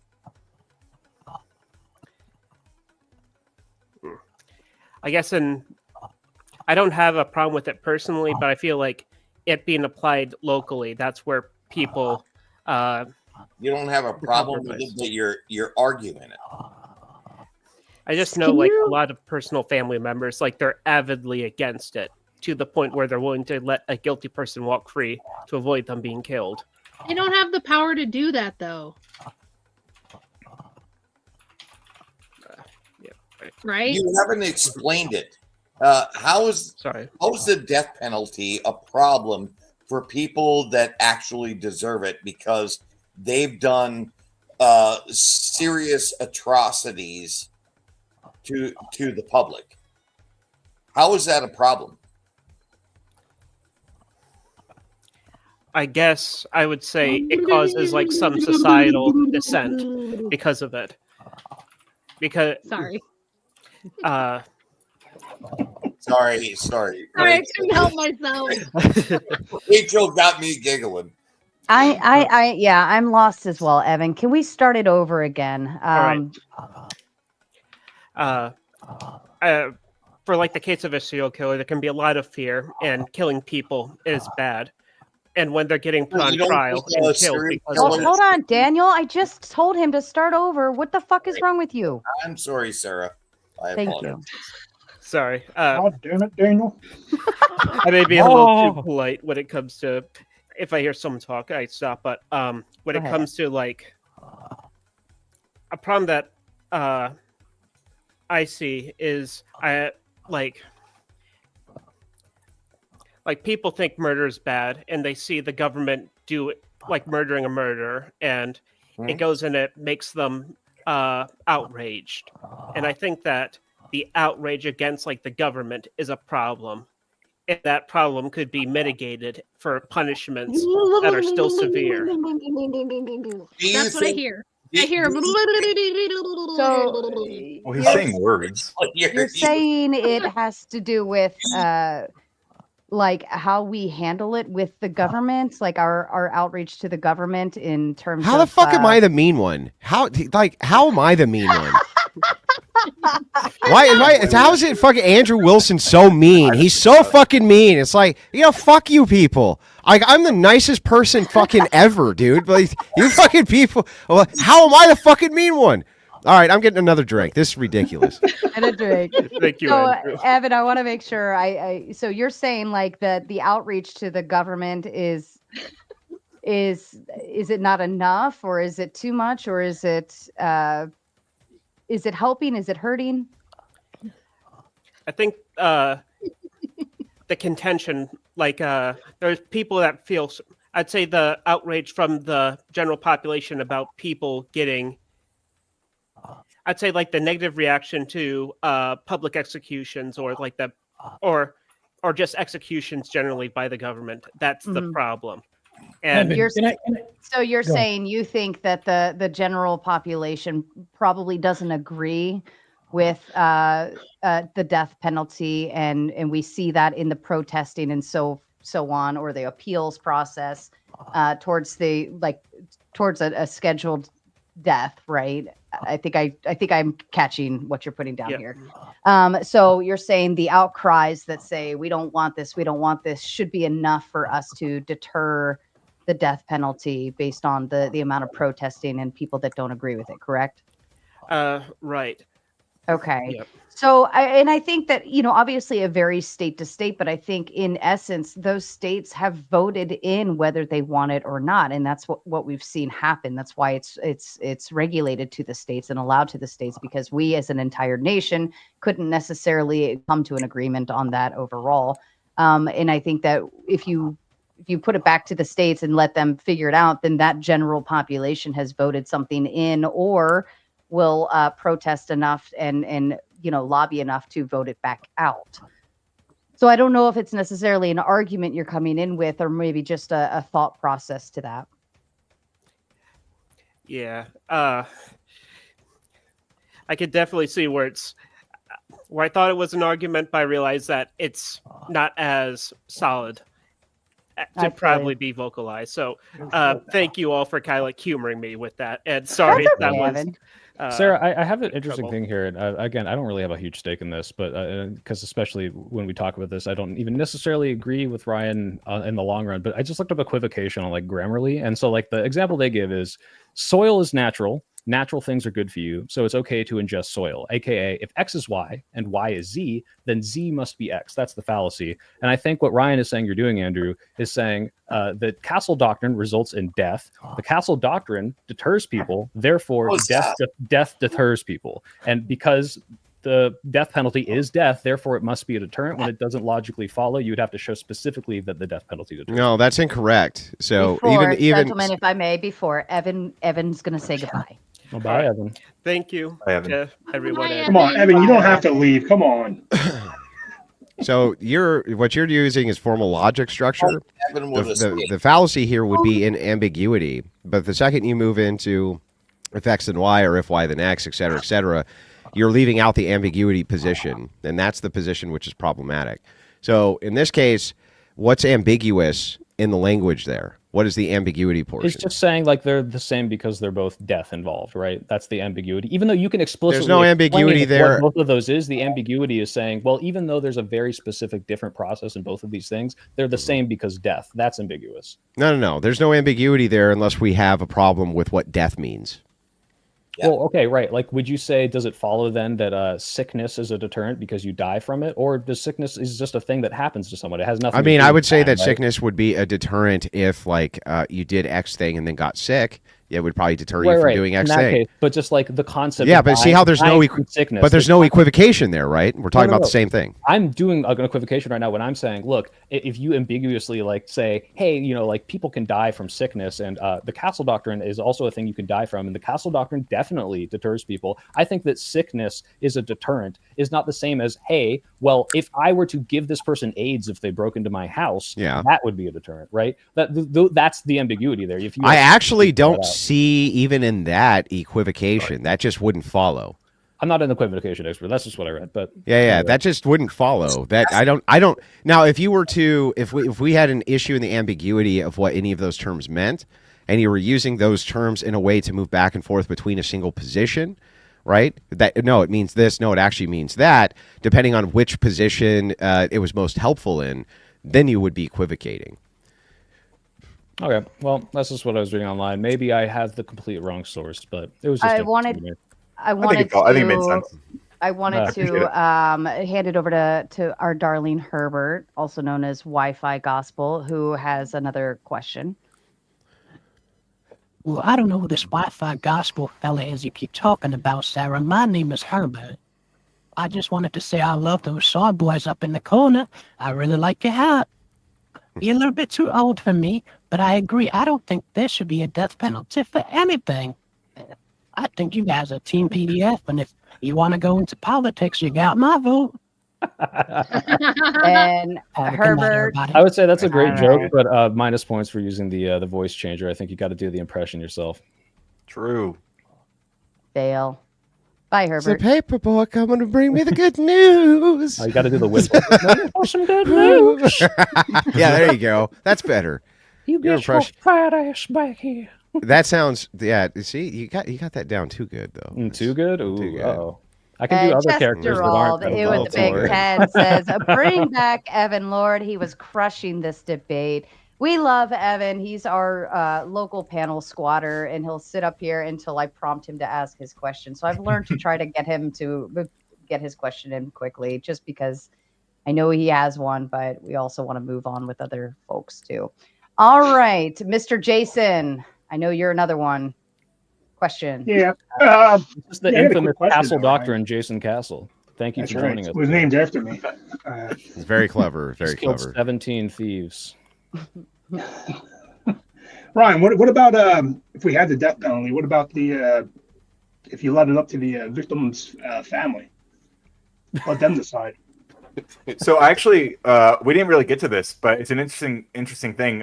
It seems like there's a lot of evidence that like the appeals process repeatedly like re-traumatizes victims, and so you could, if you want to argue to get rid of the appeals process, that's one thing, but I mean that then we kill even more innocent people. So it's kind of a I mean, that's a trade-off. I'm not willing to make. Ryan, like, what justice system? To the people that Andrew is complaining about, where it's like, some fucking piece of shit goes in, stabs a guy 45 times. They're like, hey, he was a good kid. I'm saying if somebody's good boy, convicted, like let him out of the death penalty. That's probably not a good idea. Let the family decide if they want the person to die, or send them to prison for the rest of them. But what family member is going to be like, well, I was going to say the Carmelo Anthony, I think he was the one guy I've heard recently who was like, you know what, I forgive this guy who stabbed my son to death, but I think most people probably aren't like that. They're probably like, this guy should fucking die for doing whatever they did. And that could include something so simple as like stealing a candy bar. And I just don't think the courts usually already take this into account as well. They usually do ask for like the opinions of the victim's family and stuff. Yeah. So before they launch sentencing, correct. Well, what about that is discretionary with the judge.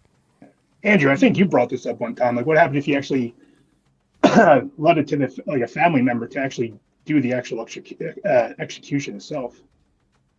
Yeah, so there was a case that I read. This is why I don't ever give out my reading. I don't ever give out my people are always asking like, what's your book list? And I'm like, you don't want to fucking know. Because I read everything. In fact, one of the reasons is because I read a lot of left-wing philosophy, right? So, but interesting. I can't even read that, Andrew. How do you do it? Yeah, well, it's insufferable, and it's like listening to Ryan all day. But anyway, the thing is the case that was made here is like the satisfaction level for closure for people used to be way higher for two reasons, right? The first reason is that they buried their dead themselves, right? That assists with closure in a very big way, right? Especially when you prepare your own dead, and it assists you with the ideas of death and your own mortality. And it assists with kind of everything. The second is that when people killed, they usually didn't outsource their killing; they had to kill themselves, and it would bring like a kind of greater idea to society of closure. So one thing that has been suggested in the past is, if it is a case the death penalty is implemented, the victim's family should be the one who are able to actually implement that. If they so choose, right? They either throw the switch or they're part of the firing squad or whatever. Now, whether or not that's a good idea, I think is very debatable. Don't get me wrong, right? This is a very debatable issue. I'm not saying it isn't, right? But I can see the case for it. Well, yeah, too, because like, what did you think, too, that you also, it might actually go in the favor of Ryan, because if somebody was given that responsibility, I think there would be a lot of people that just... No, you don't have to take it. You don't have to do it. You can defer it to somebody else. Right, but it would be an option if you did want to do it. You know what I mean? That would assist with closure. I'd be curious how much, whether that actually grants closure, like whether people like who are in circumstances like that actually feel better after the fact, or if they're just like, wow, that it sucks that like I built up in my mind that like getting to that point was going to feel a lot better. And look, you have a great point here, right? So here's the point that I think that you have that's really good. There's no way for us to kind of objectively look back in the 1600s or 1700s and gauge happiness metrics. They weren't doing fucking polls, you know what I mean? But we do have a lot of literature about what people were writing about and talking about from the time 1700s especially. There was tons of literature. That was one of the major forms of communication of ideas. And the way that people dealt with death seems to be a lot better, and their reconciliation with it a lot better than it is now. And that was one of the reasons, is because those things weren't outsourced. You prepared your own dead and you killed your own people. That was how that worked. So being exposed to it a lot more, I imagine. Yeah. Well, it's just like veterans in war. They'll tell you like they become desensitized over time to killing, right? Now maybe that's not good. But the idea that when people die around them, it doesn't have the same kind of emotionally fucking damaging, destroying effect on them that it might for kind of the average Joe, you could say that that's perhaps a side effect that becomes a strength for them. Well, you can see the same side effect for people like Michigan, people that grew up in Michigan, that part of their righthood as a man is usually going out and hunting with their fathers, right? When I grew up in Michigan, we were either bow hunters or we were shooting with shotguns, right? That's because they killed all the pheasant. That's why everybody has to hunt deer. The fucking stupid DNR imported 50,000 wild coyotes and killed all the pheasants because they're scum. I wanted mean- to let everyone Sarah. know. That's okay. I'm interrupting you. Rob Noir is backstage. AJ's backstage. Noir. Powder Dusty. No, I said Noir. Sarah, tell Rob to wait. I Noir. gotta go fake a tweet before he Rob comes on. Noir. Noir. No. What the fuck you say? I always say Noir. I'm always thinking of the NOI. And Duck is still hanging backstage. So if you want any of those on screen, you got to get somebody off screen. Sarah, right. you can kick me. Can we hear Are from you- Daniel? Had a question you like done- almost like 30 you're minutes. done, ago. Jason? Ask it. Yeah. No, I mean, Vibe was done talking. then. Actually, he was making a good point. Yeah, I mean, I think this is actually an important point, right? I grew up in Michigan, in East Lansing, so I don't know where you are, Andrew, but I know you're from Michigan as well. I live in California now. I've been here for 20 years. There's a definite distinction between like how men feel about rights and what should be right and what should be wrong based on what their background was. I go to the grocery store with somebody in California and they have no idea how that chicken is killed. But Yeah. they want to stand up for animal They rights. think chocolate milk. They think chocolate milk comes from brown cows, bro. cows.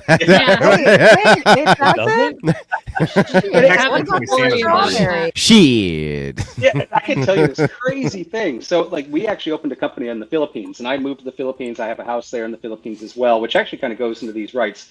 And unfortunately, my internet conked out right at the beginning of this conversation, so I have like 10 points that I wanted to address, but I'm just going to go back to this and just keep it simple, and I'll readdress anything that comes back up. But like when I went there, I brought some of my California employees there, and we went to the grocery store, and there was no packet of chicken breasts. And they were just blown away trying to figure out like where the breast came from and didn't understand how I knew how to disassemble a chicken.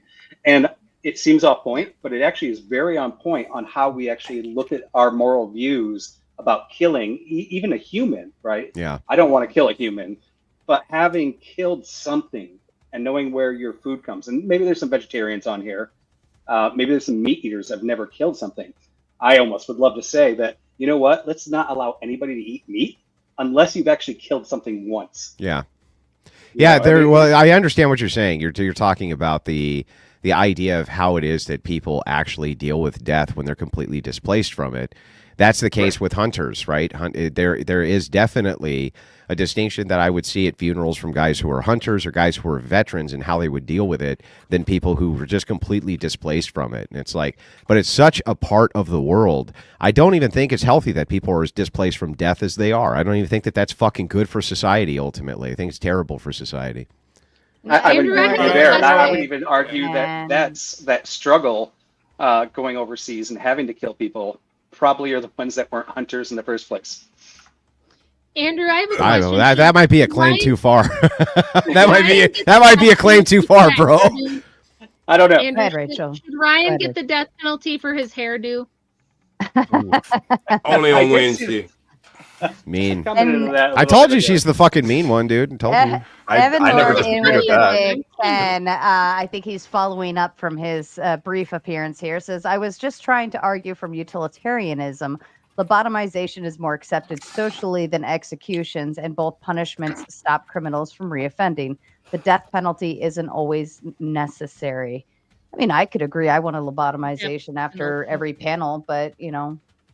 You know, it's Still interesting when you guys were doing the debate, right? And it was the first thing I noticed before you guys even started was the lacking of the title, right? Or not the lacking of the title, but not the good definition of it, deterrent. And that was the first thing I was going to come in on when the open panel came on. However, you guys pretty much all conceded, yeah, we don't like the title. We should be actually talking about other things. But I think there's actually a good debate here, and I put it in chat. Like, if we actually want to determine, like, we're going to say what can make somebody stop. And I put this in chat. Like, let's look at pedophiles, people that rape children. Would it be a deterrent? Dude, be cool with the TOS language, man. Yeah. Yeah, use the G. Use the G, please. I'll use the G. I don't think that word. Like I've like Wick has like just spammed it 10 times. Yeah, I know, but Wick has 26 people who watch him, and nobody ever reports him. So because he has 26 viewers. I'll watch the It's words. 50 to 70 at a time, I would say. So on the grapes. On what? On his best nights? I don't know. Let him get to the point. Right. We can look at all types of deterrents. So for somebody that does that to children, instead of killing them, I personally think a better deterrent would be chopping off their genitals and tattooing pedo on their forehead. Yeah, but this actually does work. So the chemical castration is extraordinarily effective when it comes to PDF files. That's not even a dispute. There's so much data which backs that. Both sides at least agree to that foundationally. Well, whether or not they want to implement it due to, you know, their various ideologies is different, but there's no doubt that, I mean, chemical castration for people who engage in that, I think it's something outrageously high, like 90 to 95% of them never reoffend. So, and that's both sexes. It's both sexes. That's not about a deterrent. And that would actually go more if you remove someone's sex drive chemically, they won't offend again, which makes perfect sense. And I actually might be for that as a way to make them not, you know, if we release them back into society, maybe they won't ever hurt again. That's great. But like, if that's a deterrent or not is a completely different question. I don't know if people are going to not act on their horrible sexual crime or just well, that's the left. That's the left wing view. The left wing view. Well, there's the two sides to that argument. The left wing view says, well, wait a second, we don't want to implement it because then these people won't come forward for treatment because they don't want to get fucking chemically castrated, right? That's the left wing argument. The right wing argument is like, yeah, who cares? Fuck them. They diddled a kid. We're chemically castrating them, and then we could let them out in society again, and they can have some kind of life because they never fucking reoffend. No, Andrew, but yeah, you're looking at the outcomes, and it's like, hey, if we make it so obvious that no matter what, if you even come forward and say, hey, I've never hurt a kid, but I really don't want to be chemically castrated, can you help me? And they chemically castrate you. What that's going to do is drive all these people who would otherwise come and try to get help but to hide and then hurt people eventually. See, right? here's we want less people to be hurt. Yeah, but here's the problem with that left-wing argument, right, is that you implement the idea of have not done thing X.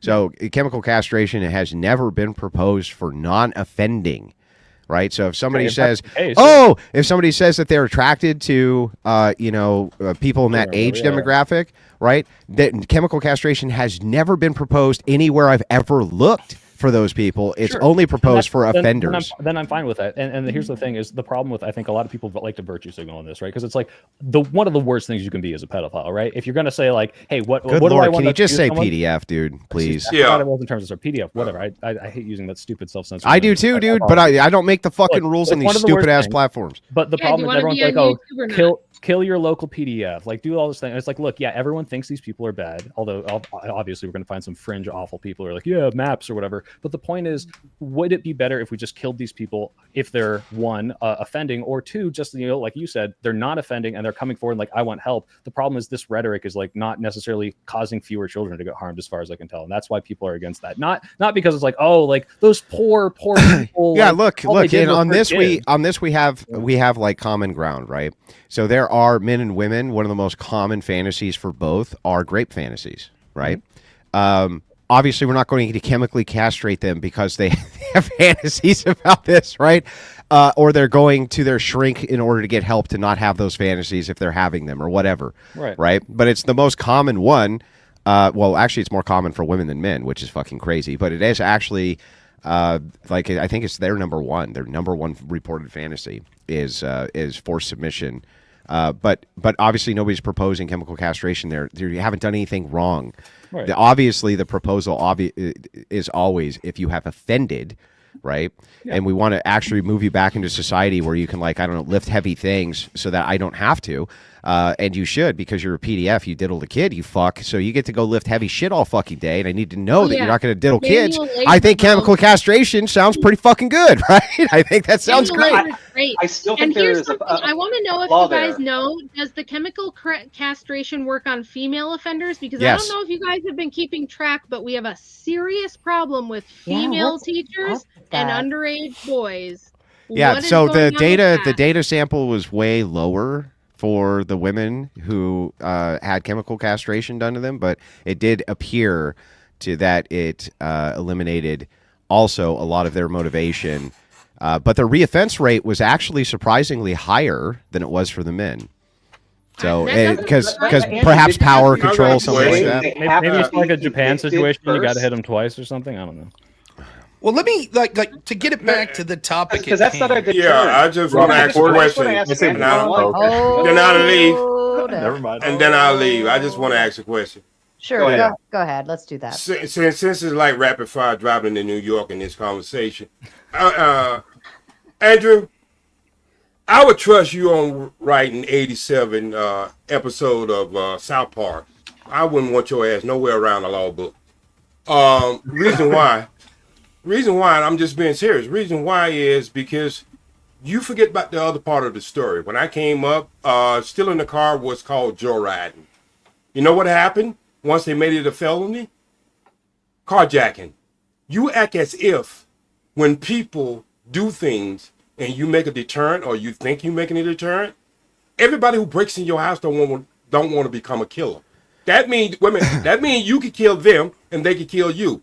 But you'll just make badder criminals come in your house to kill you. Just like you used the example as a person who killed 8 people who came in his store. Now that 9th person go come in and just blow his damn brains out, take what he want to take anyway. So what I'm trying to say is you got to understand there's 2 sides of that sword that you. Yeah, here's the So let me respond. Right, I listened to what you said. If you don't want to get shot, don't steal fucking cars. It's pretty simple. So the thing is that here's what I will tell you: 100%. This is the case, right? If inside of communities where people steal a lot of fucking cars, if they started getting shot by the average civilian in public for stealing their car, they would steal way less fucking cars. How do I know this? Because when that happens in areas where that does happen, right, you see the carjackings stop. Let me give you a great example of this. In South Africa. In South Africa, it's legal to equip your fucking vehicle with a flamethrower. No, I'm not kidding. It's an anti-theft device. Right? It's a flamethrower. It lights your fucking ass on fire when a car thief comes by. Guess what happened in the areas where they implemented flamethrower technology on their vehicles? Carjackings went down by hundreds of percent. Hundreds of percent. Now, go figure. Right? I guess you're not such a bad motherfucker when the car opens up with a flamethrower to deter you from stealing it. Right? What are you going to do? You're going to wear a flame retardant suit to steal the fucking car? Right? It's just silly, dude. Again, you didn't answer. You didn't answer my question. As crime, as you deterrent on one level of crime, you just make a different type of criminal. That's what you didn't answer. How are you making a different type of criminal? Okay, in your example, they would have people who carjack maybe with now flame retardant suits, or maybe you're going to have more. The criminals are going to get flame retardant suits so that they can carjack. No. Let's don't make a joke. Let's don't make a joke because I gave you a good example. Okay. Well, give me the example again. Let me make sure I respond directly to it. In the 60s and 70s, when you stole a car, it was called joyriding. All right. You think that's accurate? No. Listen. Well, you wasn't even around, so I can't even take. You wasn't even around. Come on. Oh, you probably read about it, but you wasn't around. You wasn't even around. Please, you wasn't even around. Oh, I see. Okay? Were you around during the days of slavery? Because if not, then you can't talk about it. Then don't talk about it. Don't talk about it. Then she don't need your assistance. You weren't around, bro, so you can't talk about it, bro. Easy. Don't get your underwears all tight, please. I'm not the one. I'm just pointing. You are the one. I'm just pointing. You are the one. You are the one. You're fucking Neo, bro. You're fucking Neo, bro. You can't answer my question. You can't answer my question. Okay, that's the problem. Ask the question. Okay, I'm saying is when they were joyriding and it was a misdemeanor, all right, and they decided to make it a felony, and when they did make it a felony, you stopped so much of the breaking in your car and stealing it at your home. But what you did open the door for is carjacking. Now you're talking about a more serious criminal now who has a gun on you. You understand what I'm saying? Sure. And so it's more easy for you to get killed now than it is for the person that you're trying to kill. Why? Can I ask you a question? If it's joyriding, right? Why would it's criminals who wanted to steal your car, who were hardened criminals, be deterred from stealing your car because it was a lesser penalty? That makes no sense. No, you're not listening. No, what you're not listening. I said when it was like that, the average person would do that. All right. Once they made it a felony. Yeah, but why would those people? Why would those? No, we're not talking about them people. No, we're not talking about them people anymore. We're talking about once you made it a felony. Yeah. Now you're bringing in hardened criminals now. Who would take your why life. Would those criminals not have done it before, though? That makes no sense. Because it was a sneak thing. What? You understand? It was a sneak. No, it was a sneak thing. Most people stole cars. They hotwired your car and stole your car and joyride. Okay, once they made it a felony, Yeah. all right. Now you're inviting harder criminals to come in who wants to take your car. Why would those harder criminals not have stolen your car before, though? Because there's no value in joyriding versus taking your damn car to a chop shop. Yeah, but why wouldn't they still have been taking your car to a chop shop, even if there was a lesser crime? No. Listen, what I'm trying to say is that what you're opening the door to. Now you brought more value to the car. So you bring it to a How shop. did you bring more value to the car? Because now when you made it a felony versus it being a misdemeanor, it brings more value to the car because the insurance went up, everything went up. So now chop shops are opening it up all over this country. Dude, adjusted for inflation, if you were to take a car from the 1970s to a car now, it is true they're a bit more expensive in 2025. There's no doubt about that. But they were still expensive, and there was still a lot of value in taking them to a chop shop. What you're trying to argue, hang on, what you're trying to argue to me is, Andrew, if this was a lesser crime, the really bad people wouldn't do it, even though it was a lesser crime. But when you made it a major crime, now the really bad people do it, even though the value is exactly the same. It makes no fucking sense. That's the way it don't make no sense in your head because you got it all twisted up. If you slow your ass down, stop smoking a cigarette, and don't take another drink, you probably can understand this shit because I'm a D student. Okay? So I see it real goddamn I'm simple. an F- student. I still don't understand what the fuck you're saying. Well, that's why you're an F- student. Okay? So, but anyway. Well, can you give me a D+ explanation Okay, so I understand so what I'm trying to about? say is, like the guy that you talked about earlier, I took that over to that too. You brag about him shooting 8 people. So the 9th person comes in and just kills him. Don't even tell him it's a robbery. Just kills him. I'm just saying, when you make the turn on certain things, you invite more harsh criminals to do certain acts. I don't see. Wait. Okay, all okay, right, listen. well, let me ask you a question. If I'm gonna get a felony, right? If I'm getting a felony for stealing a car, well, it ain't gonna be too much different if I get a felony putting a gun to the person who hasn't jacked the car. Now, I would not like to be on the other side of that, but I'm just saying is I don't have an argument against you saying that you have the right to protect your property and anything like that. I'm not that type of person. But what I am saying is you have to look at the whole totality of what you're saying. That's all I'm saying. Yeah, I'm looking at the totality, though. So let me ask you a question.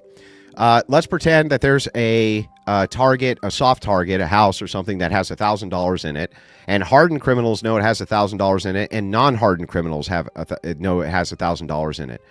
Why would it be that if you lowered the threshold for the penalty that you would be prosecuted for, that hardened criminals wouldn't still break in to get the $1,000 just like less hardened criminals? That makes no sense. No, because a less hardened criminal wouldn't want $1,000. What I'm saying is that less. Why wouldn't they? Well, I'm telling you because they don't steal on that low budget, brother. And what I'm trying to say is, the higher you make the budget, or the higher you make the crime, that's the type of criminal you go bring into that house. Okay, and then you're going to remove. Who's willing to kill it? Great. Okay, actually, this is perfect. This is perfect. So both criminals will still be willing to do it. But what you've done is you've deterred a massive quantity of them, and all you have remaining is like the worst of the worst of the worst. So that still would be a massive deterrent, dude. Okay, but what I'm saying is what you're doing, let's take the alarms on the car, all right? Okay. What did you do when you put the alarm on? You took the average person out of stealing your car joyriding, right? Sure. But the real criminals came up with a scheme how not only can they steal your goddamn car, and throw your alarm right in your damn yard and ride down the street with your goddamn car. Yeah, but they would have stolen. But they would have stolen the car even when it was joyriding. Why wouldn't they have? Because now. Why wouldn't they have? Because I'm telling you, when something is so accessible, it's less valuable, and you know that. It was still a car in the 1970s was still valuable enough to steal to take to a chop shop, dude. Wait. You're not listening to what I'm saying. Okay. If it's easy to steal a car, it would make it less valuable. If it's hard, why would it make it less valuable? Because that's just the way. Wait a minute. It's just like the same thing. And when you buy merchandise, I'm gonna go back to work. Look, it's the same thing when you burn. I'm really loving this. Andrew, I think he's trying to make an argument about escalation, and like you're right to say, like, yeah, if we make it like, you know, everyone, if you step in my doorway, will blow you away. No. No. You don't get to reframe. You don't get to reframe this. Wait. Because I'm going to, because I think the thing. You're reframing this shit, and you know it. Stop it. Stop it. You fuck. Stop it. Hey, wait. He don't have to reframe. Go ahead. You go ahead, bro. Can you? I just want you to. I just want one answer to the question before you reframe it, Soy. Right. Okay. Go ahead. Can you tell me why it follows that? Because hang on. Stop. Stop. Let me ask the fucking question. Okay, go ahead.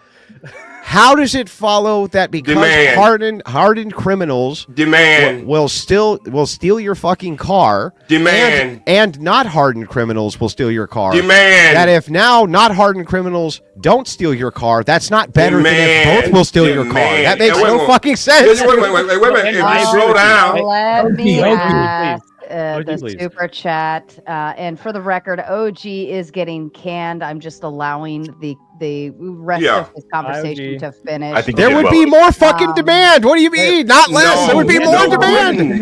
Wouldn't. I agree. Let me just say this and I'll leave. And people get support when they're in prisons. They go ahead and their recidivism rate rise up because when you go to prison, you definitely have a support system that's in there. So I've seen people that go to prison like ask the super chat if you don't mind. Thank you. I am so confused. Shot with the Big Ten asks OG, what if you got a wood chipper sentence for stealing a car? Is that a deterrent enough for you? Well, then he would just be inviting the worst of the criminals who didn't mind getting wood chipped to death to steal the car, and then only they would steal the car, and that would somehow be worse than if everybody could steal the car.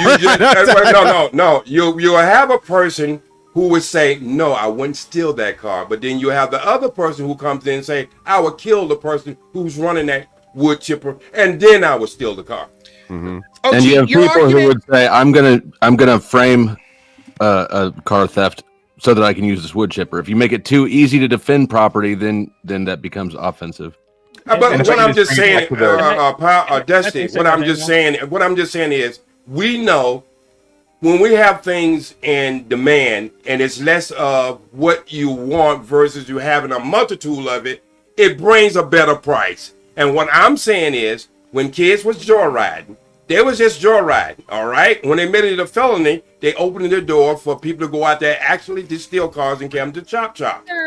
Why wouldn't they take them to chop shops anyway? It makes no sense. Why wouldn't they take them anyway? Do you not understand it had no value? Right. Why would it have no value? What do you mean? OG's making two arguments. One is absolutely nonsensical, and that argument is if we would just allow. That's only because you got your hat on too tight.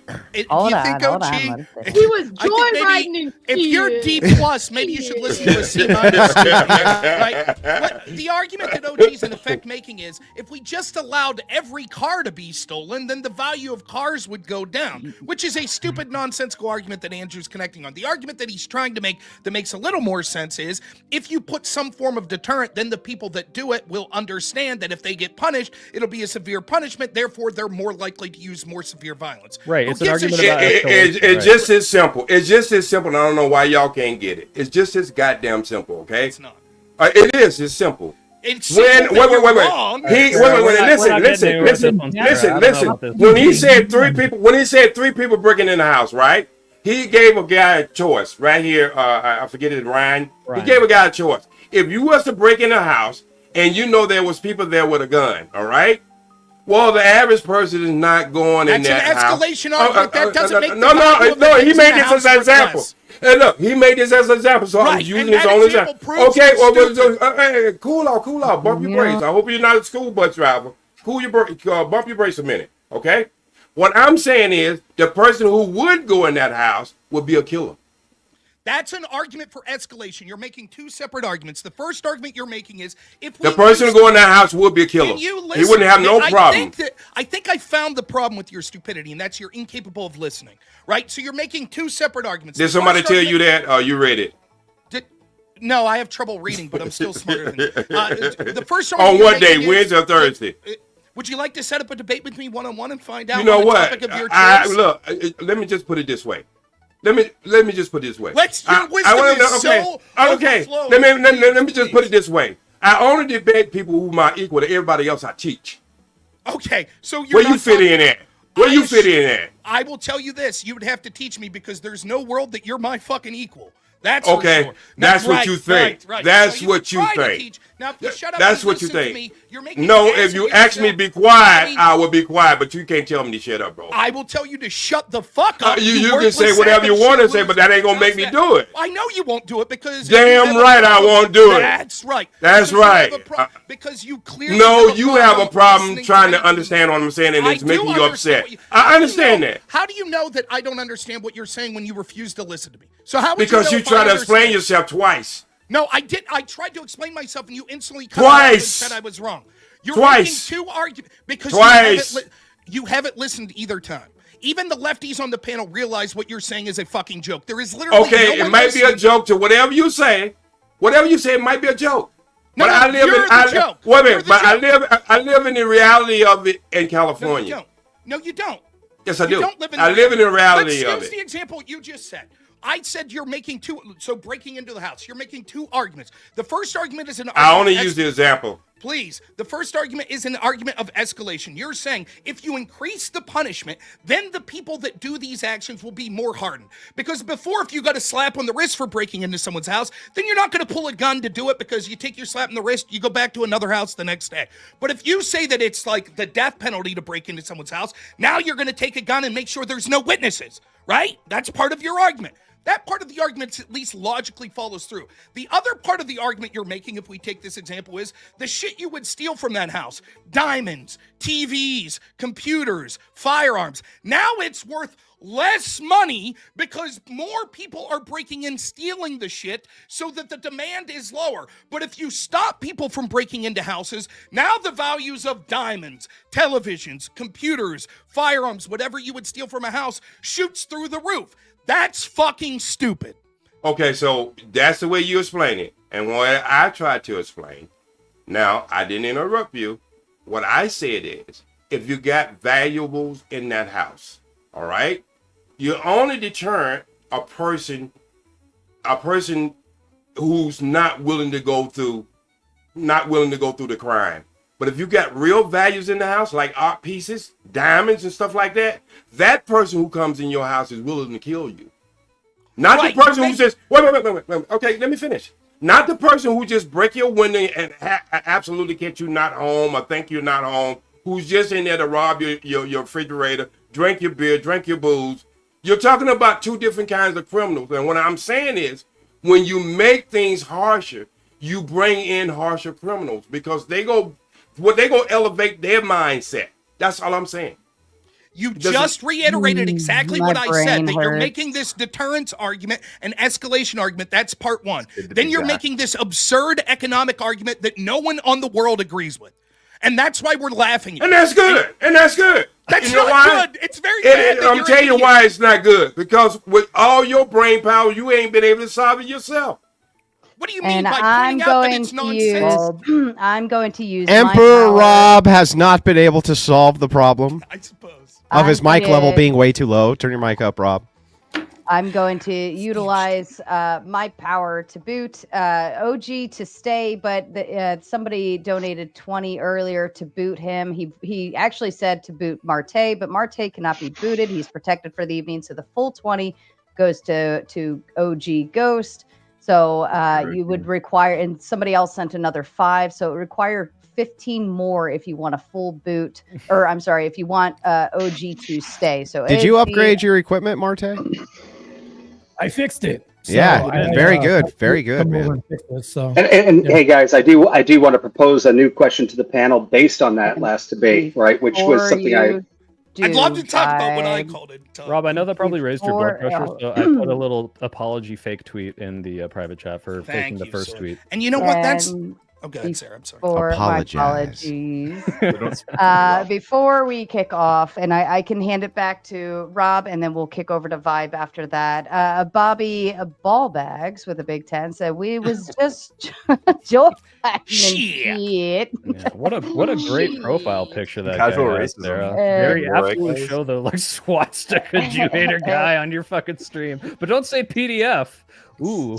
Striking it rich. Oh, did we crack a joke from a famous TV show of shit? No, I Like, meant the Nazi profile picture. I know the in shit thing is fine, but also that's one of it. yeah, you know what? I think that you fuckers, you do most of this for optics. I don't even think any of this shit offends you. I think I you're don't full care. of shit. I don't I care. think all you It's fuckers funny. are full of shit. hold You on, don't even get Andrew's offended. crying about You it. just want people to be like, offended I'm on your that side. you all- I don't get it right. I will sue Gentlemen, Kyle right now in front of everyone. I'm just saying, it's funny that we can't say PDF file. gentlemen. I'm offended that you all rudely interrupted our speaker. Striking it rich with Big Five. One potential problem with the prompt is the term crime. Are we only talking about street crime, or will the death penalty extend to white collar crime? Yes, I already took my L on that. I will There's nothing wrong with the prompt. to rock out with the L's. Wrong. Yeah, I think it's a good prompt. Still. Big Ten. It's fine. I hate to do it, but OG isn't first angry black man I've dropped, but I am. He got too blunt to smokes and calm his movies. Just explicit racism. Awesome 10, Yeah. Ron Reed. Great 10. Yeah, great way to spend your money, dude. How's that blatant racism? I think it's yeah, I'm not seeing the racism. Neither am I. Did OG say anything about smoking a blunt? He was talking about. Yes, actually he did. Yes, he talked about yes. In fact, yes. Did he? Oh, Yeah, you like I apples? didn't How hear you it. like those fucking apples? Wait, Yes, what he did did. I didn't hear him Yeah, I say didn't hear anything it. about smoking a blunt. I thought he was talking about crime and the death penalty, but like everyone what I else heard, on the yeah. panel was. And silly cool. duck, who let you back on Oh, no. panel? Your room Hi, is back Doug. there. Wow. Oh no. Yeah, also the And angry he black actually man didn't part. know I've about got- fucking Angry black. Duck is the Angry best black man duck. part is also And racist. backstage, I also have Ariak, Grumpelstiltskin, and Daniel McCoy waiting Wait, patiently. real quick, so- Andrew, did he actually say something about smoking blunts? Because I did not hear that. No, I don't know. I'm just fucking. I have no idea. I'm just talking shit. I like fucking with Duck. What do you want me to do? I like fucking with that guy. I mean, that was funny, but yeah. It was funny. It was That objectively also funny. You should let him fight with me. You should let him fight with me.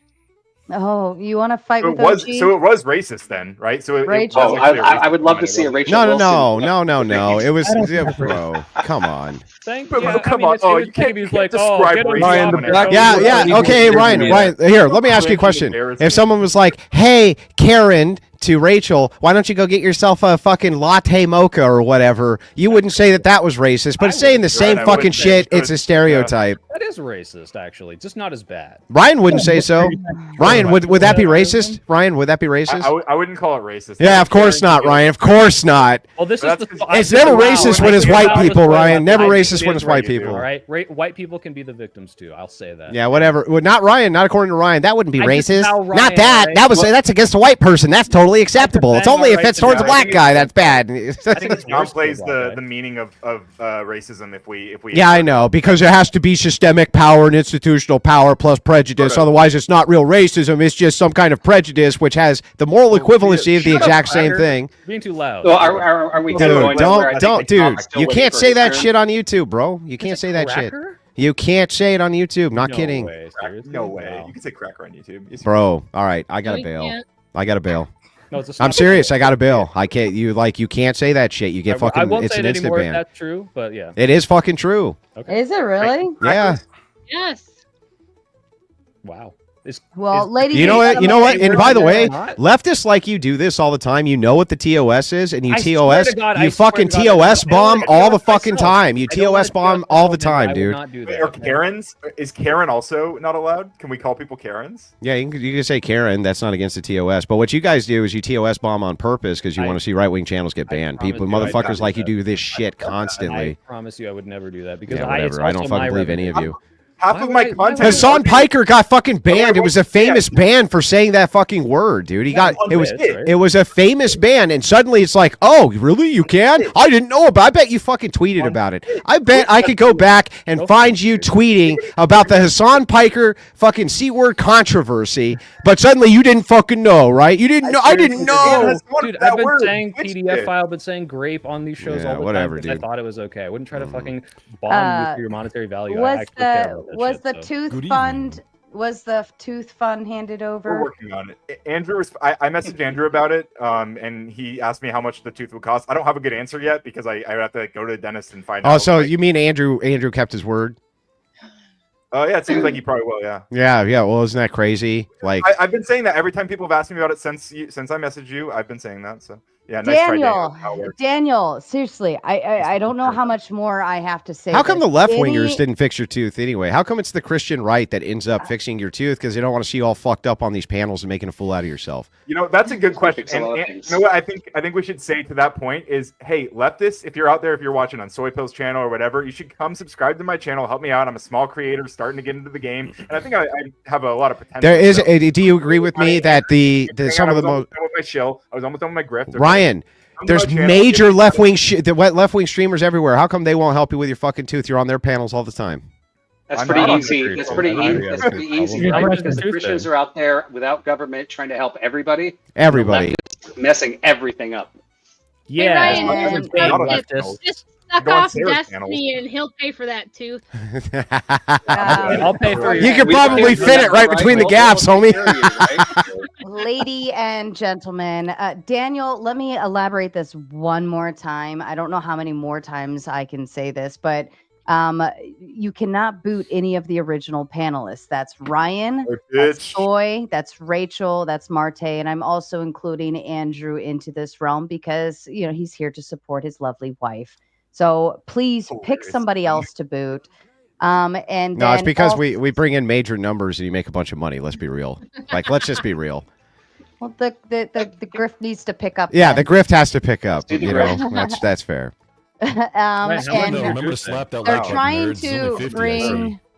They're trying to bring Rob back, but I need to know. Oh, Grumple, you got the boot. That's what they said in the chat. They're booting you to bring back Mr. Rob, Mr. Noor. Where'd he go? Rob, are you still back there? I think he messaged saying he had to go.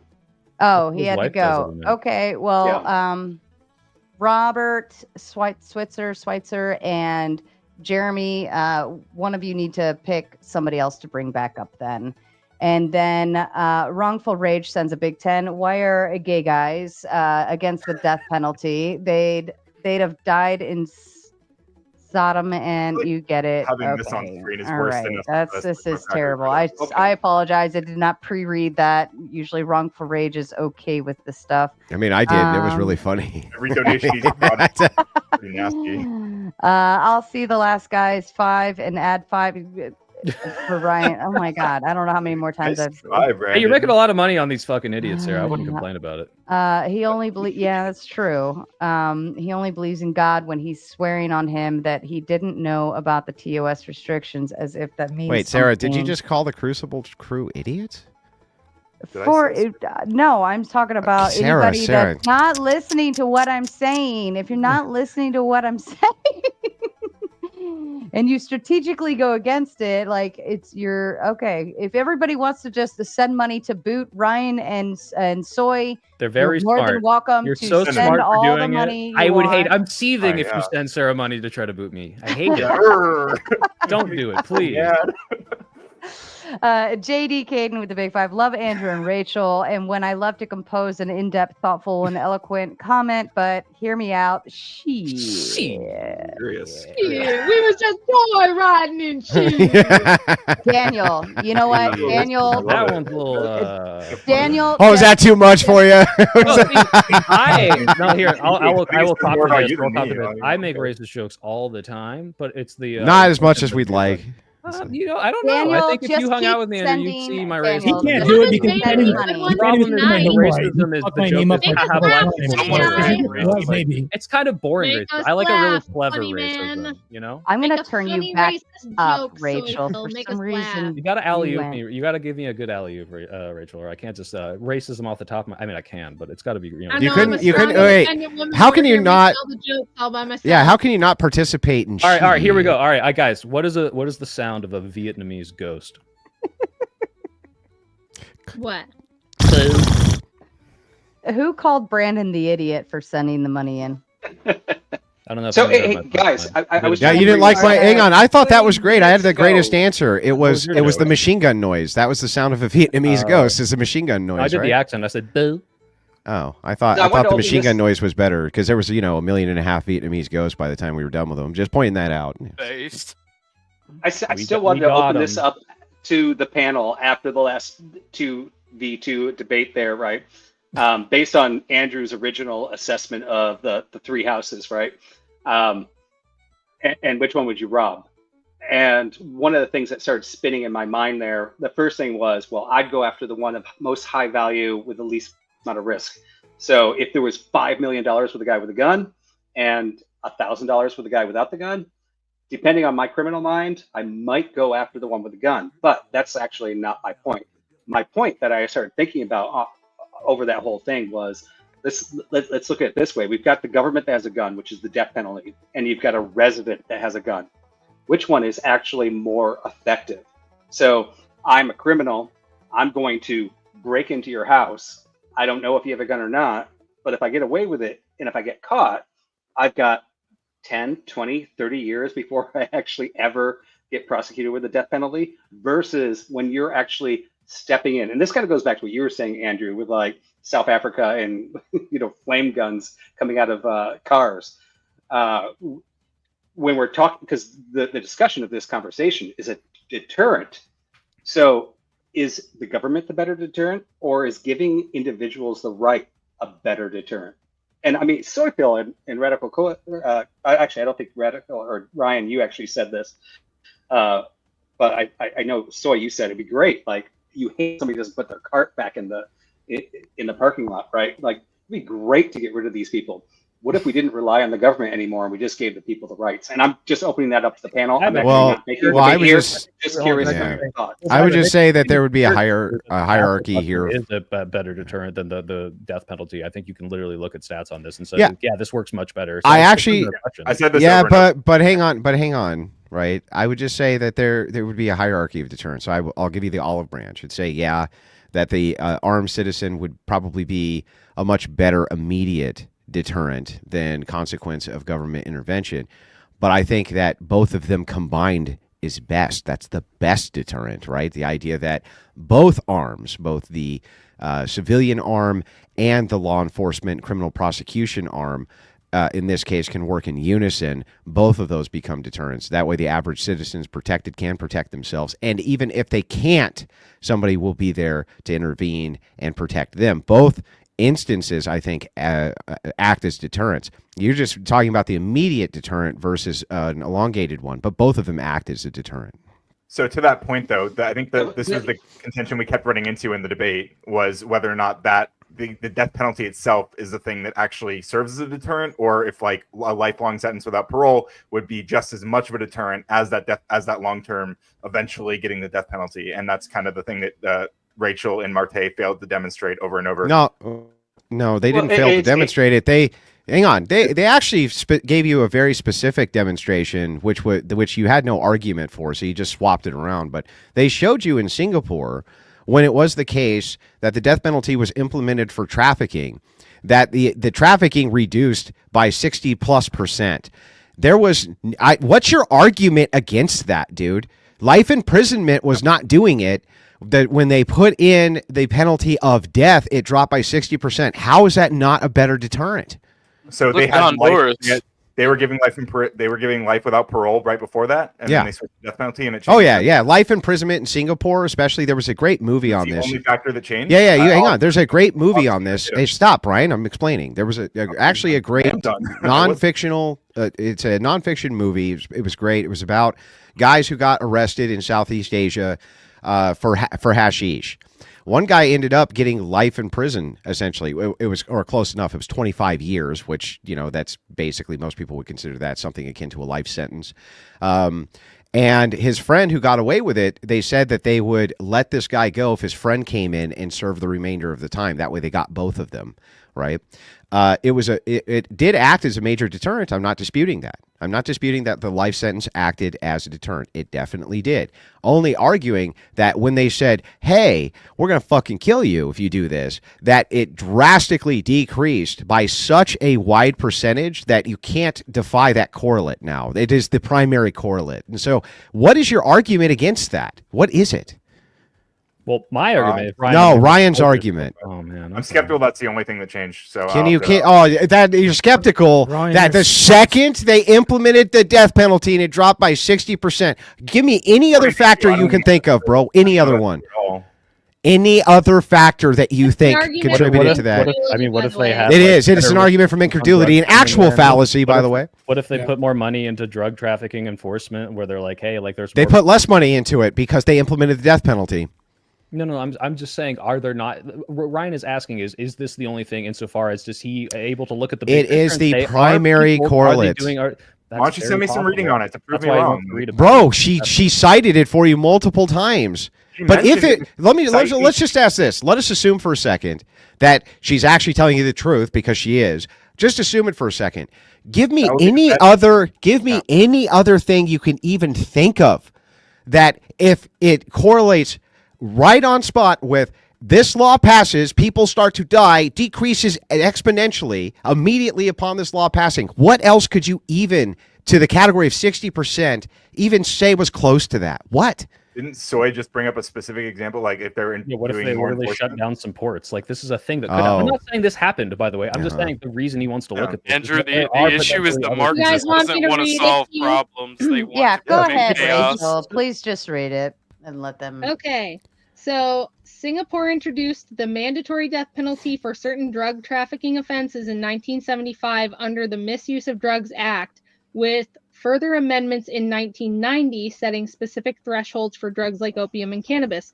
According to the Singapore Ministry of Home Affairs, there was a significant reduction in the amount of drugs trafficked following these laws. Specifically, in the 4 years after 1990, the average net weight of opium traffic dropped by 66%, and there was a 15 to 19 percentage point reduction in the likelihood of traffickers bringing in more than 500 grams of cannabis, suggesting some deterrent effect. A former trafficker also noted that they deliberately kept drug amounts below the capital threshold to avoid the death penalty, indicating behavioral changes due to the law. Duh. Now, what's the refutation here, Ryan? That's what was asked. Is like, hang on. When you say, Ryan, let me just ask the question, then answer it. What is actually the argument when you say, no, life imprisonment has a better effect? Those laws for life imprisonment, especially all over Southeast Asia, were a big deal, especially because a lot of them were trying to work within the paradigm of a brand new type of United Nations, when various foreign affairs nations were really putting the microscope on Southeast Asia. What else could you possibly say to this when you had the parallel of life imprisonment to actual death and you see that kind of percentage drop? Doesn't that refute your entire position here? Not really. I just want to read more about it. That's all. I'm not okay. Hard standing. Can I tag in? You're actually dog shit this. Here's the counter. Andrew, here's the counter. Remember the way the Democrats went after the J6ers like very harshly, and they basically manipulated the words of the law just to get the harshest sentence possible? Yes. Would you want the government to then have the power of the death penalty to then pursue that path? I'm not a death penalty advocate. See? I'd love to. That's the counter. That's the counter, Ryan, Ryan. on this one here, right? But by the way, hang on. Even if it's the case that you're saying that people in power can abuse what the death penalty is because they're unfair and biased fucks because they're leftist scumbags, that wouldn't actually still make a great argument for why the death penalty is bad, only why leftists are fucking bad and should never be in power. That's all that But would it's be an argument actually why the arguing. government shouldn't have power. The government shouldn't have power to execute citizens. It will be manipulated. And there will be innocents that will Yeah, but hang on. That's going to be the case with any law enforcement activity. No matter what it is, there's going to be innocent people who get caught up, and no matter what it is that you're prosecuting, you're going to lock innocent people up. In fact, I can probably give you an example almost everybody has dealt with. Has anybody ever gotten an unjust speeding ticket? Where the cop was just a fucking dick? Yes, of course. Almost probably everybody here, or gotten some sort of unjust treatment from a government official at some capacity. Who speed, Andrew? What's that? Should we kill people who speed? No, of course not. It's a civil infraction. It's a civil infraction. I'm digging into the 1970s. Yeah. So here, I'll respond to this. Yeah. If you're looking at the social deterrence for outcomes, right, negative versus positive outcomes, right, I would say that if people have the right to defend their businesses, the positive outcome, which would come from theft loss and the community itself feeling safe, feeling at ease, and being able to actually functionally operate in a way which made sense, that would be something that I would be trying to move society towards. If you're talking about, oh, hey, if you pull a person over and you just gun them down because they went over the fucking speed limit, that doesn't actually assist with social cohesion at all. It doesn't assist with any of these factors whatsoever. People will stop being dangerous on the road if no, they actually. Well, here, well, yeah. It is a So deterrent. hang on. Do you agree with me that there is a distinction when you're talking about kind of a hierarchy of needs of people, especially when it comes to enforcement of law? There's going to be a distinction in which laws, which are executed at which times, are going to have major versus minor effects based on the moral codes of the society and social order you're in. Do you agree that that's true? Yep. Yeah, so if you're talking about civil infractions, in this case, that's what a speeding ticket is, civil infraction. This is not in the same categorization as a theft crime or things like this. These are civil violations, rather. It would be like, that's legally, but yeah, Andrew, yeah. I think you would agree with this, is that someone who's going 80 miles an hour on the highway is much more dangerous than someone stealing a Snickers Yeah, sure, bar, but right? you're talking about something which is trivially true, but the social effect and the ramification of the social effect may not be the same. I would much rather no one sped than no one stole Snickers bars. Yeah, but we're talking. Yeah, about okay, but hang on. right now. Actually, no, you wouldn't. So You're okay, lying. no, Hang on. No, he's lying. Just stop. Go ahead, He's lying. go Let me ahead. finish I with promise it. you I'm not You're lying. lying through your fucking teeth. No, if it was the maybe you're case, about to say no, something I'm that gonna. changes my mind, but I Okay, promise you I'm whenever not you lying stop to you. talking, I'll Go refute ahead. your argument in Go seconds. ahead. So do you agree with me? I'm going Do you agree that if it interrupt. is the case, you're gonna interrupt in the middle of a fucking argument? Well, Let me finish the I thought argument. You guys were too busy talking. Yeah, like, let me finish the argument with him. So, Who's if it is the mod here, case, Sarah? if it is Jesus, the just gonna case, doormat yourself like that? yeah. So if it is the case, dude, that Snickers bar thefts, right, led actually to a significant amount more of theft because these were not prosecuted, whereas things like speeding, for instance, these things were not deterred in the same way and they didn't have the same social ramification, then wouldn't you actually have to, by your metric, say that the Snicker bar theft was worse for the long-term In my outcomes? hypothetical, if you're saying that, if you're extending it to the idea that people not getting away with stealing Snickers bar are now going to escalate this to stealing more, then yeah, maybe I would. No, it's not that they're escalating it to stealing more. So they're setting a normative standard that this is okay behavior. Right. So that does escalate.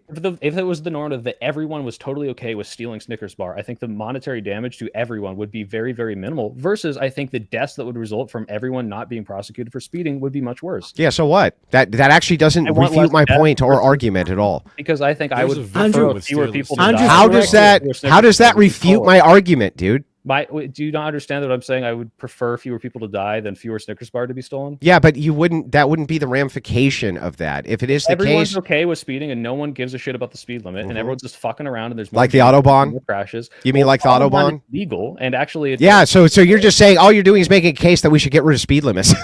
You're not making a case that we should kill people. You're making the case that we should just get rid of speed limits. In Germany, Yeah, what Andrew's saying is sticking to the That's prompt. such a bad argument, dude. Sticking to the prompt. I Right. understand, but I'm telling you that Germany has a much higher standard of training for people on the highways.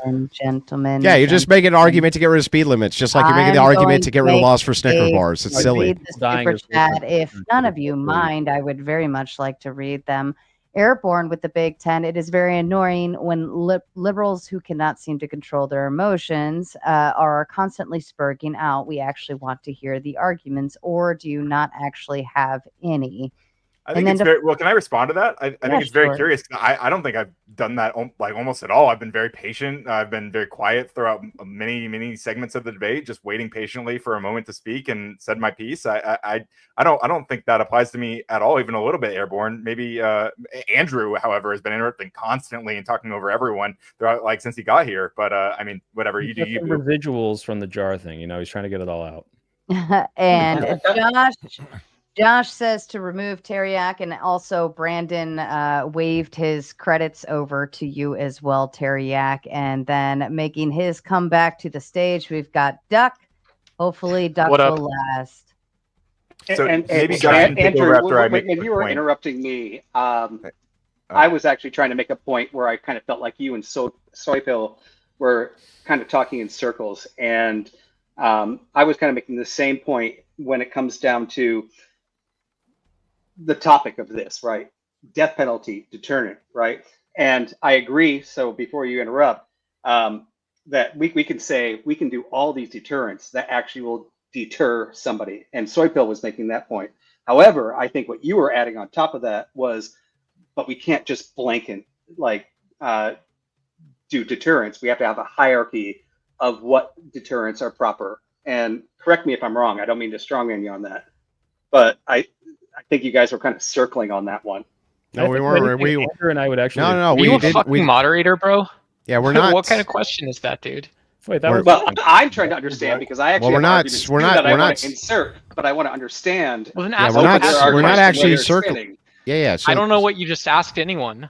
Like these guys just spent 2 hours debating. Be clear when you ask a question. It's a fine question. He's Yeah. trying to Yeah. I clarify. thought it was fine. He and I would go on circles. You're on this. being too I think nice. Andrew. No, I promise that was fine. Look, it's like if he's arguing that there is a hierarchy of like how severe crime should be, I agree. It's just that we vastly disagree on what that is. I think I guess Andrew doesn't actually agree with the death penalty. He says maybe there would be a world where like shooting someone for breaking your store should be better, and there's some cases where I might even agree with that. But I don't think that we should be killing everyone for anything, and I think there should be, as far as I can tell, no death penalty for most of these crimes. It doesn't. The problem is that when we go to the logical conclusion, right, his arguments actually become, at least that argument did, that we should abolish speed limits, just like we should abolish any problem with people stealing Snickers bars. That would be more optimal in whatever the social order is that he's talking about. That's where your argument ended up landing. And why you think I think that? Because I don't think that, but you think I think that, and I'm curious why. Like, do I think that you think that I think that you think that?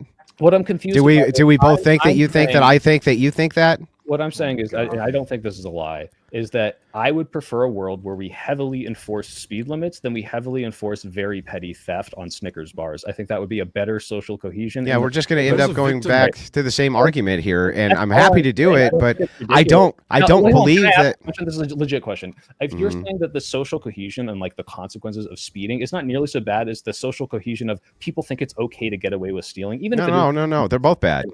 Right, but the reason that and both are enforced, Oh, if both are enforced, but why would you say aren't both enforced? They aren't both. So they are both enforced, yeah. In our current society, yeah. So both things bad, both things enforced because both things bad. Right. Got it. No, I'm saying one is worse. I think speeding is worse than stealing a Snickers. Yeah, but I mean, when you say worse, you're talking about the standard outcome that speeding right now, right, kills more people. Mm-hmm. Even though you have the idea that there's a utility that most people have to drive a vehicle, right? There's nothing that you can do about that. Therefore, because more people engage in activity, there's going to be more death. However, you can't really correlate this to a Snickers bar where everybody has to buy Snickers bar or can't get to fucking work, things like this. It could be the fact that if people were stealing those in mass, that led to more death than stealing, or than speeding, correct? How would it lead to more death? Okay, so if you have no swimming pool, what are do your chances go up or down of dying in a swimming pool? How does answer the question, bro? Answer the question. Answer the question. You're not answering my question. I don't understand your question. If you bro, if you don't have a swimming pool in your backyard, do your chances of dying in a swimming pool increase or decrease? Zero. Yeah, that's zero. You can't die. Well, so it decreases. Well, it doesn't decrease. It's zero. No, it's not zero. You could still drown in a swimming pool, couldn't you? Just not your chances of drowning in one general, decrease, right? Yes, it is less likely if there's no swimming pool. I understand. Yeah, correct. So if everybody drives, your chances of there being fatalities due to speeding is going to increase, right? Okay. But if everybody stole Snickers bars, there's a good chance that would lead to an overwhelming amount of death too. It's just that everybody doesn't have to steal Snickers bars because everybody doesn't have to eat Snickers bars, but almost everybody has to drive. You see how that works? The idea that because there are more thefts of Snickers bar, this is going to lead to more conflict, which will lead to more death because people might try to. Yeah, that would logically follow, wouldn't it? Well, that's what I was trying to ask you. You just wouldn't say it. I'm just curious. It wasn't a gotcha. Doesn't that logically follow? I guess. Yeah. So the point is like, I don't think that if everyone stole Snickers bars, that would cause more deaths than everyone speeding. Yeah, and I also think it would escalate into worse things than what speeding infractions would. At the very beginning, no, it's a both and, not an either or. It's extending this to worse things happening. Yeah, it's both and, not either or. Hypothetical, I was asking is which of these laws would you rather enforce? And I said I'd rather make sure that everyone goes the like in a vacuum. Yes, that's what. Yeah, if you're just asking within the confines of a vacuum, because almost everybody fucking drives, then sure, I could say that the civil infraction would be a more important social enforcement code than people stealing Snickers bars in a vacuum. Yeah. But when we take it outside, when we take it outside of a vacuum, That's obviously and clearly not the case when we're talking about the escalation of social cohesion. It becomes a problem of you being in California and you can't get your fucking face care, bro. Right. And exactly, this is what I asked. I was like, if your argument is the people not enforcing the speeding is probably not as big as a social norm violation than people thinking it's okay to steal. That's why I was like, yeah, outside of that vacuum, I actually do agree with you. Yeah. That stealing escalating is going to lead to people to doing worse things, and it's going to break down the social cohesion more than agreed because everyone fucking speeds. Okay, yep, cool. I agree. We'll clarify that. I think we agreed we could have gotten through that faster if you didn't think I was trying to get you. No, I didn't think you were trying to get me. I just thought that what you were saying didn't logically follow. I want Since to you guys are done, invite I just want to say one thing real quick, if that's okay. I've waited patiently, right? this point. You know what? Spurgeon over here, Mr. Spurgley. Thanks, Sarah. So yeah, I know I can't stop spurging, but I just wanted to read something from a UN report that talks about the Singapore stuff.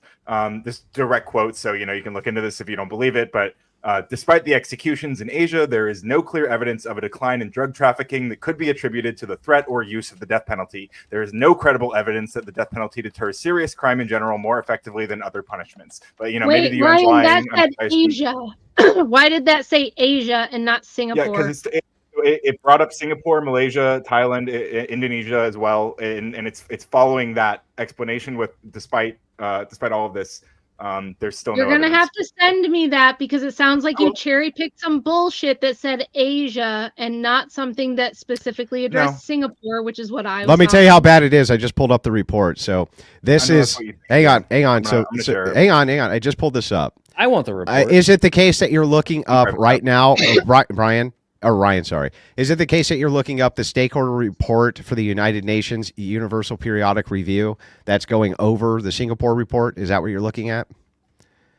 Let's see. Because the primary funder of that the is Amnesty International Public Safety. Yeah, okay. So yeah, literally the primary funders for that, the Advocate for Human Rights Group, World Coalition Against the Death Penalty, Think Center, Anti-Death Asia Network.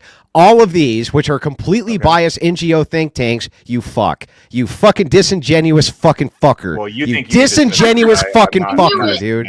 Yeah, I'm not quite as convinced that you can just dismiss these because of that. But oh yeah, you're just not quite convinced that that's fine. That you're not quite convinced that the external reports, which aren't funded by fucking worldwide global NGOs, the global NGOs, we should believe them, but not the unbiased reports. Great. Can you just say you think they're lying? Can you tell me that for sure? I have good evidence to believe that global NGOs would have great reason to be very biased in how they report data when we look at independent sources, including the countries themselves, which talk about the efficacy of these programs. Yeah. Wouldn't the countries be more incentivized to lie about it too, Andrew? I mean, no, the countries themselves would be less biased. They would be less biased. If it wasn't working, they would want to change policy. That's how they stay elected. No, but if they I was in the Philippines when the Duterte took over. And he's under a lot of scrutiny for his hardcore stance on drugs. And he wasn't just killing the drug lords, he was killing the users. And the rest of the world was against him. Now, I'm not actually going on reports on this. So I'll honestly say I don't have a report for this. I was living there during this time. Every citizen there was applauding, so happy. It's very popular. They felt more safe. 95% popular. That's fine. Yeah, I mean, in the country, it was. They just were like, I've never felt more safe in my life. Everybody, I get in the. It would be popular here too. If you went to where all these flash mobs are, and you had like an emperor of the United States, let's say in this case, Emperor Trump, of the United States. Let's just say, hypothetically, you did, and he was like, look, when a flash mob shows up in your fucking store, you have a civil duty to open fire, right? The whole fucking world, the whole United States would be like. Fucking clapping, they'd be cheering in the street, and guess what? There wouldn't be any more fucking flash mobs, guarantee it. I'll say that, Andrew. I'll concede this. I would not cry if people started doing that to this flash mob. Yeah, I wouldn't be upset about it. I would not. But it is kind of part of the point of the prompt, right? Deterrent, right? It is the deterrent when, even if it's properly or not properly implemented, and a lot of people would debate whether Duterte properly implemented that. It did deter things, and it changed things. So. Yes, is the death penalty, and this goes back to it. Vibe. That's the thing that's contested by the UN report. Well, that's where that's the whole other debate, right? That's what is the thing that's deterring. There's other things such as increased border security, and other cooperation with nearby nations. Like there's other stuff that the data suggests might be a stronger correlate or a more causal, Yeah, Ryan, that was what I was going to say earlier. Where they were talking about the immediate drop off, was a deterrent. It proves that it was a deterrent. No, Vi, but it doesn't 100%. necessarily. There's you no can look at the correlate, and it's against that. probably likely that it definitely helps. And I would say in most cases, it's probably at least to some degree does it. But I think the advocates against it would say this is very minimal for the damage and the innocents that might be killed. And the reason Ryan questioned it, Vibe, was because, and I don't know if this is true, but yeah, it could be maybe they had tighter border security, so drugs just weren't coming over as much. They weren't necessarily having to threaten all these people with death. They lost their drug dealers. No, I understand. I'm not saying that's not true. I'm just saying the reason Ryan asked because there could be other factors that potentially did this, and he'd want to look and say, I can't just look at the number and a thing happened and know. Like I can look at so many things that happened terribly in this country and say, hey, look, it's the time that Ronald Reagan was president. And even though I truly do think it was him, I would specifically have to look at the policy and know for a fact that those policies are what did this, and like look at a study for that.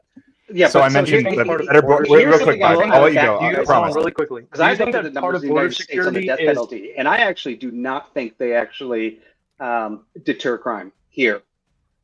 The death penalty. Do you think that part of border security is the way that we do it here? No, I do not think we do it effectively, and I do not think it's a deterrent. I'm also kind of with Andrew that I don't actually believe in the death penalty either. One, because I am a Christian, but also on top of that, I don't like that the government should ever have the capability of killing its own citizens. But that's a whole other debate. Well, I don't care about that part. That's crazy. Yeah, that's crazy. It is a Christian. The death penalty is a Christian thing. Yeah, death penalty is. I'm trying to stick to the where would we be if the death penalty was more public, like for instance the public hangings, you know what I mean, where it was there in front of you? Our founders were very specific about this, that public execution created public spectacle, and that would create demand for the public spectacle. If you create demand for the public spectacle, then you would see bias in persecution, prosecution, in order to meet the demand for public execution. They were heavily relying on Rome for this idea of the Colosseum, the idea of the spectacle, where then you could create these spectacles by utilizing a mode against the citizenry to prosecute them for crimes they may not have been actually guilty of, in order to create this like public spectacle for people. They were totally against it. In fact, that was almost universally agreed on by both sides, the Federalists and Anti-Federalists. So besides that, and there definitely is still bias, I mean, especially racial bias in terms of death penalty. But as I was saying about Singapore, there's the racial bias in crime. There is also that. So better border security, regional law enforcement cooperation, and shifts in trafficking routes specifically to avoid Singapore. These are all things that also contributed to those. Border security, let's go. No, well, according to the Singapore government, the primary thing that reduced this, and the primary correlate that we can look at, because those things that you're talking about, those were not policies. They were implemented over short periods of time and then shifted.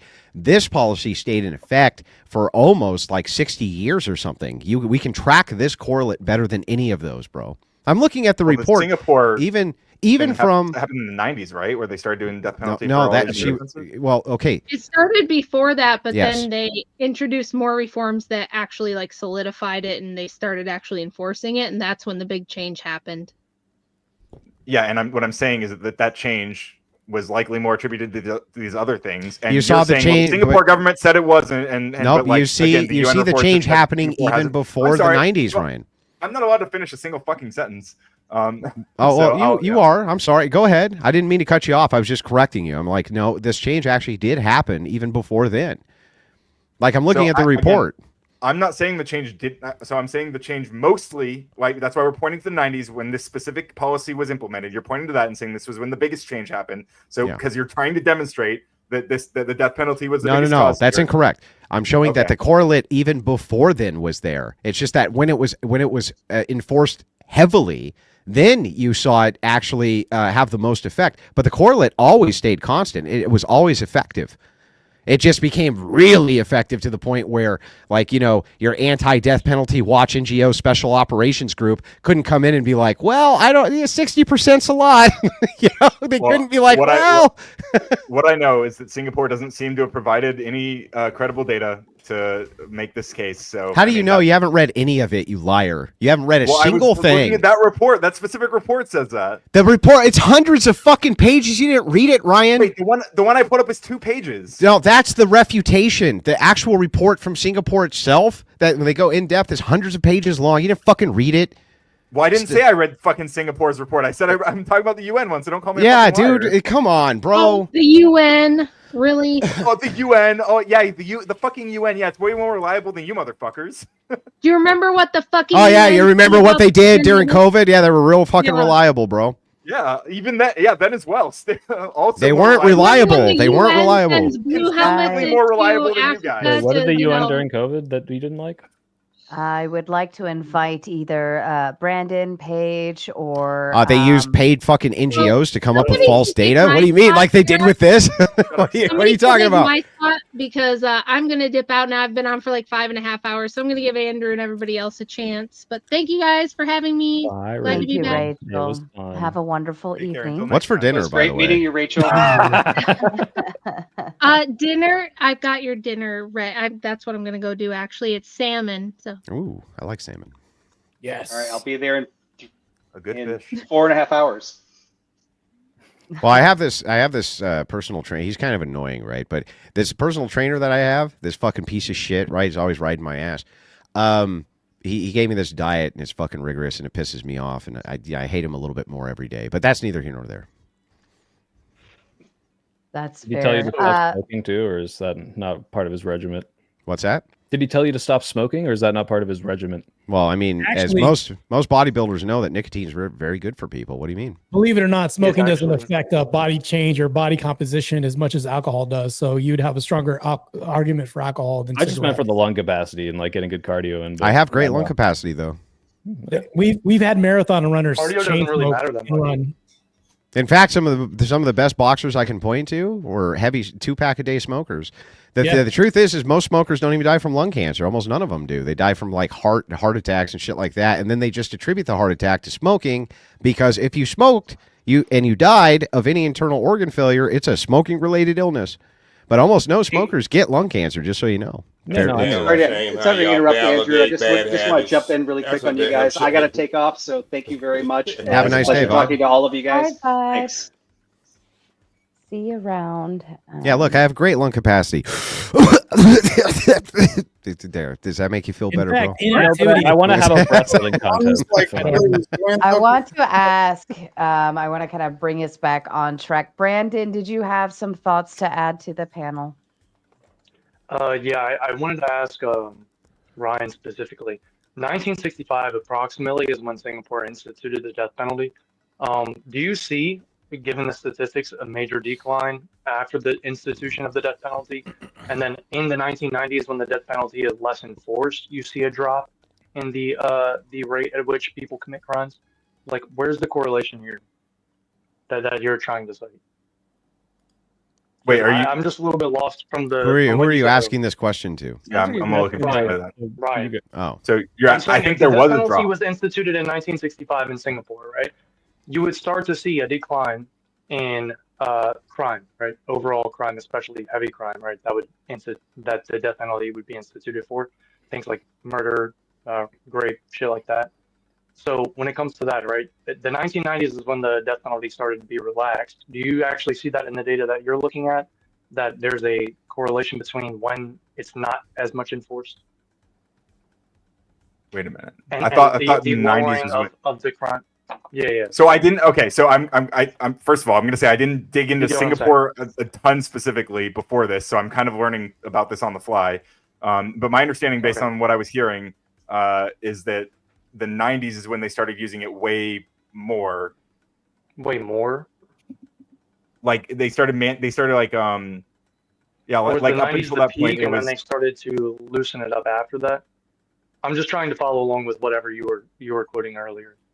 he was talking about a UN report, a refutation UN report, which was set up by a bunch Yeah, of the NGOs. Amnesty International public statement. I posted it in the back chat. You can look into that. That's Oh, probably okay, I better got you. than Yeah, asking me I'll about check it. that out. Yeah. Just looking I'll through check that, yeah. it out. Yeah, Maybe he someone he else- wasn't sourcing Singapore's data or government data. He was sourcing UN Yeah, the data, UN. which is Well, funded, Andrew, post which is the, funded please by post NGOs. Singapore data too, since you seem to be super familiar with it. Martae already put it in the chat, I believe, or Rachel did. Yeah, it's already placed in the chat. You can go ahead and check. So where stay I away don't see from it. Do you trust Well, Singapore? like data Ryan, are over, you like, seriously like because you American seem to be the data? only one that's saying that like the death penalty wouldn't be a deterrent. That like escalating Well, me punishment and the wouldn't be a UN deterrent. and Me and the UN are saying that. Yeah, but like you do realize that like that's not even the counter that you need to go, because the way you flip it is to say, yeah, well, technically, if we replace all the airbags with machetes in cars, that would effectively eliminate all speeding, but we wouldn't do it because it's impractical. Actually, Soy Pill tried to make this argument. This is my argument, yeah. Yeah, but that's what I'm saying. They can't win the prompt. The prompt is that's why Ryan's acting like an idiot at the moment, saying, "Well, technically, no, it wouldn't." At the moment, what do you mean at the moment? That is his shit. In Ryan's defense, I mean, again, I haven't specifically looked at this UN report, and I don't know which is more credible, as Singapore and NGO. But apparently, there is at least some contestation of it. But there's some contestation of every data. Almost all raw data sets are that way. Right, Andrew. It could be like the flat Earth debate. But you can't just dismiss it just because it's contested. You have to say, okay. No one posted the Singapore stuff in the back. You guys are lying about that. The Singapore data is not in the back, by the way. Yeah, but Ryan, I'm pretty confident earlier in the debate they did actually post that. Well, right? I mean, why don't you scroll? You can look in the private chat also. Like, we both have access to it. Well, how far back does the private chat go, though? Does it go to the very beginning? Up until 9:51 p.m. Okay, well, I was pretty confident that they did. Andrew, when you look at like CDC studies that say like smoking increases the likelihood of lung cancer and heart, like, do you not believe those, or you just don't think it's big enough to care? Well, I think so. Here's the thing that's interesting, right? Especially when it comes to medical studies or sociological studies, both of them are affected the most by the replication crisis, especially medical. But sociology is even worse, right? And the reason is because of the data sets and the biases which go into these, and they can't replicate most of these studies. And what's really interesting on the anti-smoking stuff, the anti-smoking campaign, is one of the things that they left out, the anti-smokers did, is the appetite depressant aspect. So if you go back and you look at the 1950s and 60s, for instance, when people were heavy smokers, you'll also note that they were in much better shape. Right. Not eating as much, right? Because they were not eating as much because nicotine's an appetite suppressor, and smoking also assisted with calming the nerves. It was a great mental health kind of coping mechanism for a lot of people. Mm-hmm. So it is true that there's massive health ramifications. I'm not disputing that. Okay. There's enough scientific rigor there to point that out, but everything is a give and take. Every type of drug, taking ibuprofen is a give and take. So same thing with bodybuilders. I've noticed that bodybuilders will take hormone replacement therapy. Oftentimes that's a give and take, or steroids can be a give and take as well. Martae, but they can end up. Are you natty, Martae? I don't believe anybody in the league is natty, to be honest with you. I appreciate the honesty, but I agree with you, Andrew, but I think the cigarettes are probably more damaging than just eating less. Even though I would agree that I think that obesity kills way more people than smoking. It does. It's way worse. All right, I would agree with that, but I don't think you need cigarettes to not be fat. Right? I think that. Hang on. I think that cigarettes is an appetite suppressant. When you look at the data, no, it is. That's. It's overwhelmingly an appetite suppressant, and it's super helpful for people because what do people do when they get bored? They fucking eat. Mm-hmm. And so what happens when smokers get bored? What do? They fucking smoke. They don't eat. And so what happens is, especially when women and men both heavily smoked, you actually saw that the body composition of people was way better. Yeah. So it's a give and take. I'm not saying that people should go smoke, bro. I'm just saying that, hey, I always take things in context of how they actually apply socially. Sure. I think you should just eat less when use self-control or drink caffeine instead of smoking cigarettes. Caffeine though is way worse for you. Not only that, the caffeine, it induces headaches. It has way more negative side effects for people generally than smoking does on the short term. Yeah. It's also way more easy to OD on caffeine and get the jitters and things like that than it is to smoke too many fucking cigarettes, bro. How do you explain the overweight people who are smokers? Because I feel like I see a lot more people who are they would be way fatter. Yeah, they would put sugar in cigarettes. Okay, they would be way fatter. So. They put sugar in cigarettes. That's what he don't want to tell you. They got so many other chemicals, not the same cigarettes you were smoking in the 60s. Yeah, wait. Okay. What do you mean, man? Like Philip Morris always added additives. They added worse additives. Philip Morris added worse additives in the past than they do now. Okay, so there's over 600 some additives in cigarettes now. What? There's over 600 something additives in cigarettes. There used to be more. They used to use industrial fucking waste in the shit, dude. I understand you would say that. They used to lace fucking cigarettes with cocaine. Like, what do you mean? Wait a minute. Hey, this is how you, when you have a conversation with... Are you saying that people are fat? I would like to interrupt all of you because Jungle F has sent a nice, kind 100 and says, Shit. You definitely should know that the Crucible crew are in a galaxy far, far away from the Idiocy realm. idiocy realm. Sorry, I was thinking idiocracy, idiocy realm. Keep cooking, Andrew. Unleash the federal stand your ground campaign. Yeah. So anyway, I'm not even like giving shit to coffee drinkers or something like this. You know what I mean? But here's the thing: when you mix coffee and cigarettes, oh man, it's just so great. You know, it's just fucking fantastic. It's like you can't even describe. Like the thing that hurt me the most when I was trying For to a quit, white monster and a weed pen. yeah, when I was personally. trying to quit smoking, was that morning cup of coffee without the cigarette. I didn't even want to be alive anymore without that. That was the Have greatest anybody- fucking thing ever, dude. Have anybody ever been around a crystal head who validates their drug use? I will acknowledge the coffee and the cigarette, like they absolutely 110% went hand in hand. And Yep. that was the hardest thing for me. Like, obviously I didn't give up coffee, but like not having the cigarette with that coffee, it was just like, so what is missing here? Something isn't right.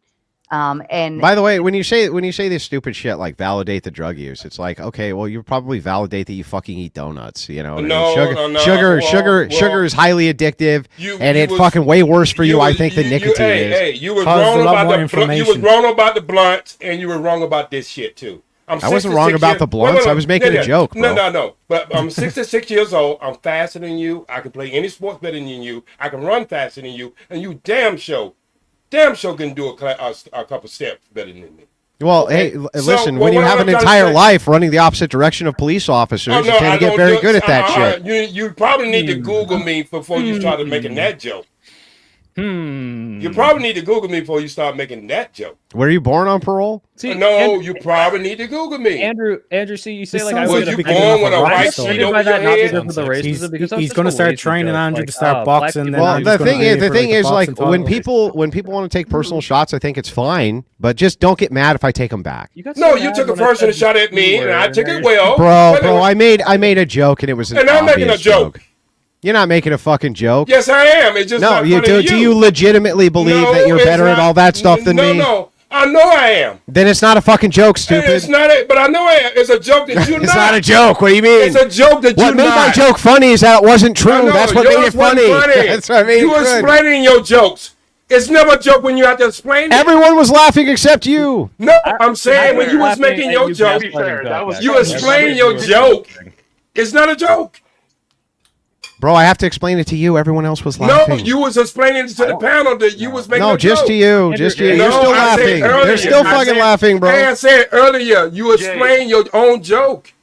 Jay, to be fair, he didn't have to explain it to me, and I had to laugh so hard. No, I'm not talking about that joke. I was talking about the joke. No, look. I was talking about the joke he explained earlier.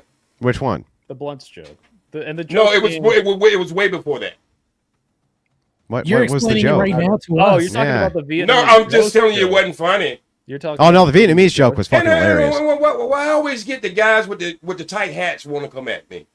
I'm not. Okay, What here, is this, dude. a high tie Here, hat does rule? that make you No, feel not better? you, Do you not want to like? Andrew, I'm not Can we talking do it about now? you. Like what? Andrew, What? Andrew, Does this make you feel better that there's no hat on now? Okay, no tight hats, bro. Let's do this. Hey, Andrew, I wasn't talking about you. I'm talking about all your bring sidekicks. hairlines into this, bro. Hey, I'm talking about your sidekicks. I'm talking about your sidekick. Don't I'm make talking it about your dumb. sidekick. Look, I'm my talking about hat's your off right sidekick. now. You know what you can't do better than me? The hair. You What? can't do the hair better than me. Yes, I can. No way. Oh, come on, dude. Come No on. way. Come on. I just cut it No off. way. Come on. And look, Rayless, you should be suing your barber. Why? I didn't Look at that fucking haircut. I know you didn't pay for that. Not at all. Rayless, I want to know. Would you be? That's just mean. You know, it's just mean spirited now. It's No, just it's mean not. spirited. Wait, Andrew, I heard you. Andrew, I heard you worse. I heard you worse. Andrews, come on now. I'm not upset, dude. Andrew, It's just you mean spirited now, you know. Andrew, if you left the barber looking like that, you know damn well you would probably shoot him or fire Well, I him or fuck my something. barber, so that's I hope your barber's a woman. What's my wife? Yeah. Oh, okay. Please let me know that now. He admitted he's on, testosterone or HGH or something. It fucks with your hairline a little bit. He's got to look good for his career. And some people, they make a sacrifice here to make the sacrifice here. Line go down here, line go up here. Well, I'm a retired stuntman actor, so shit. I wouldn't let nobody fuck my hair up like that. Even if it was a movie role, I wouldn't let nobody fuck my hair up like that. Right on. He's got a good grade of hair. He's just not. You need to find another barber. It's fair. I don't think you could. Everybody's got one good hat except for you, Soy. You're. By the way, can I just point out? Can I just point out how great it is when your woman's cutting your hair, right? And I can actually do what almost no guy can. I can literally reach over and pinch the fucking chick's ass. You know what I mean? Who's cutting my hair? I can actually do that. It's totally okay to do. That's fucking fantastic. Hey, Andrew, that's fantastic, right? Hey, Andrew, reach arounds is still going on in the barbershop. Oh my God! Maybe in the black barber shops. I don't know. Those are the undercover brothers, bro. Hey, I seen this guy in the salon. And Josh Dowling in with the Big Ten. Andrew, smoking is bad for your health. You see, you see why these guys, these liberals, are all fucking uptight and shit. This guy's cool. He's just kicking back and having a good time, dude. You guys are so fucking uptight. You're the only one who yelled at anyone for saying. Well, maybe not you, Ryan at least. Ryan at least. Yeah, Ryan. Yeah, Ryan. You're making us libs look bad. Why can't you be a little more cool? You just can't help yourself. But cutting certain things. Oh God! But cutting certain things off and pretending to be a woman is perfectly healthy lefty logic. Like that. It's a cringe joke. Just blatant transphobia. Who cares? It's not transphobic. Well, enough. that is a good question, though, right? So if we're going to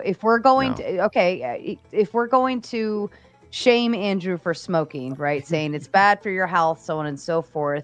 Then would the same be applied? Sex changes or whatever. I don't think that sex changes increase your likelihood of heart attacks or lung cancer. And no, I would agree. You're talking about removing an appendage and damaging yourself, or does it cause death or long-term harm? Disfiguring yourself is a whole lot different. By the way, I would say this. I'll concede this. I'd rather chain smoke than cut off my dick, but I think it's probably healthier to cut your dick off in the long run. I don't think so. You know what? What's interesting? When I look at it, the stats on this too, men who exercise regularly and smoke almost never have any negative side effects from smoking. Almost never. It's actually true. The studies show that too. Isn't that fucking wild? Maybe it is true. If you look at the thing which affects Americans the most, besides obesity for death and the relationship between it, it's sedentary behavior. So sedentary behavior and obesity, those are the two big ones. Killing ourselves. Isn't this awful? Yeah, but look at depression and removing your penis. Yeah, if you're talking about killing yourself, in regards to self-unaliving, that's one of the highest rates. I'm sorry, one of the rates of unalivement for men, specifically 18 to 40. Would you say that this is a good thing or a bad thing, Soy Pill? Well, is what a good thing or bad thing? Men killing themselves? Good thing or a bad thing? Yes, men. Yeah, males specifically. Males. No, I think that's awful. You think he's really going to say it's a good thing? Yeah, wait, why? How is that even a question? I don't know. Yeah. So when it comes down, okay, great. So do you think that transitioning, cutting your penis off, right, is going to put you at a higher rate of unaliving, self-unaliving? So I actually did read a study recently that showed that the suicidality went down, but the actual suicide rate didn't go down, but it didn't go up either. And as far as I can tell so far, I've yet to see a study that shows that transitioning actually does do more harm post-transition. But if someone showed me that, if it was like, hey, it turns out all these people it makes it even fucking worse, they all regret it. If you could show me that, I would change my mind, but I don't think Okay, I'll show you that. I can show that. Not me, all right? Yeah, sure. Post it in the private chat. Okay. Like the Singapore one that no one ever posted. I will look it up and find it. It's been a while since I looked into this stuff, but according to the actual, I forget the big trans organization that globally puts out these studies, they argue that when it comes to gender dysphoria people that are pushed into these gender dysphoric clinics, etc., depending on the study, it's anywhere from 80% to 97% of the kids that are put through that end up identifying with their sex assigned at birth if they are not given hormone treatment. However, the numbers let me finish, Ryan. The numbers once they are given these treatments end up being something like over 90% don't transition back. Now, this means that there's one of two possibilities. Possibility one would be that unlike every other medication that we have where we can see doctors, particularly when it comes to children, overly prescribed like Ritalin for children, they are remarkably accurate, and they're only prescribing these sort of puberty blockers for people that are actually the legitimate trans one. Or marker two would be there is something about these hormone blockers and the medical transition that means that people are almost never able to come back from them, which would make sense because if you never go through puberty, why would you then identify with your sex assigned at puberty, particularly if you've already made that decision with your family when you were 9, 10, 11, 12 years old, Rob, that you identify as the other. Higher likelihood of suicide, which was Sure it does, because if you're making people, let me finish last point, because if you're making people more trans and trans suicidality through the roof, then yes, by giving them those treatments, you made them more likely to be trans and kill themselves. Right, but does the study show that they were more likely to kill themselves post-transitioning, or are you just conflating the concept that when people are trans, there's a higher likelihood of wanting to commit suicide, and by not being trans before, now they become part of that 40% statistic or whatever? Like, I don't think that's what the study shows. So two things, that conflation, there is two more things. Can I respond to one thing you said? Sure. I think you and Soy need to work off each other. You're almost half a debater each, so let's give you a chance. That's adorable, Rob. I've gone up against you and Andrew for 4 hours, you. and both of you were praising me at the end of it, but you just don't remember because you're getting old. But besides the point, for me, it was just Tuesday. Yeah, that's fine. But Ryan, I have trouble believing that I ever praised you. Yeah. Go watch. There's a short on my channel. It's absolutely hilarious. You should check it out. I tagged you in it. But anyway, like you dismissed this point really quickly, Rob. But like it does sound like they are actually really good at identifying who actually has gender dysphoria. Like it seems like they're accurately. What's your proof of that? What's your proof? What's your proof that like that's what you said is one of the cases, right? You said that's one possibility. I said that there are two. I said there are two possibilities. We could get into the details of this. I offered one rebuttal already, which you didn't respond to. So you've given no proof. Let me finish. Let me finish. Now, here's what happened. I said there are two possibilities. I said that it is clear to me that the one possibility is more likely. I gave an evidence of it. I said one because we could see when it came to. Did you listen? Why did you steal, man? What do you think? You never post any of this shit. I want to see it. I never post. Okay, I'll post the studies. I'll find them and send them to you. But did you hear me make an argument? Yes or no? I heard you talking about Or were you Ritalin. too busy going, I can't wait to say something. Oh, sorry, please shut up. I can't wait to say nothing. What I said was 5 arguments and I respond to one specific thing. I didn't make 5 arguments. I outlined a logical chain for the one argument I was making, which is when we put people on puberty blockers when they're children, it's more likely that they then they trans the rest of their life. And that means that the suicidality goes through the roof. I said that there are two possibilities. I said there are two possibilities. I said there are two possibilities that the doctors are remarkably accurate, and this seems to be the only medication when it comes to children where they're that accurate. Or that they're doing, once you get on these drugs, it's more likely that you don't transition back. I made 2 arguments. I said the argument for my position was, if you're not going through puberty and you've already made the decision because you as a child or your family sort of glorified and pushed you into this decision, that you are not your sex assigned at birth. Let me finish. That you're not your sex assigned at birth, then if you never go through puberty, you would never change that. And the other argument I made was on the other side of it, that the doctors are always right, is we could see the last time they made this, when they were talking about incredible medications being given to children, it was things for ADHD, which now almost everyone's admitting, including lawsuits that are showing that doctors were overprescribing this shit like crazy, thereby damaging children for their entire life. So do you agree that doctors overprescribe Ritalin, Adderall, etc. to children, particularly young boys? Yes or no? I haven't seen the evidence of that one specifically, but to bring it back to the other thing. So you don't know? Well, yeah, that's what I'm saying. I don't know. What's your opinion? So you're completely agnostic? You have no clue?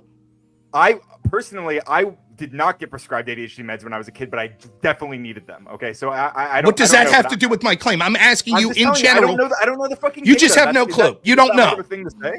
Okay, so I'm just asking you. Unlike you, Rob, I'm not gonna like just jump with my gut and let my gut decide what the data is, right? Well, I would suggest that you do that all the time. That almost everyone has a direction. Actual fucking data instead of sitting here crying about it. We keep. I just want to be clear. We came in and we talked about this. let me be clear. Let me be clear. Can you Can you show me a study on everything that you've said tonight? Everything. Bring it up right now.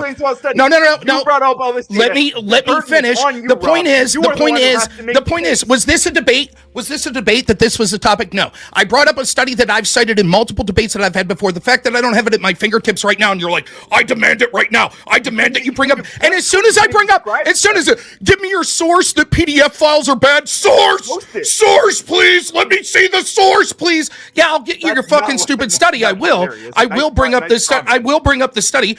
It might not be tonight, but I'll find it and I'll present it for you so that you can see it. I've done it many times on Modern Day Debates and other places.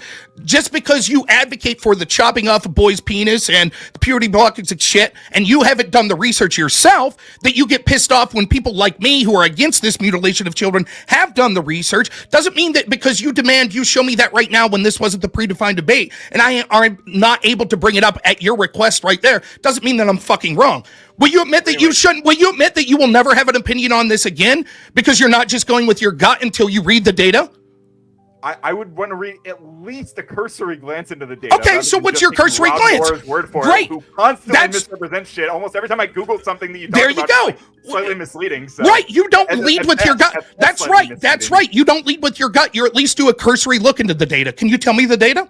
You've done a cursory look, right? What I'm telling you is about the ADHD thing. I haven't. That's what I just told you. No, it's not just the ADHD. You're talking about the trans issue, so you've done a cursory look. Okay, so what's the cursory look so? Yeah, I think they are more accurate. I think they are more accurately. Where's your data that shows that? You took a cursory look at the data. Let's see it.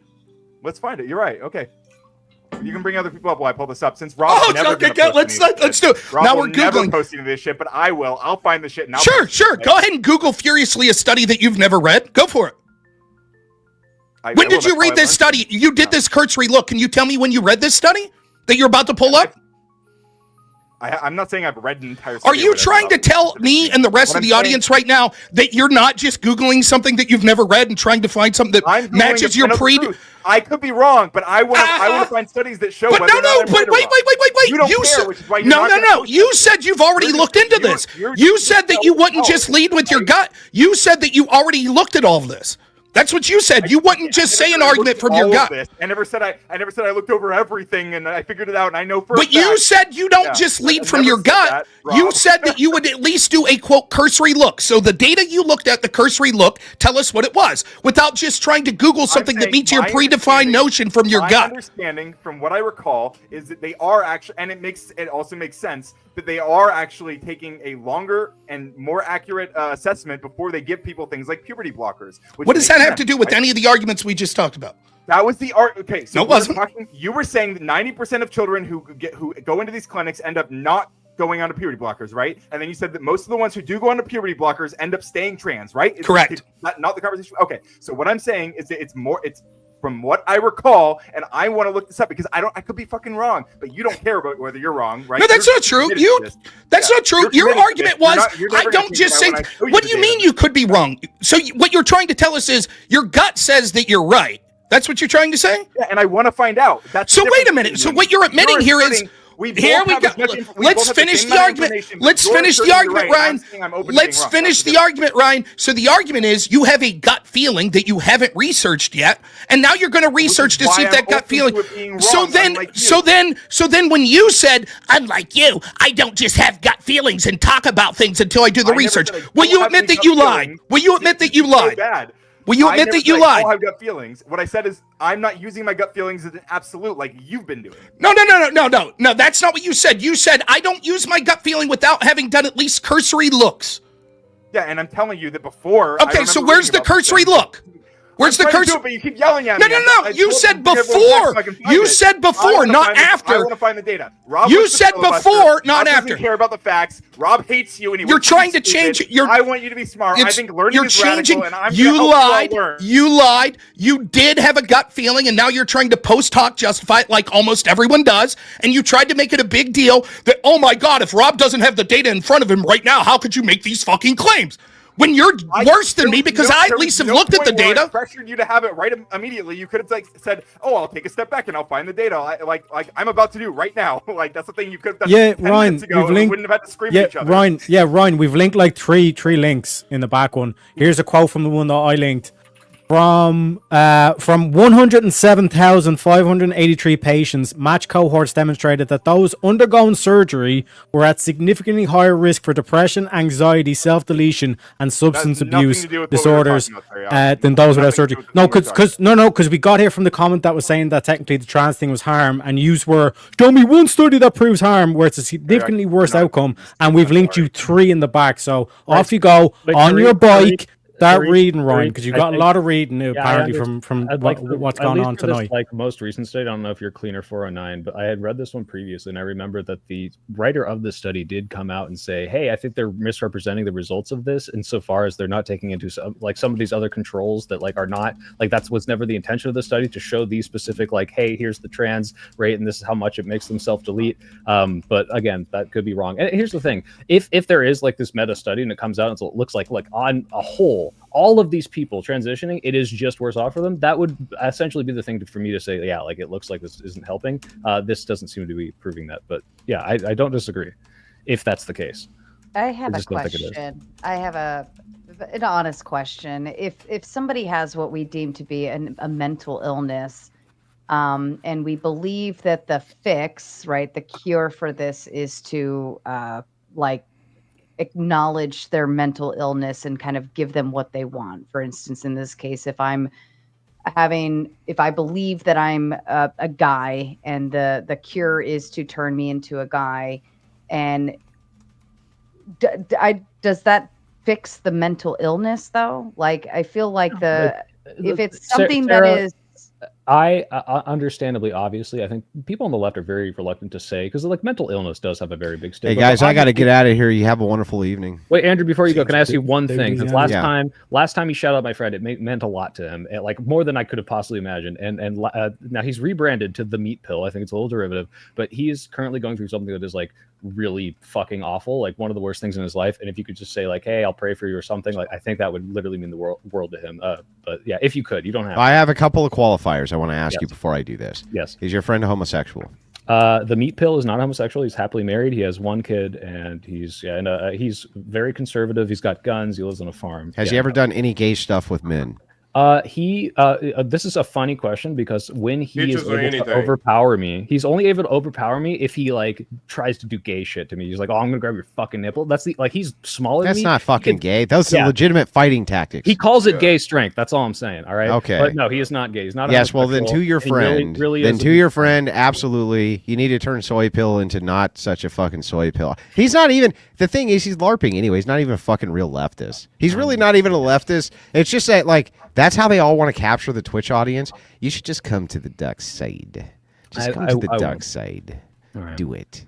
Dude, you don't even like this shit, all the trans shit and stuff. You don't even fucking like any of this shit. You don't like any of this fucking bullshit. You hate it all. Every time I talk to you, you end up being yeah, Andrew's pretty much right about this. So I don't even know why you were on that side. It depends. If we're talking about the small minutiae, I promise you, I don't want to repeal the 19th and take us back to the Vlad the Impaler days for our crime. And yeah, but I mean, is that you understand the difference between something which is rhetorical and something which is actually factual? When you say, Andrew wants to take us back to the 50s, or he wants to take us back to Vlad the Impaler, using things of examples in history, which we then move forward and we can understand, hey, when we talk about tradition, those are experiments that worked.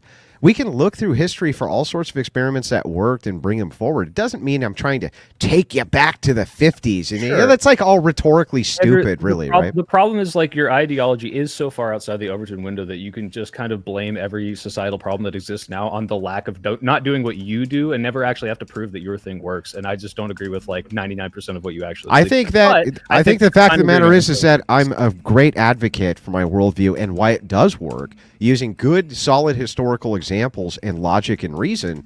And I got to tell you this too. This is what drives me fucking crazy. You leftists, progressives, your way has been the way for a blink of an eye. It's brand new. It's totally modern. It's never really been done before. And it fucking sucks, dude. The societies that you guys produce, They fucking suck. They're all a mass migrated fucking nightmare of intersectional fucking nonsense filled with people who don't get along, absolutely fucking loathe each other. The conflict is overwhelming. Like, you just create such shit societies, and we've been doing this for literally a heartbeat. And somehow that's good because my GDP, as though we didn't have my GDP when it was an all-white nation. We did. We still fucking did. We were still the #1 GDP, and it's like, you guys just cope and lie, and it's like, it just drives me fucking crazy because your societies suck. They suck.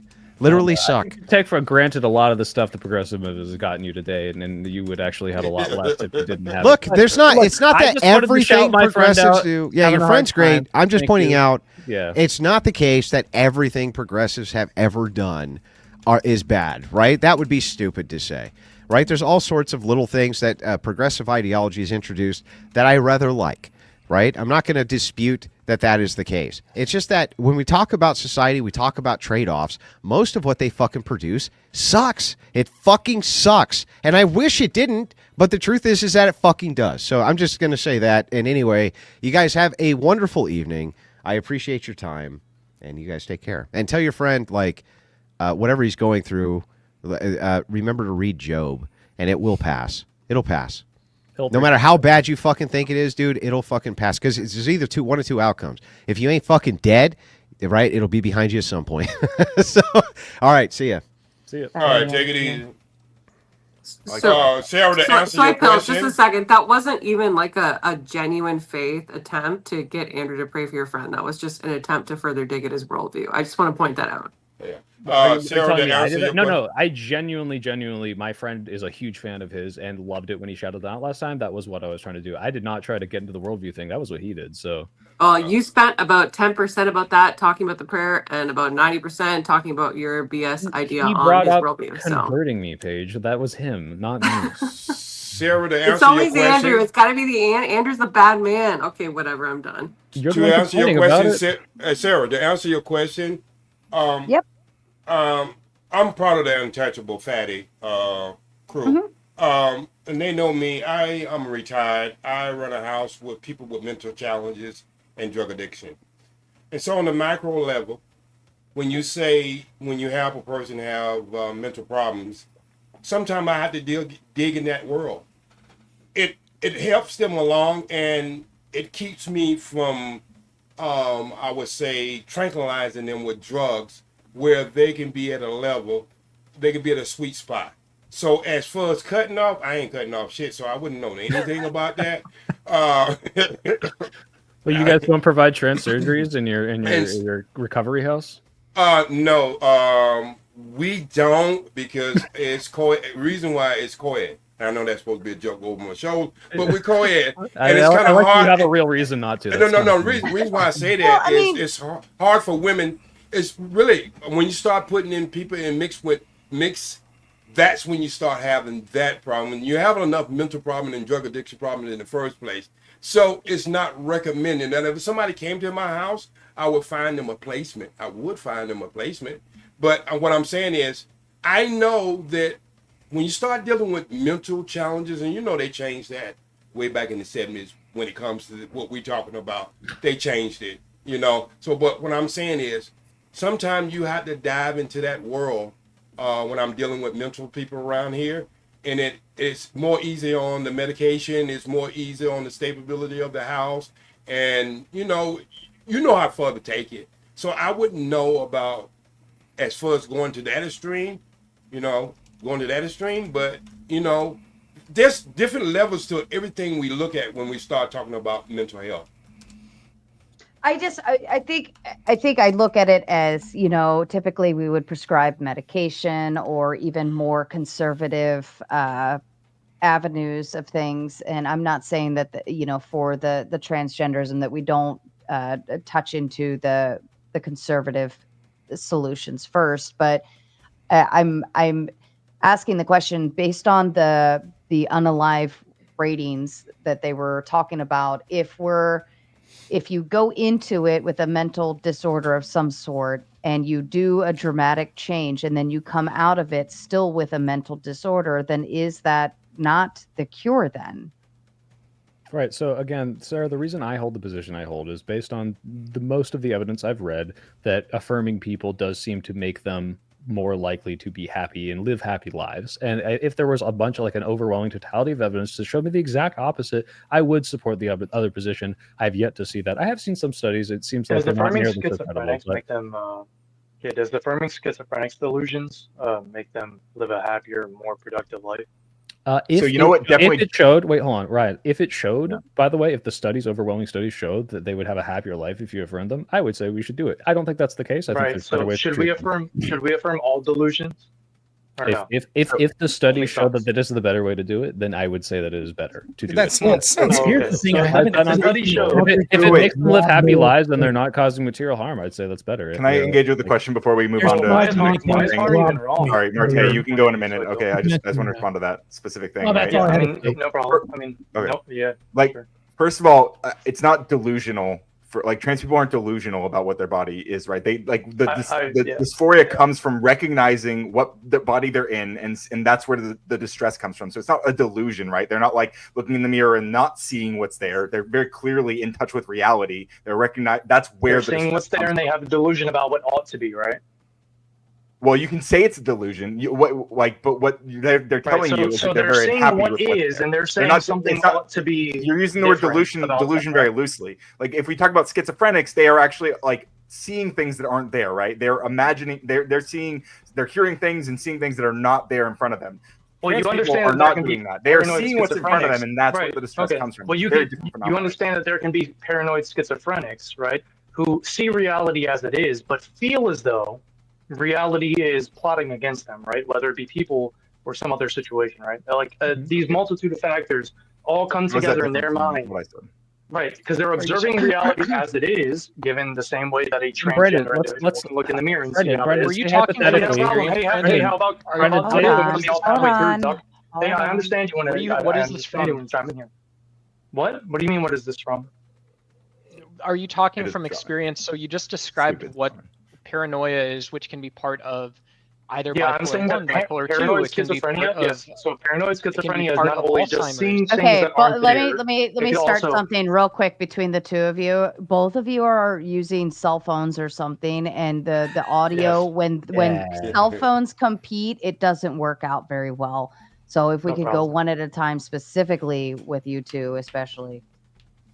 So go ahead, should Brandon. I be replying to Ryan, who I was originally replying to, or Doc? Yeah, let's start there. Go with Ryan or whatever. Yeah.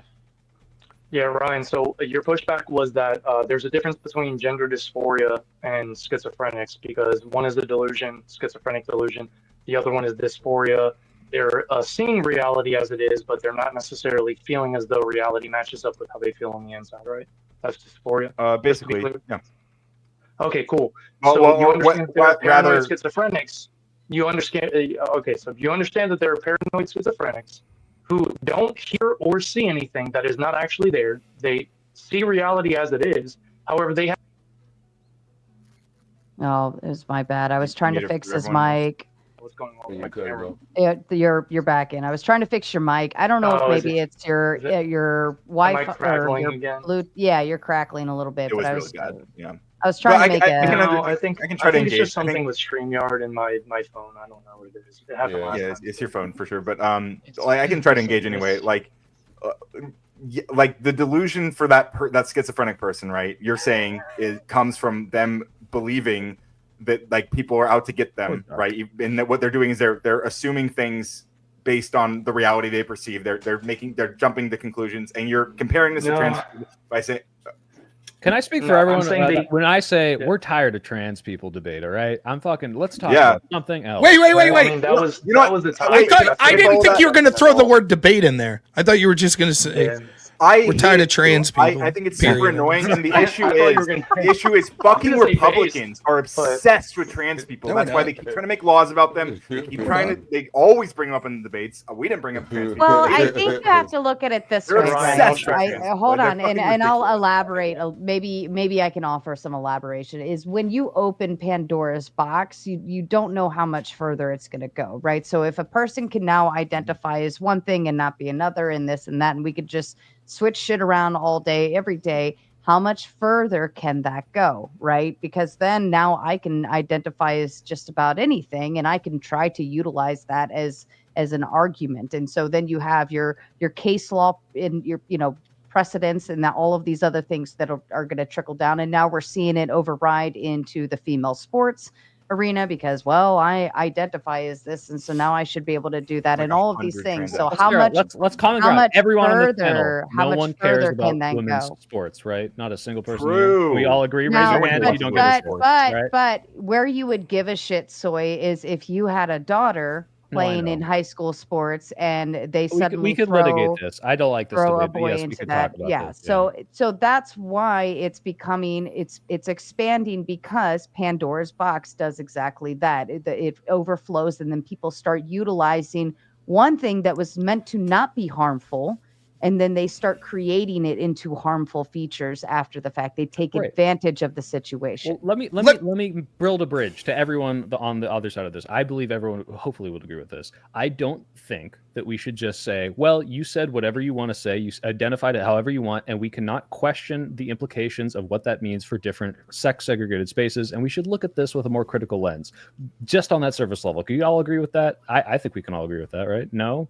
Well, sure, but like the problem becomes like I fundamentally disagree with the application of how you and Ryan are phrasing this, where it's like people like me are obsessed with it. What happened was it was shoved down our throats to the point of absurdity, and then when we point it out, you go, it'd be the equivalent if I said this, Ryan. Why are you obsessed with guns? Why are you obsessed with guns?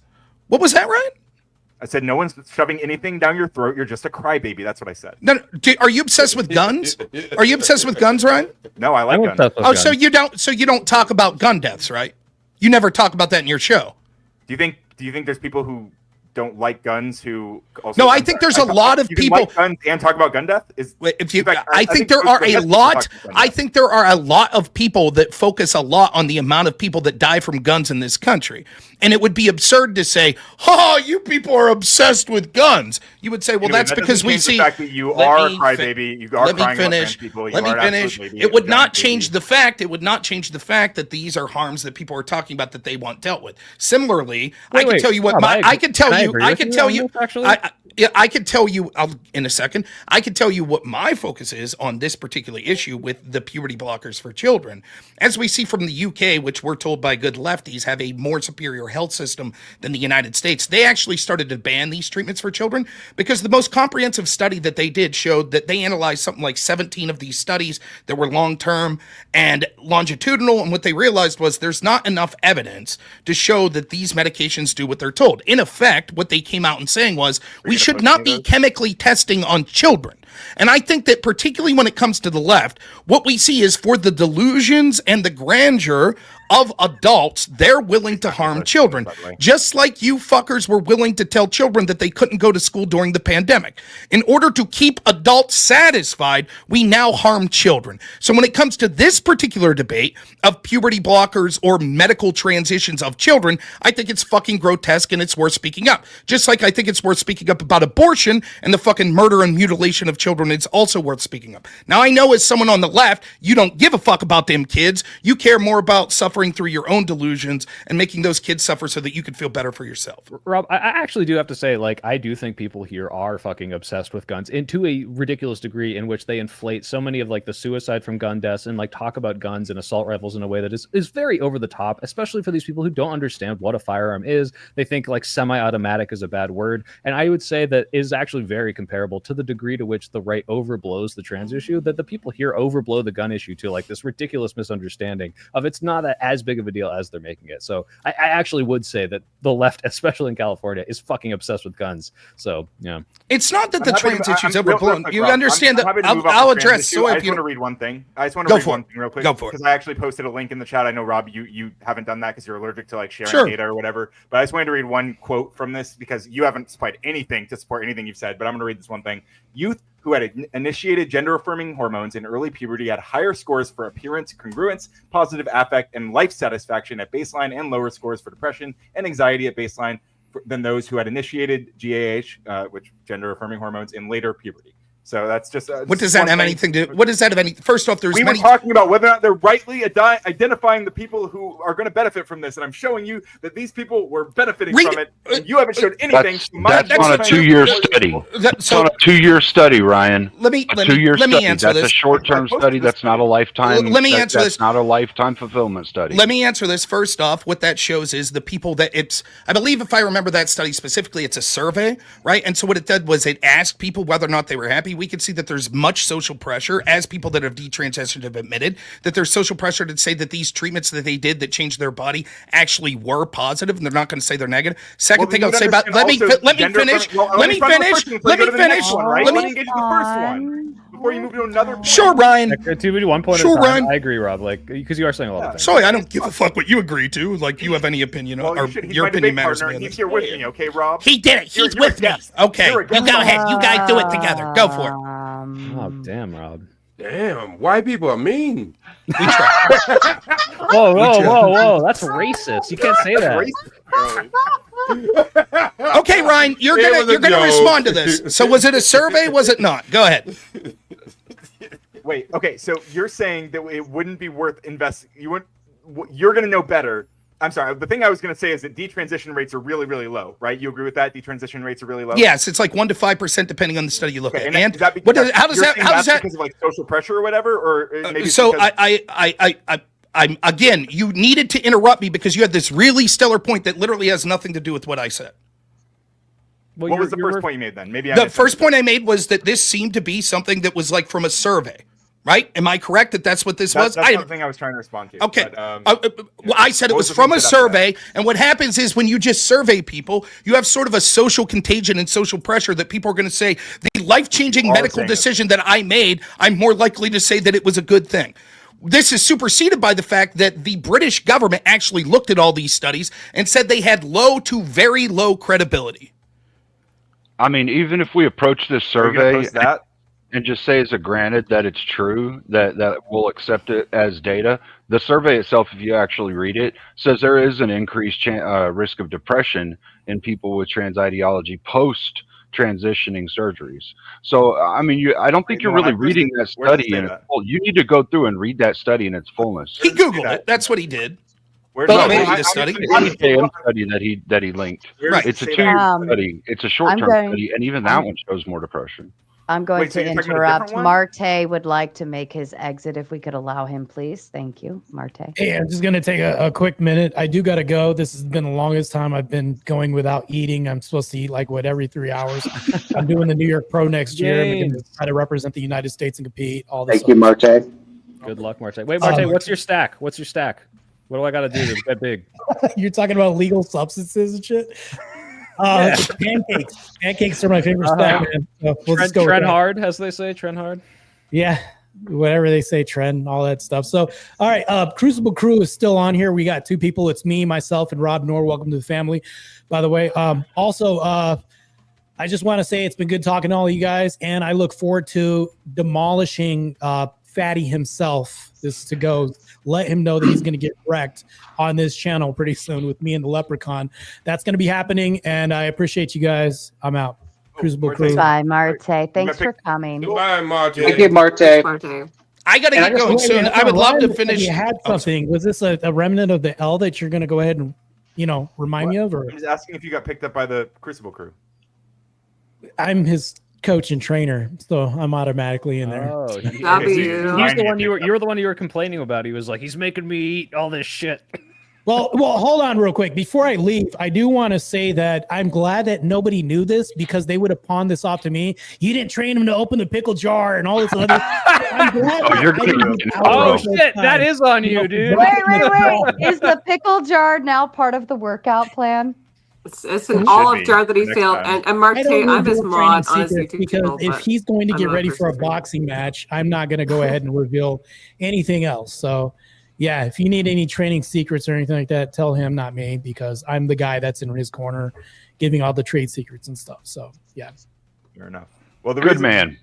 Rob's got access to all this too, so he's no stranger to all this. So I got you, bro. I was just asking because I was going to use that as a bridge. Hey, my brother. Go ahead, OG. Yeah. Tell Fatty he's toast on the. Hey, my brother. you know you got one of the untouchables, but look here, my brother. I boxed for 22 years. We ain't never talked about no pickle jar. What is that? That is getting touched. I don't even know why. It's not even be the untouchables afterwards. He's getting touched.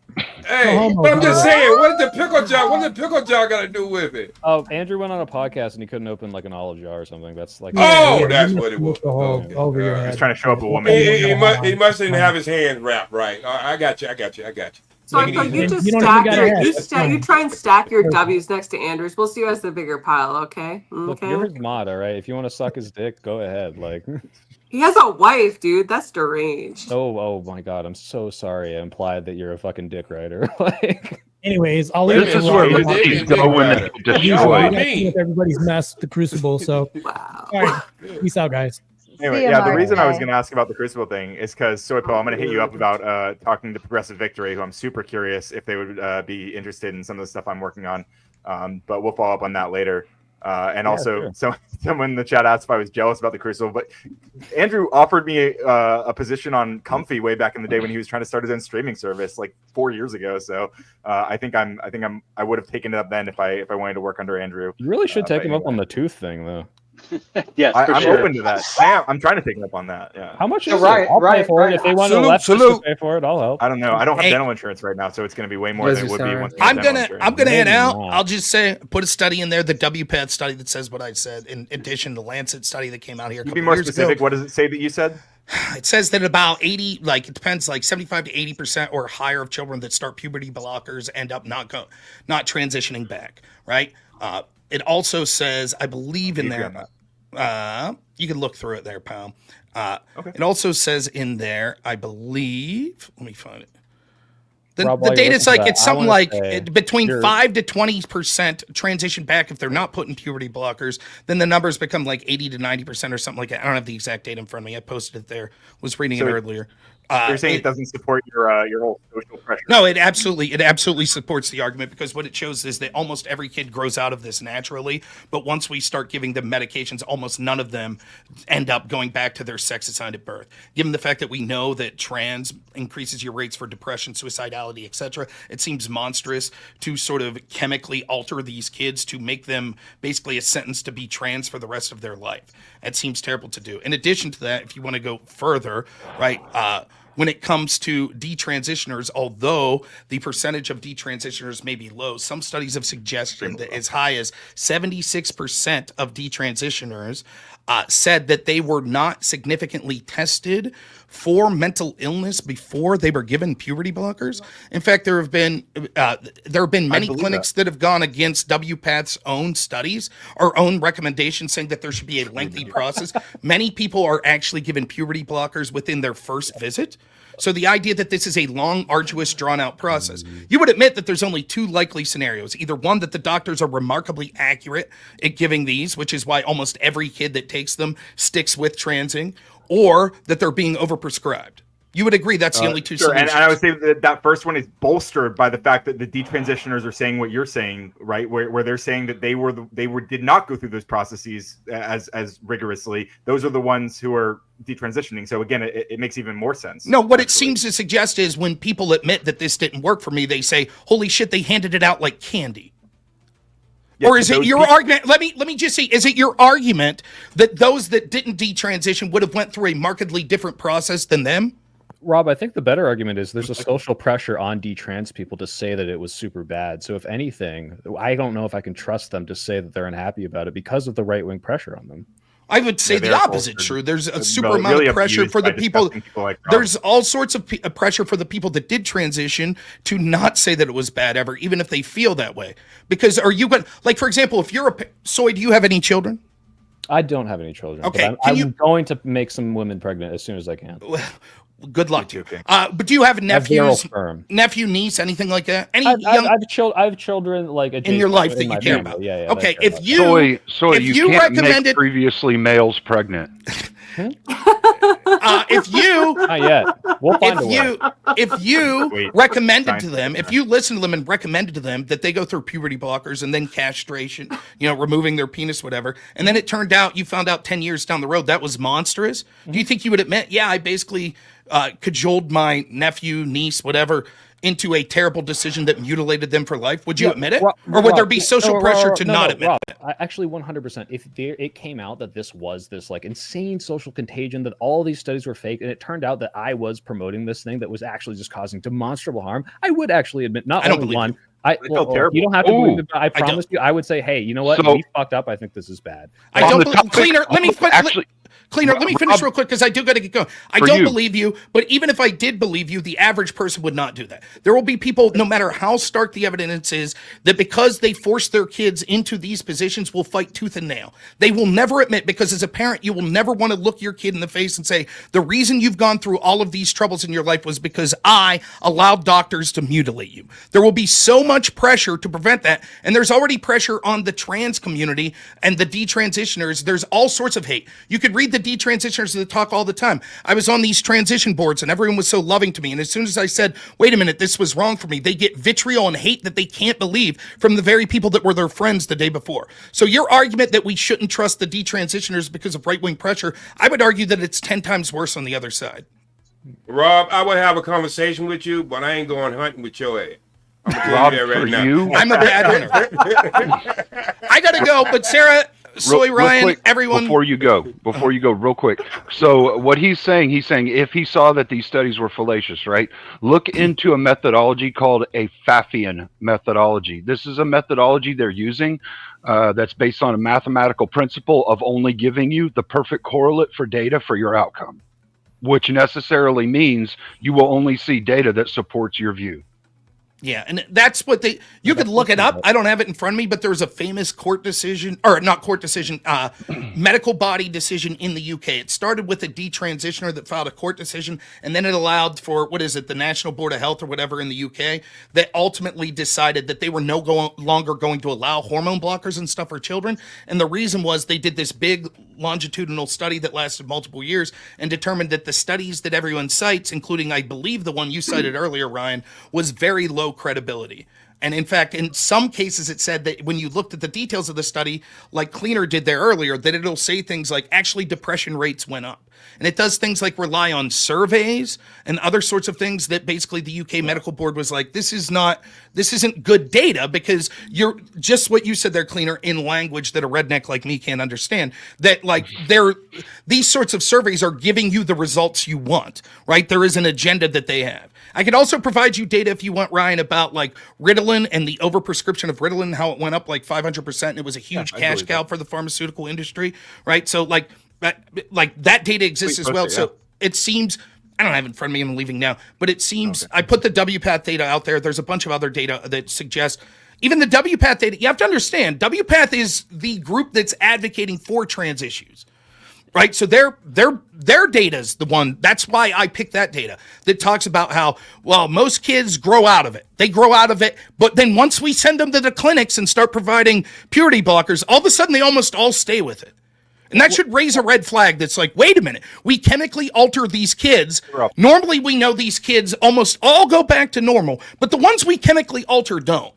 But wouldn't you not attribute that to the people who finally do the chemical alterations, the ones who really fucking want it, and they've gone through all the checks to be like, hey, psychologically, I think I really they don't go through all the checks. They don't, and that's what the when I provide you evidence that shows that the people that finally break out of the bubble and are detransitioner, please let me finish. Those that break out, they say we weren't. They just gave it to us. They didn't do mental health screenings, and your argument to that is like, yeah, but they're pressured into saying that by the right way. I was being a little fallacious. I have to interrupt. They have to be the same people because the chat only has 1 more minute left to hit that final goal, and I believe you just need to get in 4 more super chats. I think 4 more super chats, and we'll keep going. If not, I'm gonna become the sleepy tomato really fast. Rob, 4 more. That's all I ask. I just want to say this, and this is not an argument, by the way. This is just like my personal experience. Like I live in the Bay Area. Okay, there's a fuck ton of trans people here, and I know there are trans people in my family. I have friends of other trans people, and all of these people seem like relatively happy with their transition. And like, yes, this is not an argument to any of these studies. This is just to say, like,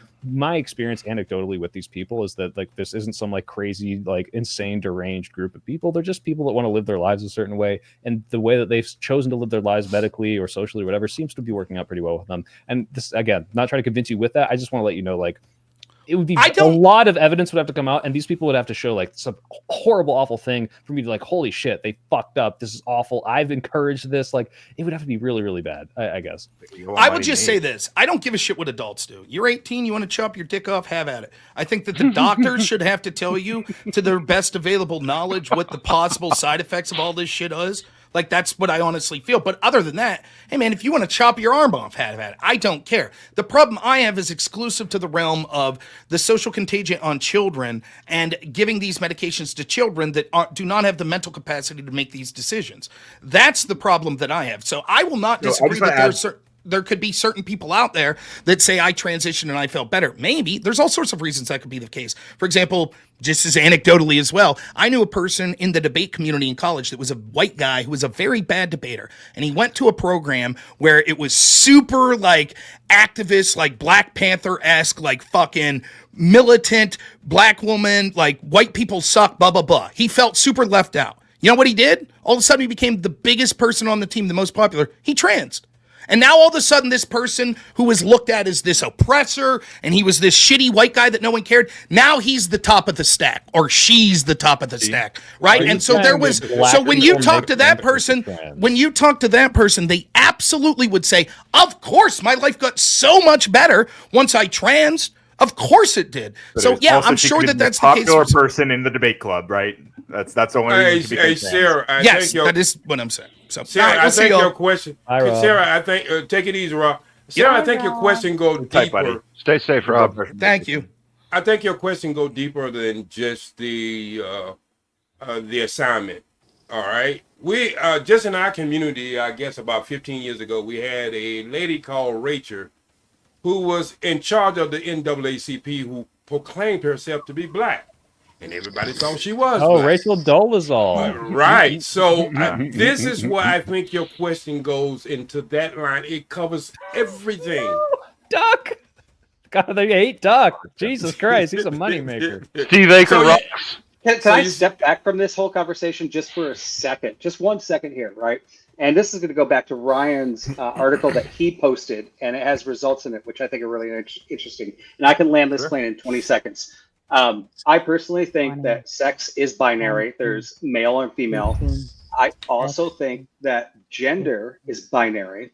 However, it's statistical. Males behave this way. Women. You got it. I could have done it. Almost done. I'm sorry. Males fit in the spectrum, but not all males fit in that spectrum. Not all women fit in that spectrum. But the gender is also binary in that males and females fit in a spectrum. The results that Ryan sent actually in that sentence says these people, 60% were trans masculine, i.e., designated female at birth, who identified in the masculine spectrum.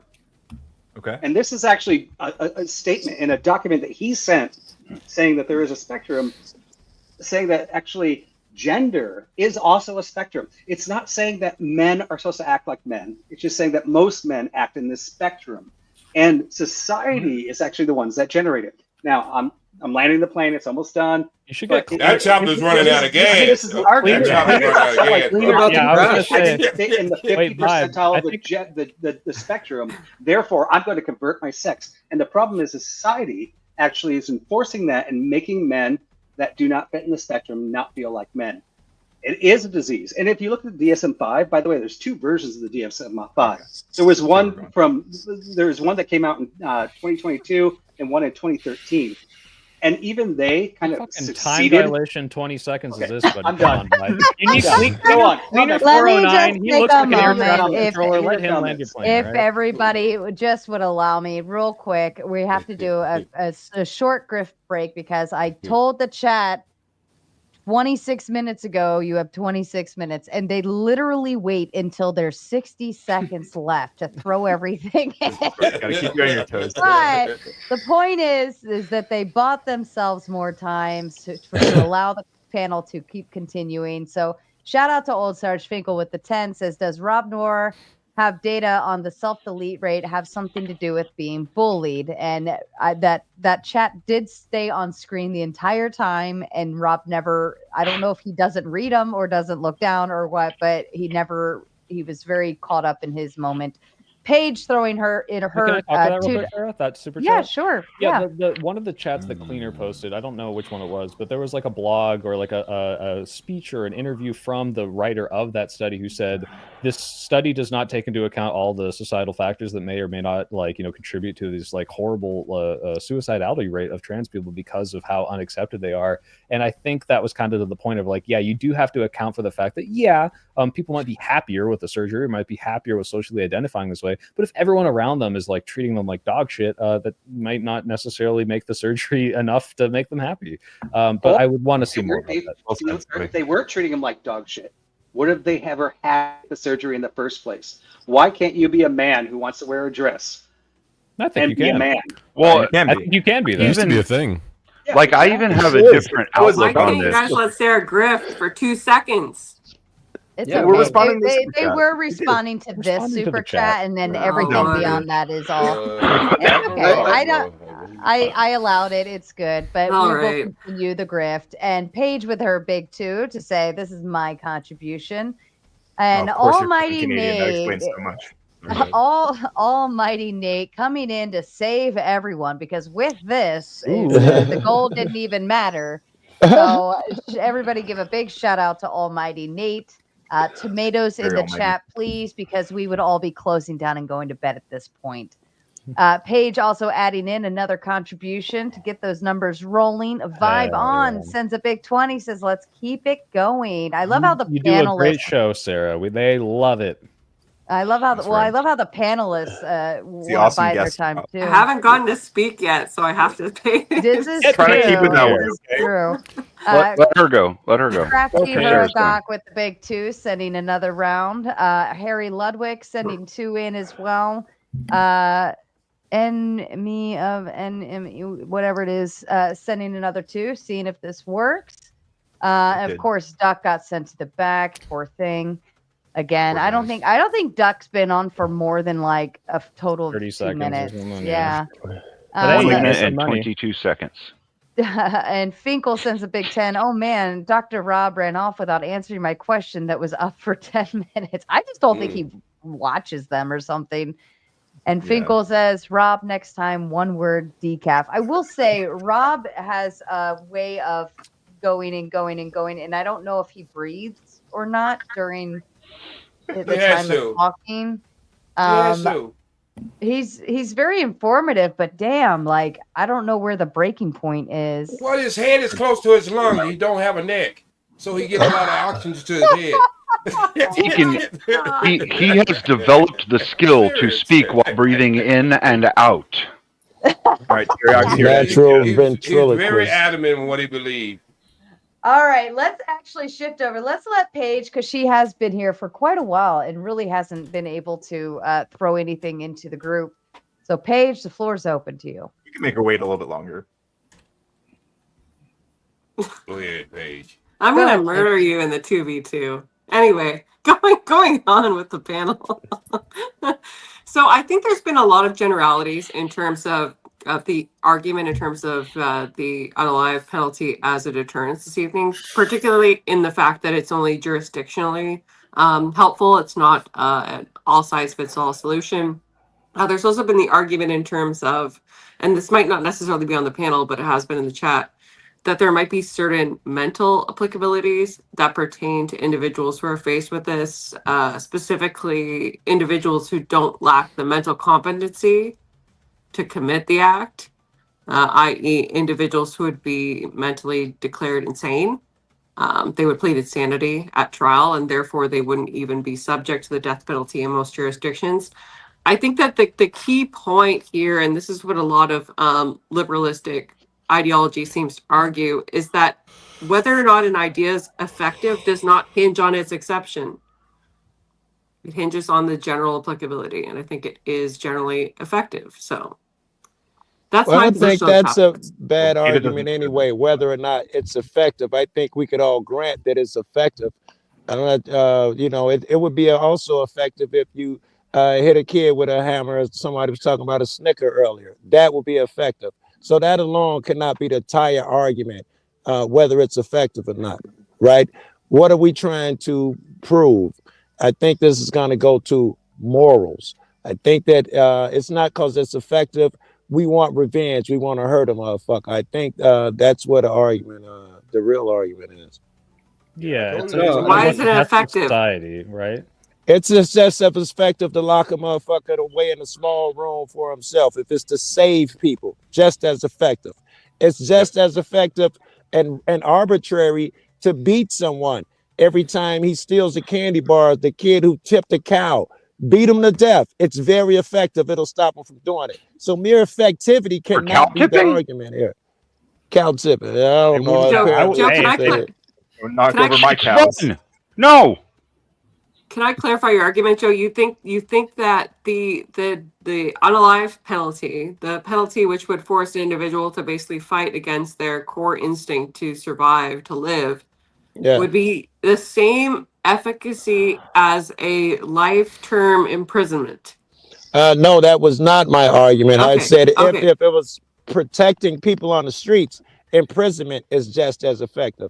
And there is an argument. So you do, yeah, so that you do agree with it. You think that the will to survive within a human being is not as effective in terms of that an individual faced with the unalive penalty or life imprisonment would view either scenario no differently. Well, Paige, I'll comment on that in the first, but you think I'm commenting on that now, and I'm not commenting on that now. Just let Joe finish, Soy Pill. Yeah, I'm just saying if there's some raving lunatic on the streets that's a threat to everybody, taking him off the street would keep people just as safe as if you locked him up. He can no longer hurt people. That was the only thing I was commenting on.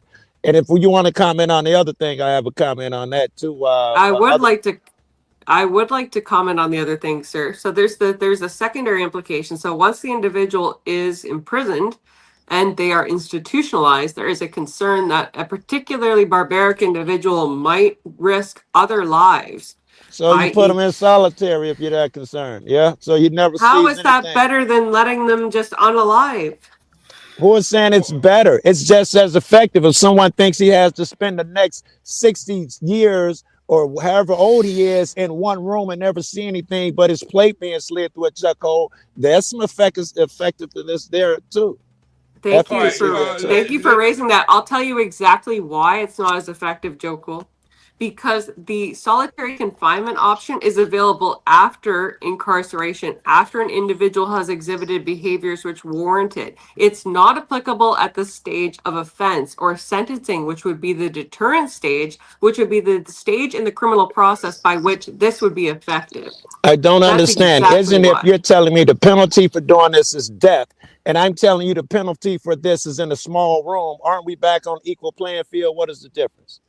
Because for certain sentences, the criminal code or the penal code applicable to your jurisdiction outlines the fact that unaliving is a potential outcome. They do not outline that, for instance, you might be imprisoned and put in solitary confinement. That's up to the specific correctional institution. So it's not something that's instantly obvious to the offender. The applicability of deterrence is something that is obvious to the offender, which means it needs to be prior to the institutional phase of the correctional system. So you're just telling me, you're just telling me what existing laws are. I thought we were talking about a hypothetical here. I'm saying if we could change a thing, we could lock a motherfucker in a small room all his life. I don't even think that's a thing. If you could grant me that, then you can grant me that someone could strike a piece of paper saying the jurisdictional shit is passed and make it federal. That would require a legislative overhaul. Sorry. Yes. I want to ask you a question. Thank you. Let's take this to another step. Okay. The common person will be more scared of torture or death. Torture, I think. Death. Well, it depends on the torture. I think that's highly so. Like for instance, if the torture is just waterboarding or death, I think most people would prefer waterboarding. Why? Obviously, you've never been waterboarded. Yeah. I actually have once. But what I'm trying to say is, what I'm trying to say, All right, go ahead. Say is, if you look at the crime itself, when you torture somebody, you get twice as much time versus when you kill somebody. So what I'm trying to say is there's a reason for that. And what he was saying was you put that person in solitary or in solitude, whatever they call it. I'm a D student, so I get messed up on any words past 2 syllables. But what I'm trying to say is, if you understand that, to me, you at even playing field again. If I know. No, and see, this is a thing that a lot of people get wrong whenever they're having this debate, right? They take out the human factor completely. And the thing is, the justice system is literally built off of understanding the human factor and the concept of hope within the person that it is trying to rehabilitate, or the person that it is trying to incarcerate. So the factor of hope right there, if you are trying to rehabilitate somebody, giving them the hope that they can rehabilitate and go back out into society and be a productive member of society, is a net positive for them in their mind. And so they will strive for that. The same thing you can say to people who are on death row or people who are in jail for murder. All right. They have that hope that they can get an appeal so that they can get out of jail, whether or not they did the murder. And so if you have someone in there who has committed multiple atrocities throughout time and continues to do this, and you keep them in there, they're going to have that appeal process available to them at all times, just like they always should because of the law. And so they will always have hope, and it will always give other criminals that are doing this action hope that they could appeal and get out of jail.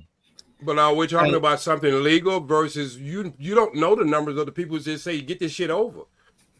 No, you don't know them. True, and there are some. I'm not saying there aren't.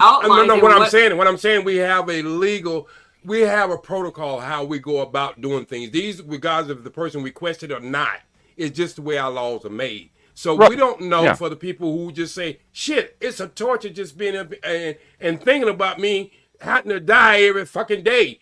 Get this shit over with. So what I'm saying is, there are some, what I'm saying is, human behavior and laws are made for communities, whatever, for community standards, better for the community. We got to understand this. Torture is, believe it or not, when I was coming up and I got a spanking, instant spanking, I know right after that spanking, after I dry my tears up and stuff, I can go right back outside and do what the hell I wanted to do. But when I started being a parent myself, I didn't spank my kids. I took away things that they wanted to have. And so what that did is set a totally different mindset than I had. I gave them weeks. I gave them days. So what I'm trying to say is there's no black and white in none of this. But we have to think this thing through. I do like for the people that laugh at the page when she asked about waterboarding and they were like, oh, waterboarding, nobody, you haven't felt it. Would you have preferred, if you were waterboarded, to just die? Any of you got waterboarded and would just prefer to be dead right now? No. I think there's a certain amount of waterboarding that I would wish for death to release me from. One of the worst things you could feel. Yes. Did you get waterboarded? I've never been, but it's been described to me as one of the most painful things. I don't need to experience that to believe that it is one of the worst forms of torture. Okay, but you would prefer. It's not painful. It's mental. It makes you think you're drowning, and that same one of the most distressing, stress, awful ways to torture someone. It's not maybe not most painful. Painful necessarily. Yeah. No. Grumpy, did you get waterboarded by any chance? I've done a few things. I got a feeling you got a waterboarding story you wanted to tell us really bad. Yeah. Nope. It's a good question. And it's Memorial Day. I'm not talking nothing about that. We can't. Oh, you disagree with torture? Name every torture, Emmett. Real good question. Would you prefer removal of fingernails worse than death? No. Let me think. Removal of teeth worse than death? No. What else? Once they're cutting stuff off, insertion of an object in an unfamiliar canal worse than death? No. You can think of some that are worse than death while you're over there playing torn apart with fish hooks, filleted, left in the sun to bake under ants. Worse than death, probably so. You What can kind of Buffalo Bill crap is that? This is not something that is a. But you understand that you could think of something modern, torture that is preferable to death. You understand the concept. I don't know why you're playing But sir, so let me just refocus, Joe, because you got confused there. So the component about deterrence is awareness, okay? And this is what me and Cleaner were both trying to emphasize to you, is that there's an awareness about certain penalties, right?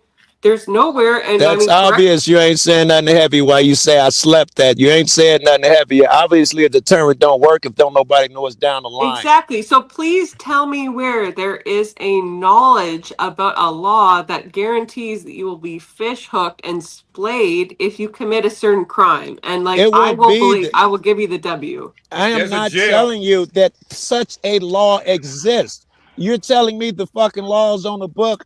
That cannot be the argument. We're talking about transforming shit here. Me and you, that's what we were talking about. That locking a person in a small room, being tortured.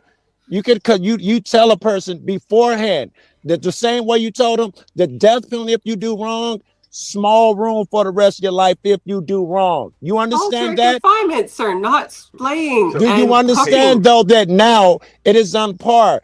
They know the threat is there for small room. Do you understand that part? So they know I can guarantee you it's not the same. But there's a place in Texas right now. There's a place in Texas. There's a place in Texas and Arizona where the sheriff makes the person wear pink drawers. And I'm telling you, some of the hardest criminals don't want to go to that goddamn jail. So there's an exception in Texas, and we should base our entire. No, I'm just saying. I'm just saying he came I have a up with question for something. Paige. My chat is asking, what is Margarita Island? What is this?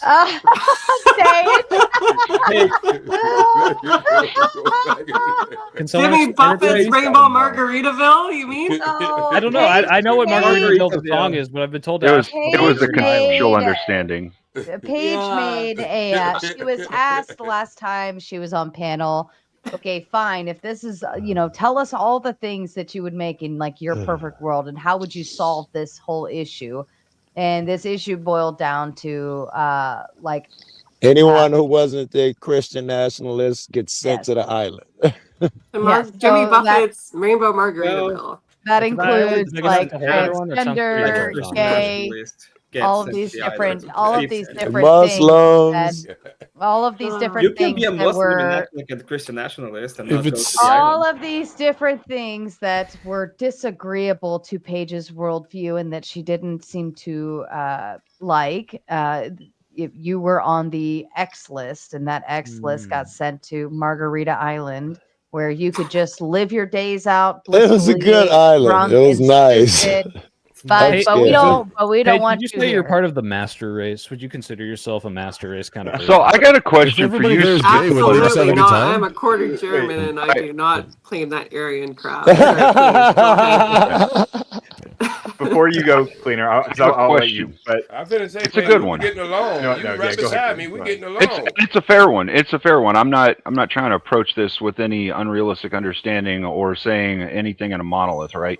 But do you think that because of the way that us men are treated in society nowadays, that some men have a stronger push to this trans ideology? Do you think that maybe that might be pushing some of them towards that? We back to that. But they get treated worse by society. Like no, trans women get treated worse. No, man. I mean, you know what it's like being a guy, and they get treated rough in certain areas, but in other areas they're revered. And if they have certain circles that they can stay in, they do have certain circles where they're safe. And us guys, we don't. We literally do not have any place that we're safe anymore. This is a safe space for you. I want to let you know that. No, it's not. No, it's not safe. This is definitely not a safe space. This is a safe space for you. Stupid. This is not a safe space. You're not stupid. You are all enemy combatants. Every one of them. It's safer here for men than it is for trans people. Like, have you read any of the donos tonight? Like, half of them have been about how trans people are evil. Yeah, I still wouldn't consider them allies in my cause. They would be combatants, enemy combatants. All of you could be potential enemy combatants. Even the most you're friendly more of likely you. to die from the smoking than any of us. Don't worry, buddy. Then we could No, potentially no. be What the heck your is best your friend. what the heck is your problem with smoking? You realize that people can smoke and be perfectly fine health wise, right? Yeah, they can be, but it's more likely to cause you the death of What heart is your attack and vice? Do you cancer. do anything that's bad for you, Soy Pill? Do you I do go on these anything? debates Do to you listen to your use sugar? dipshit take. Yeah, unfortunately, it's probably Well, bad for my you blood didn't pressure. like. You guys didn't really answer my question, though. I mean, do you think that the way that we're treated does? And I'm not saying that after the transition surgery happens, like you know. I I want to give you some credences because I actually do understand it. Look, I am one of the most accepting places for trans people, and I would say there's probably a non-zero amount of trans people that are around me that are not gender dysphoric. They genuinely just want to express themselves in a different way. that's fine. Because of maybe a social pressure. I just don't give a shit. I think that's totally fine, and if they're happy doing it, I don't care. I'm but with I you will on say that there's some sort of social pressure in some way. Sure, I just whatever. Who cares? Well, and I wasn't saying just like a general social pressure, but because of the way we men are being handled in society, you know, like right now we do have certain things that are pushed upon us that some people would argue are oppressions in some ways when it comes to the You legal said that system and all 3 kinds of other times. things. Okay, I was about to cut you off premature. You said that three times because of the way men are handled in society. I want you to specify. I think you were about to do that shit. What do you mean by that? The way men are handled in society. I was just giving some specifications, right? So, like, I mean, the judiciary process is harder on men than women. We see this all over the place. The way that women in general in social media treat men, they demonize us. They call us assholes for no reason. All men assholes for what one man does wrong. And you in a think lot of that places, pushes they us say toward kill all trans men. behavior? Was that your point? Like, is this really letting this point get to you? was- Honestly, it's kind of pussy behavior to let that affect No, I'm because asking you a fucking question. Have you ever considered estrogen I'm asking you a question, right? And Ryan, you probably know. Like, I approach these questions in good faith. I'm actually just asking a question. I'm not trying to like push this. I'm asking what your view is on the question so I can understand what it is that you think, right? Like, I'm not an ass about this kind of stuff. So I'm legitimately asking you, like, do you think that maybe a small portion, and I'm not saying a huge one by any means, right? But a small portion of these guys might actually be getting pushed into this because of how they're treated as men. Ryan, just before you answer that, let's get something out of the way before you answer that shit. I don't care how bad a woman treat me, I ain't taking no dick. Okay, go ahead. True. That's a good point. Women bully you. I agree with you, Joe. Good point. Based. I didn't lose my job agree and with you suddenly 100%, Joe. think I want to put on a skirt. That doesn't happen, right? Well, I would have to ask the question back, right? So, and I'll turn it back over to you, Ryan. But I want to ask the question back. If you're saying if a man feels pressured into switching over to a woman because, oh, well, I'm oppressed and I can't get ahead, XYZ. Well, my question back to that, is that a real man who's manly and doing To manly begin with. You know what I mean? My answer to that would be that's a man who has been emasculated and had his manhood removed by society. But then you're here's how I look at it. Like, my worth and value and abilities in this world as a woman are not determined by the people around me, right? Like, I know who I am. I am mentally stable and strong and capable of pushing through, especially, I mean, considering my YouTube career. I think I'm okay with dealing with a lot of the crazy shit I hear in the men. I would definitely say I would be oppressed in this man's world, but look, I'm making it work, right? I harnessed what was actually against me and I'm utilizing it to my advantage, right? So no argument there. And cleaner, I'm just a girl doing that. So you're also not mentally ill. You're also not mentally ill, Sarah, from what I can see. But you're saying a man who feels so oppressed by society and is utilizing that as a crutch in order to want to switch sides per se and try to be. Well, men do this. Men actually self-delete because of this reason. So if they're willing to self-delete, why would they not be willing to do something like gender dysphoria or gender swap or whatever they want to call the whole thing, right? Torture.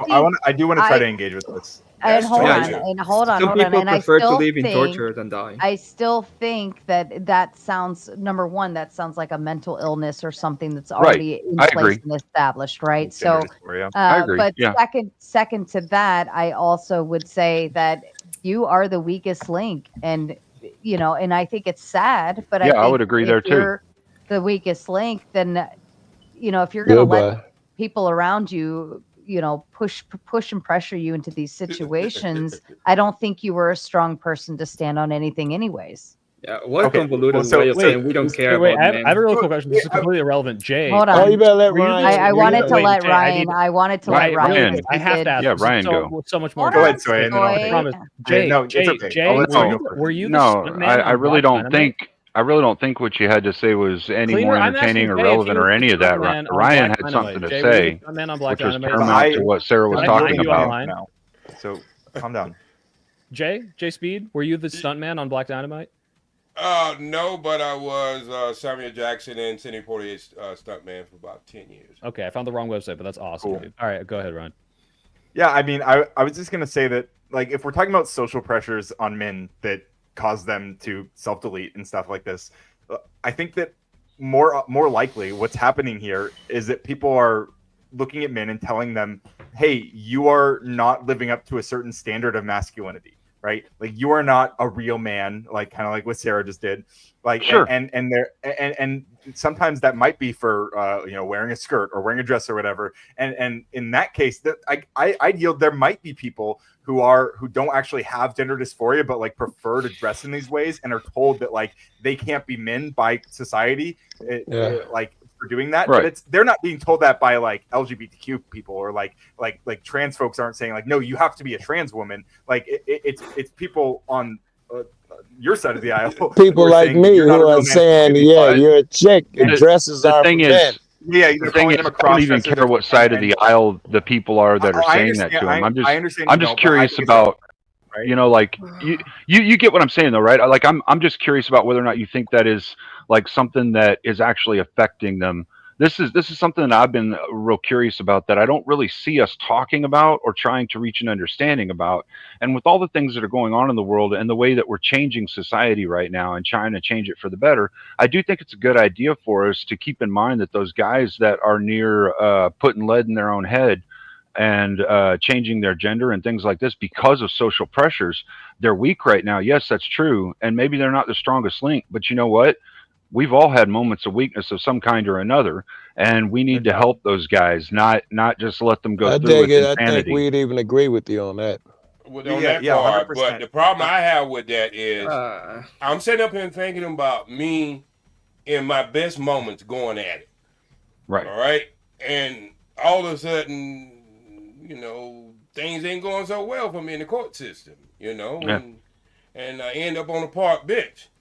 I ain't sitting down there imagining nobody going that behind my door while I was going in front of somebody else's door. You understand what I'm saying? That is not even going through my mind. Bye. Can you hear me? I gotta go, guys. I appreciate all your time. Hey, you take it Thank you easy, so much. Soy Pill. That's nice what to you meet call you, Jay yourself? Speed. It was really cool. Nice to meet you all. It's been a still getting that so raid. cool. You have like Stay the safe, coolest Soy. setup. Stay safe, man. You stay safe as Stay well. Make Soy sure those safe. planes don't crash. All right, like because it Appreciate looks you, like the Soy air Pill. This was traffic a lot of controller. fun. It's pretty Thank awesome. you But yeah, for it's being been my great, partner and I in guess this. I'll see you next week, Sarah. I am coming on again. I'm like, you know what? I've been streaming for 9 hours, by the way, so I apparently my did not God. Appreciate you popping up then. Thanks, guys. Good Appreciate one, it. Have a good Soy. one. Send your soy Bye, pillars over to Soy. me. Okay. Have a great night. We'll see you next week. I hope he actually Between the does. 4-9, you once understand a what I'm week. saying? I do. I get what you you're being a- saying, you and being a I man. agree with you. Like I've never Yeah. thought that way myself, but Yeah. I have been around other guys that have had weak moments. And man, I know like a buddy of mine, like he almost ate lead himself one time, and like my wife passed away a year and a half ago, and I myself went through this where I almost ate lead a couple of times. And I mean, it's like I get this, but that's for we have to different have reasons. brothers Wait a minute. to help us when we're in that moment, right? I got that. I got people in my house like that, but I'm like this. Right. In 2015, I made up in my mind. Any man who's willing to take a dick, I ain't fighting him. Because Right. that's Yeah, one of I know, the yeah. hardest. You understand what I'm saying? That's one of do, the hardest yeah. things you can do in life. Yeah. I'm not trying to get in the ring with him, no kind of way.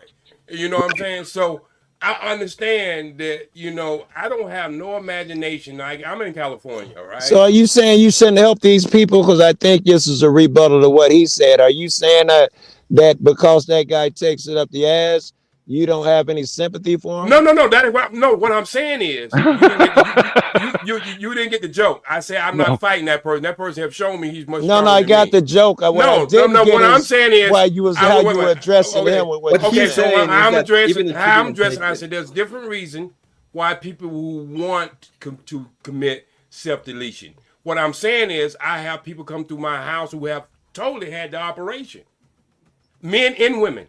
Okay. I find them places that they could be comfortable. So you do agree with helping them out, yeah? Right. Look, I'm dealing with humanity. I'm willing to help anyone out. Very good. That's what I'm saying is I don't throw everything out just because I disagree Very with good. a person is sleeping with, somebody who's sleeping with. All right. Yeah. All right. I get you. I get what you're saying. Yeah. What's your duck? Duck's been silenced all night. I'd really love to hear. No, it's been great, hasn't it? Go ahead, What's Duck. going Before on? they He send the goes, super chat, spit it all stretch it out. out, right? It might be Go ahead. over that quick, Duck. While So- Duck loses his shit, I'm gonna get coffee. I'll be right back. What's up, Doc? Yeah. So this is what losing your shit looks like. So I mean, the only thing I'm really holding on to tightly is how incredibly unprepared Rachel and Martae were. I felt that really disrespectful. The other part that I'm holding on to a little bit is that Andrew felt it appropriate, the celebrity that he is, to talk about Indonesia when he knows nothing about Indonesia. Like, he literally did a ChatGPT source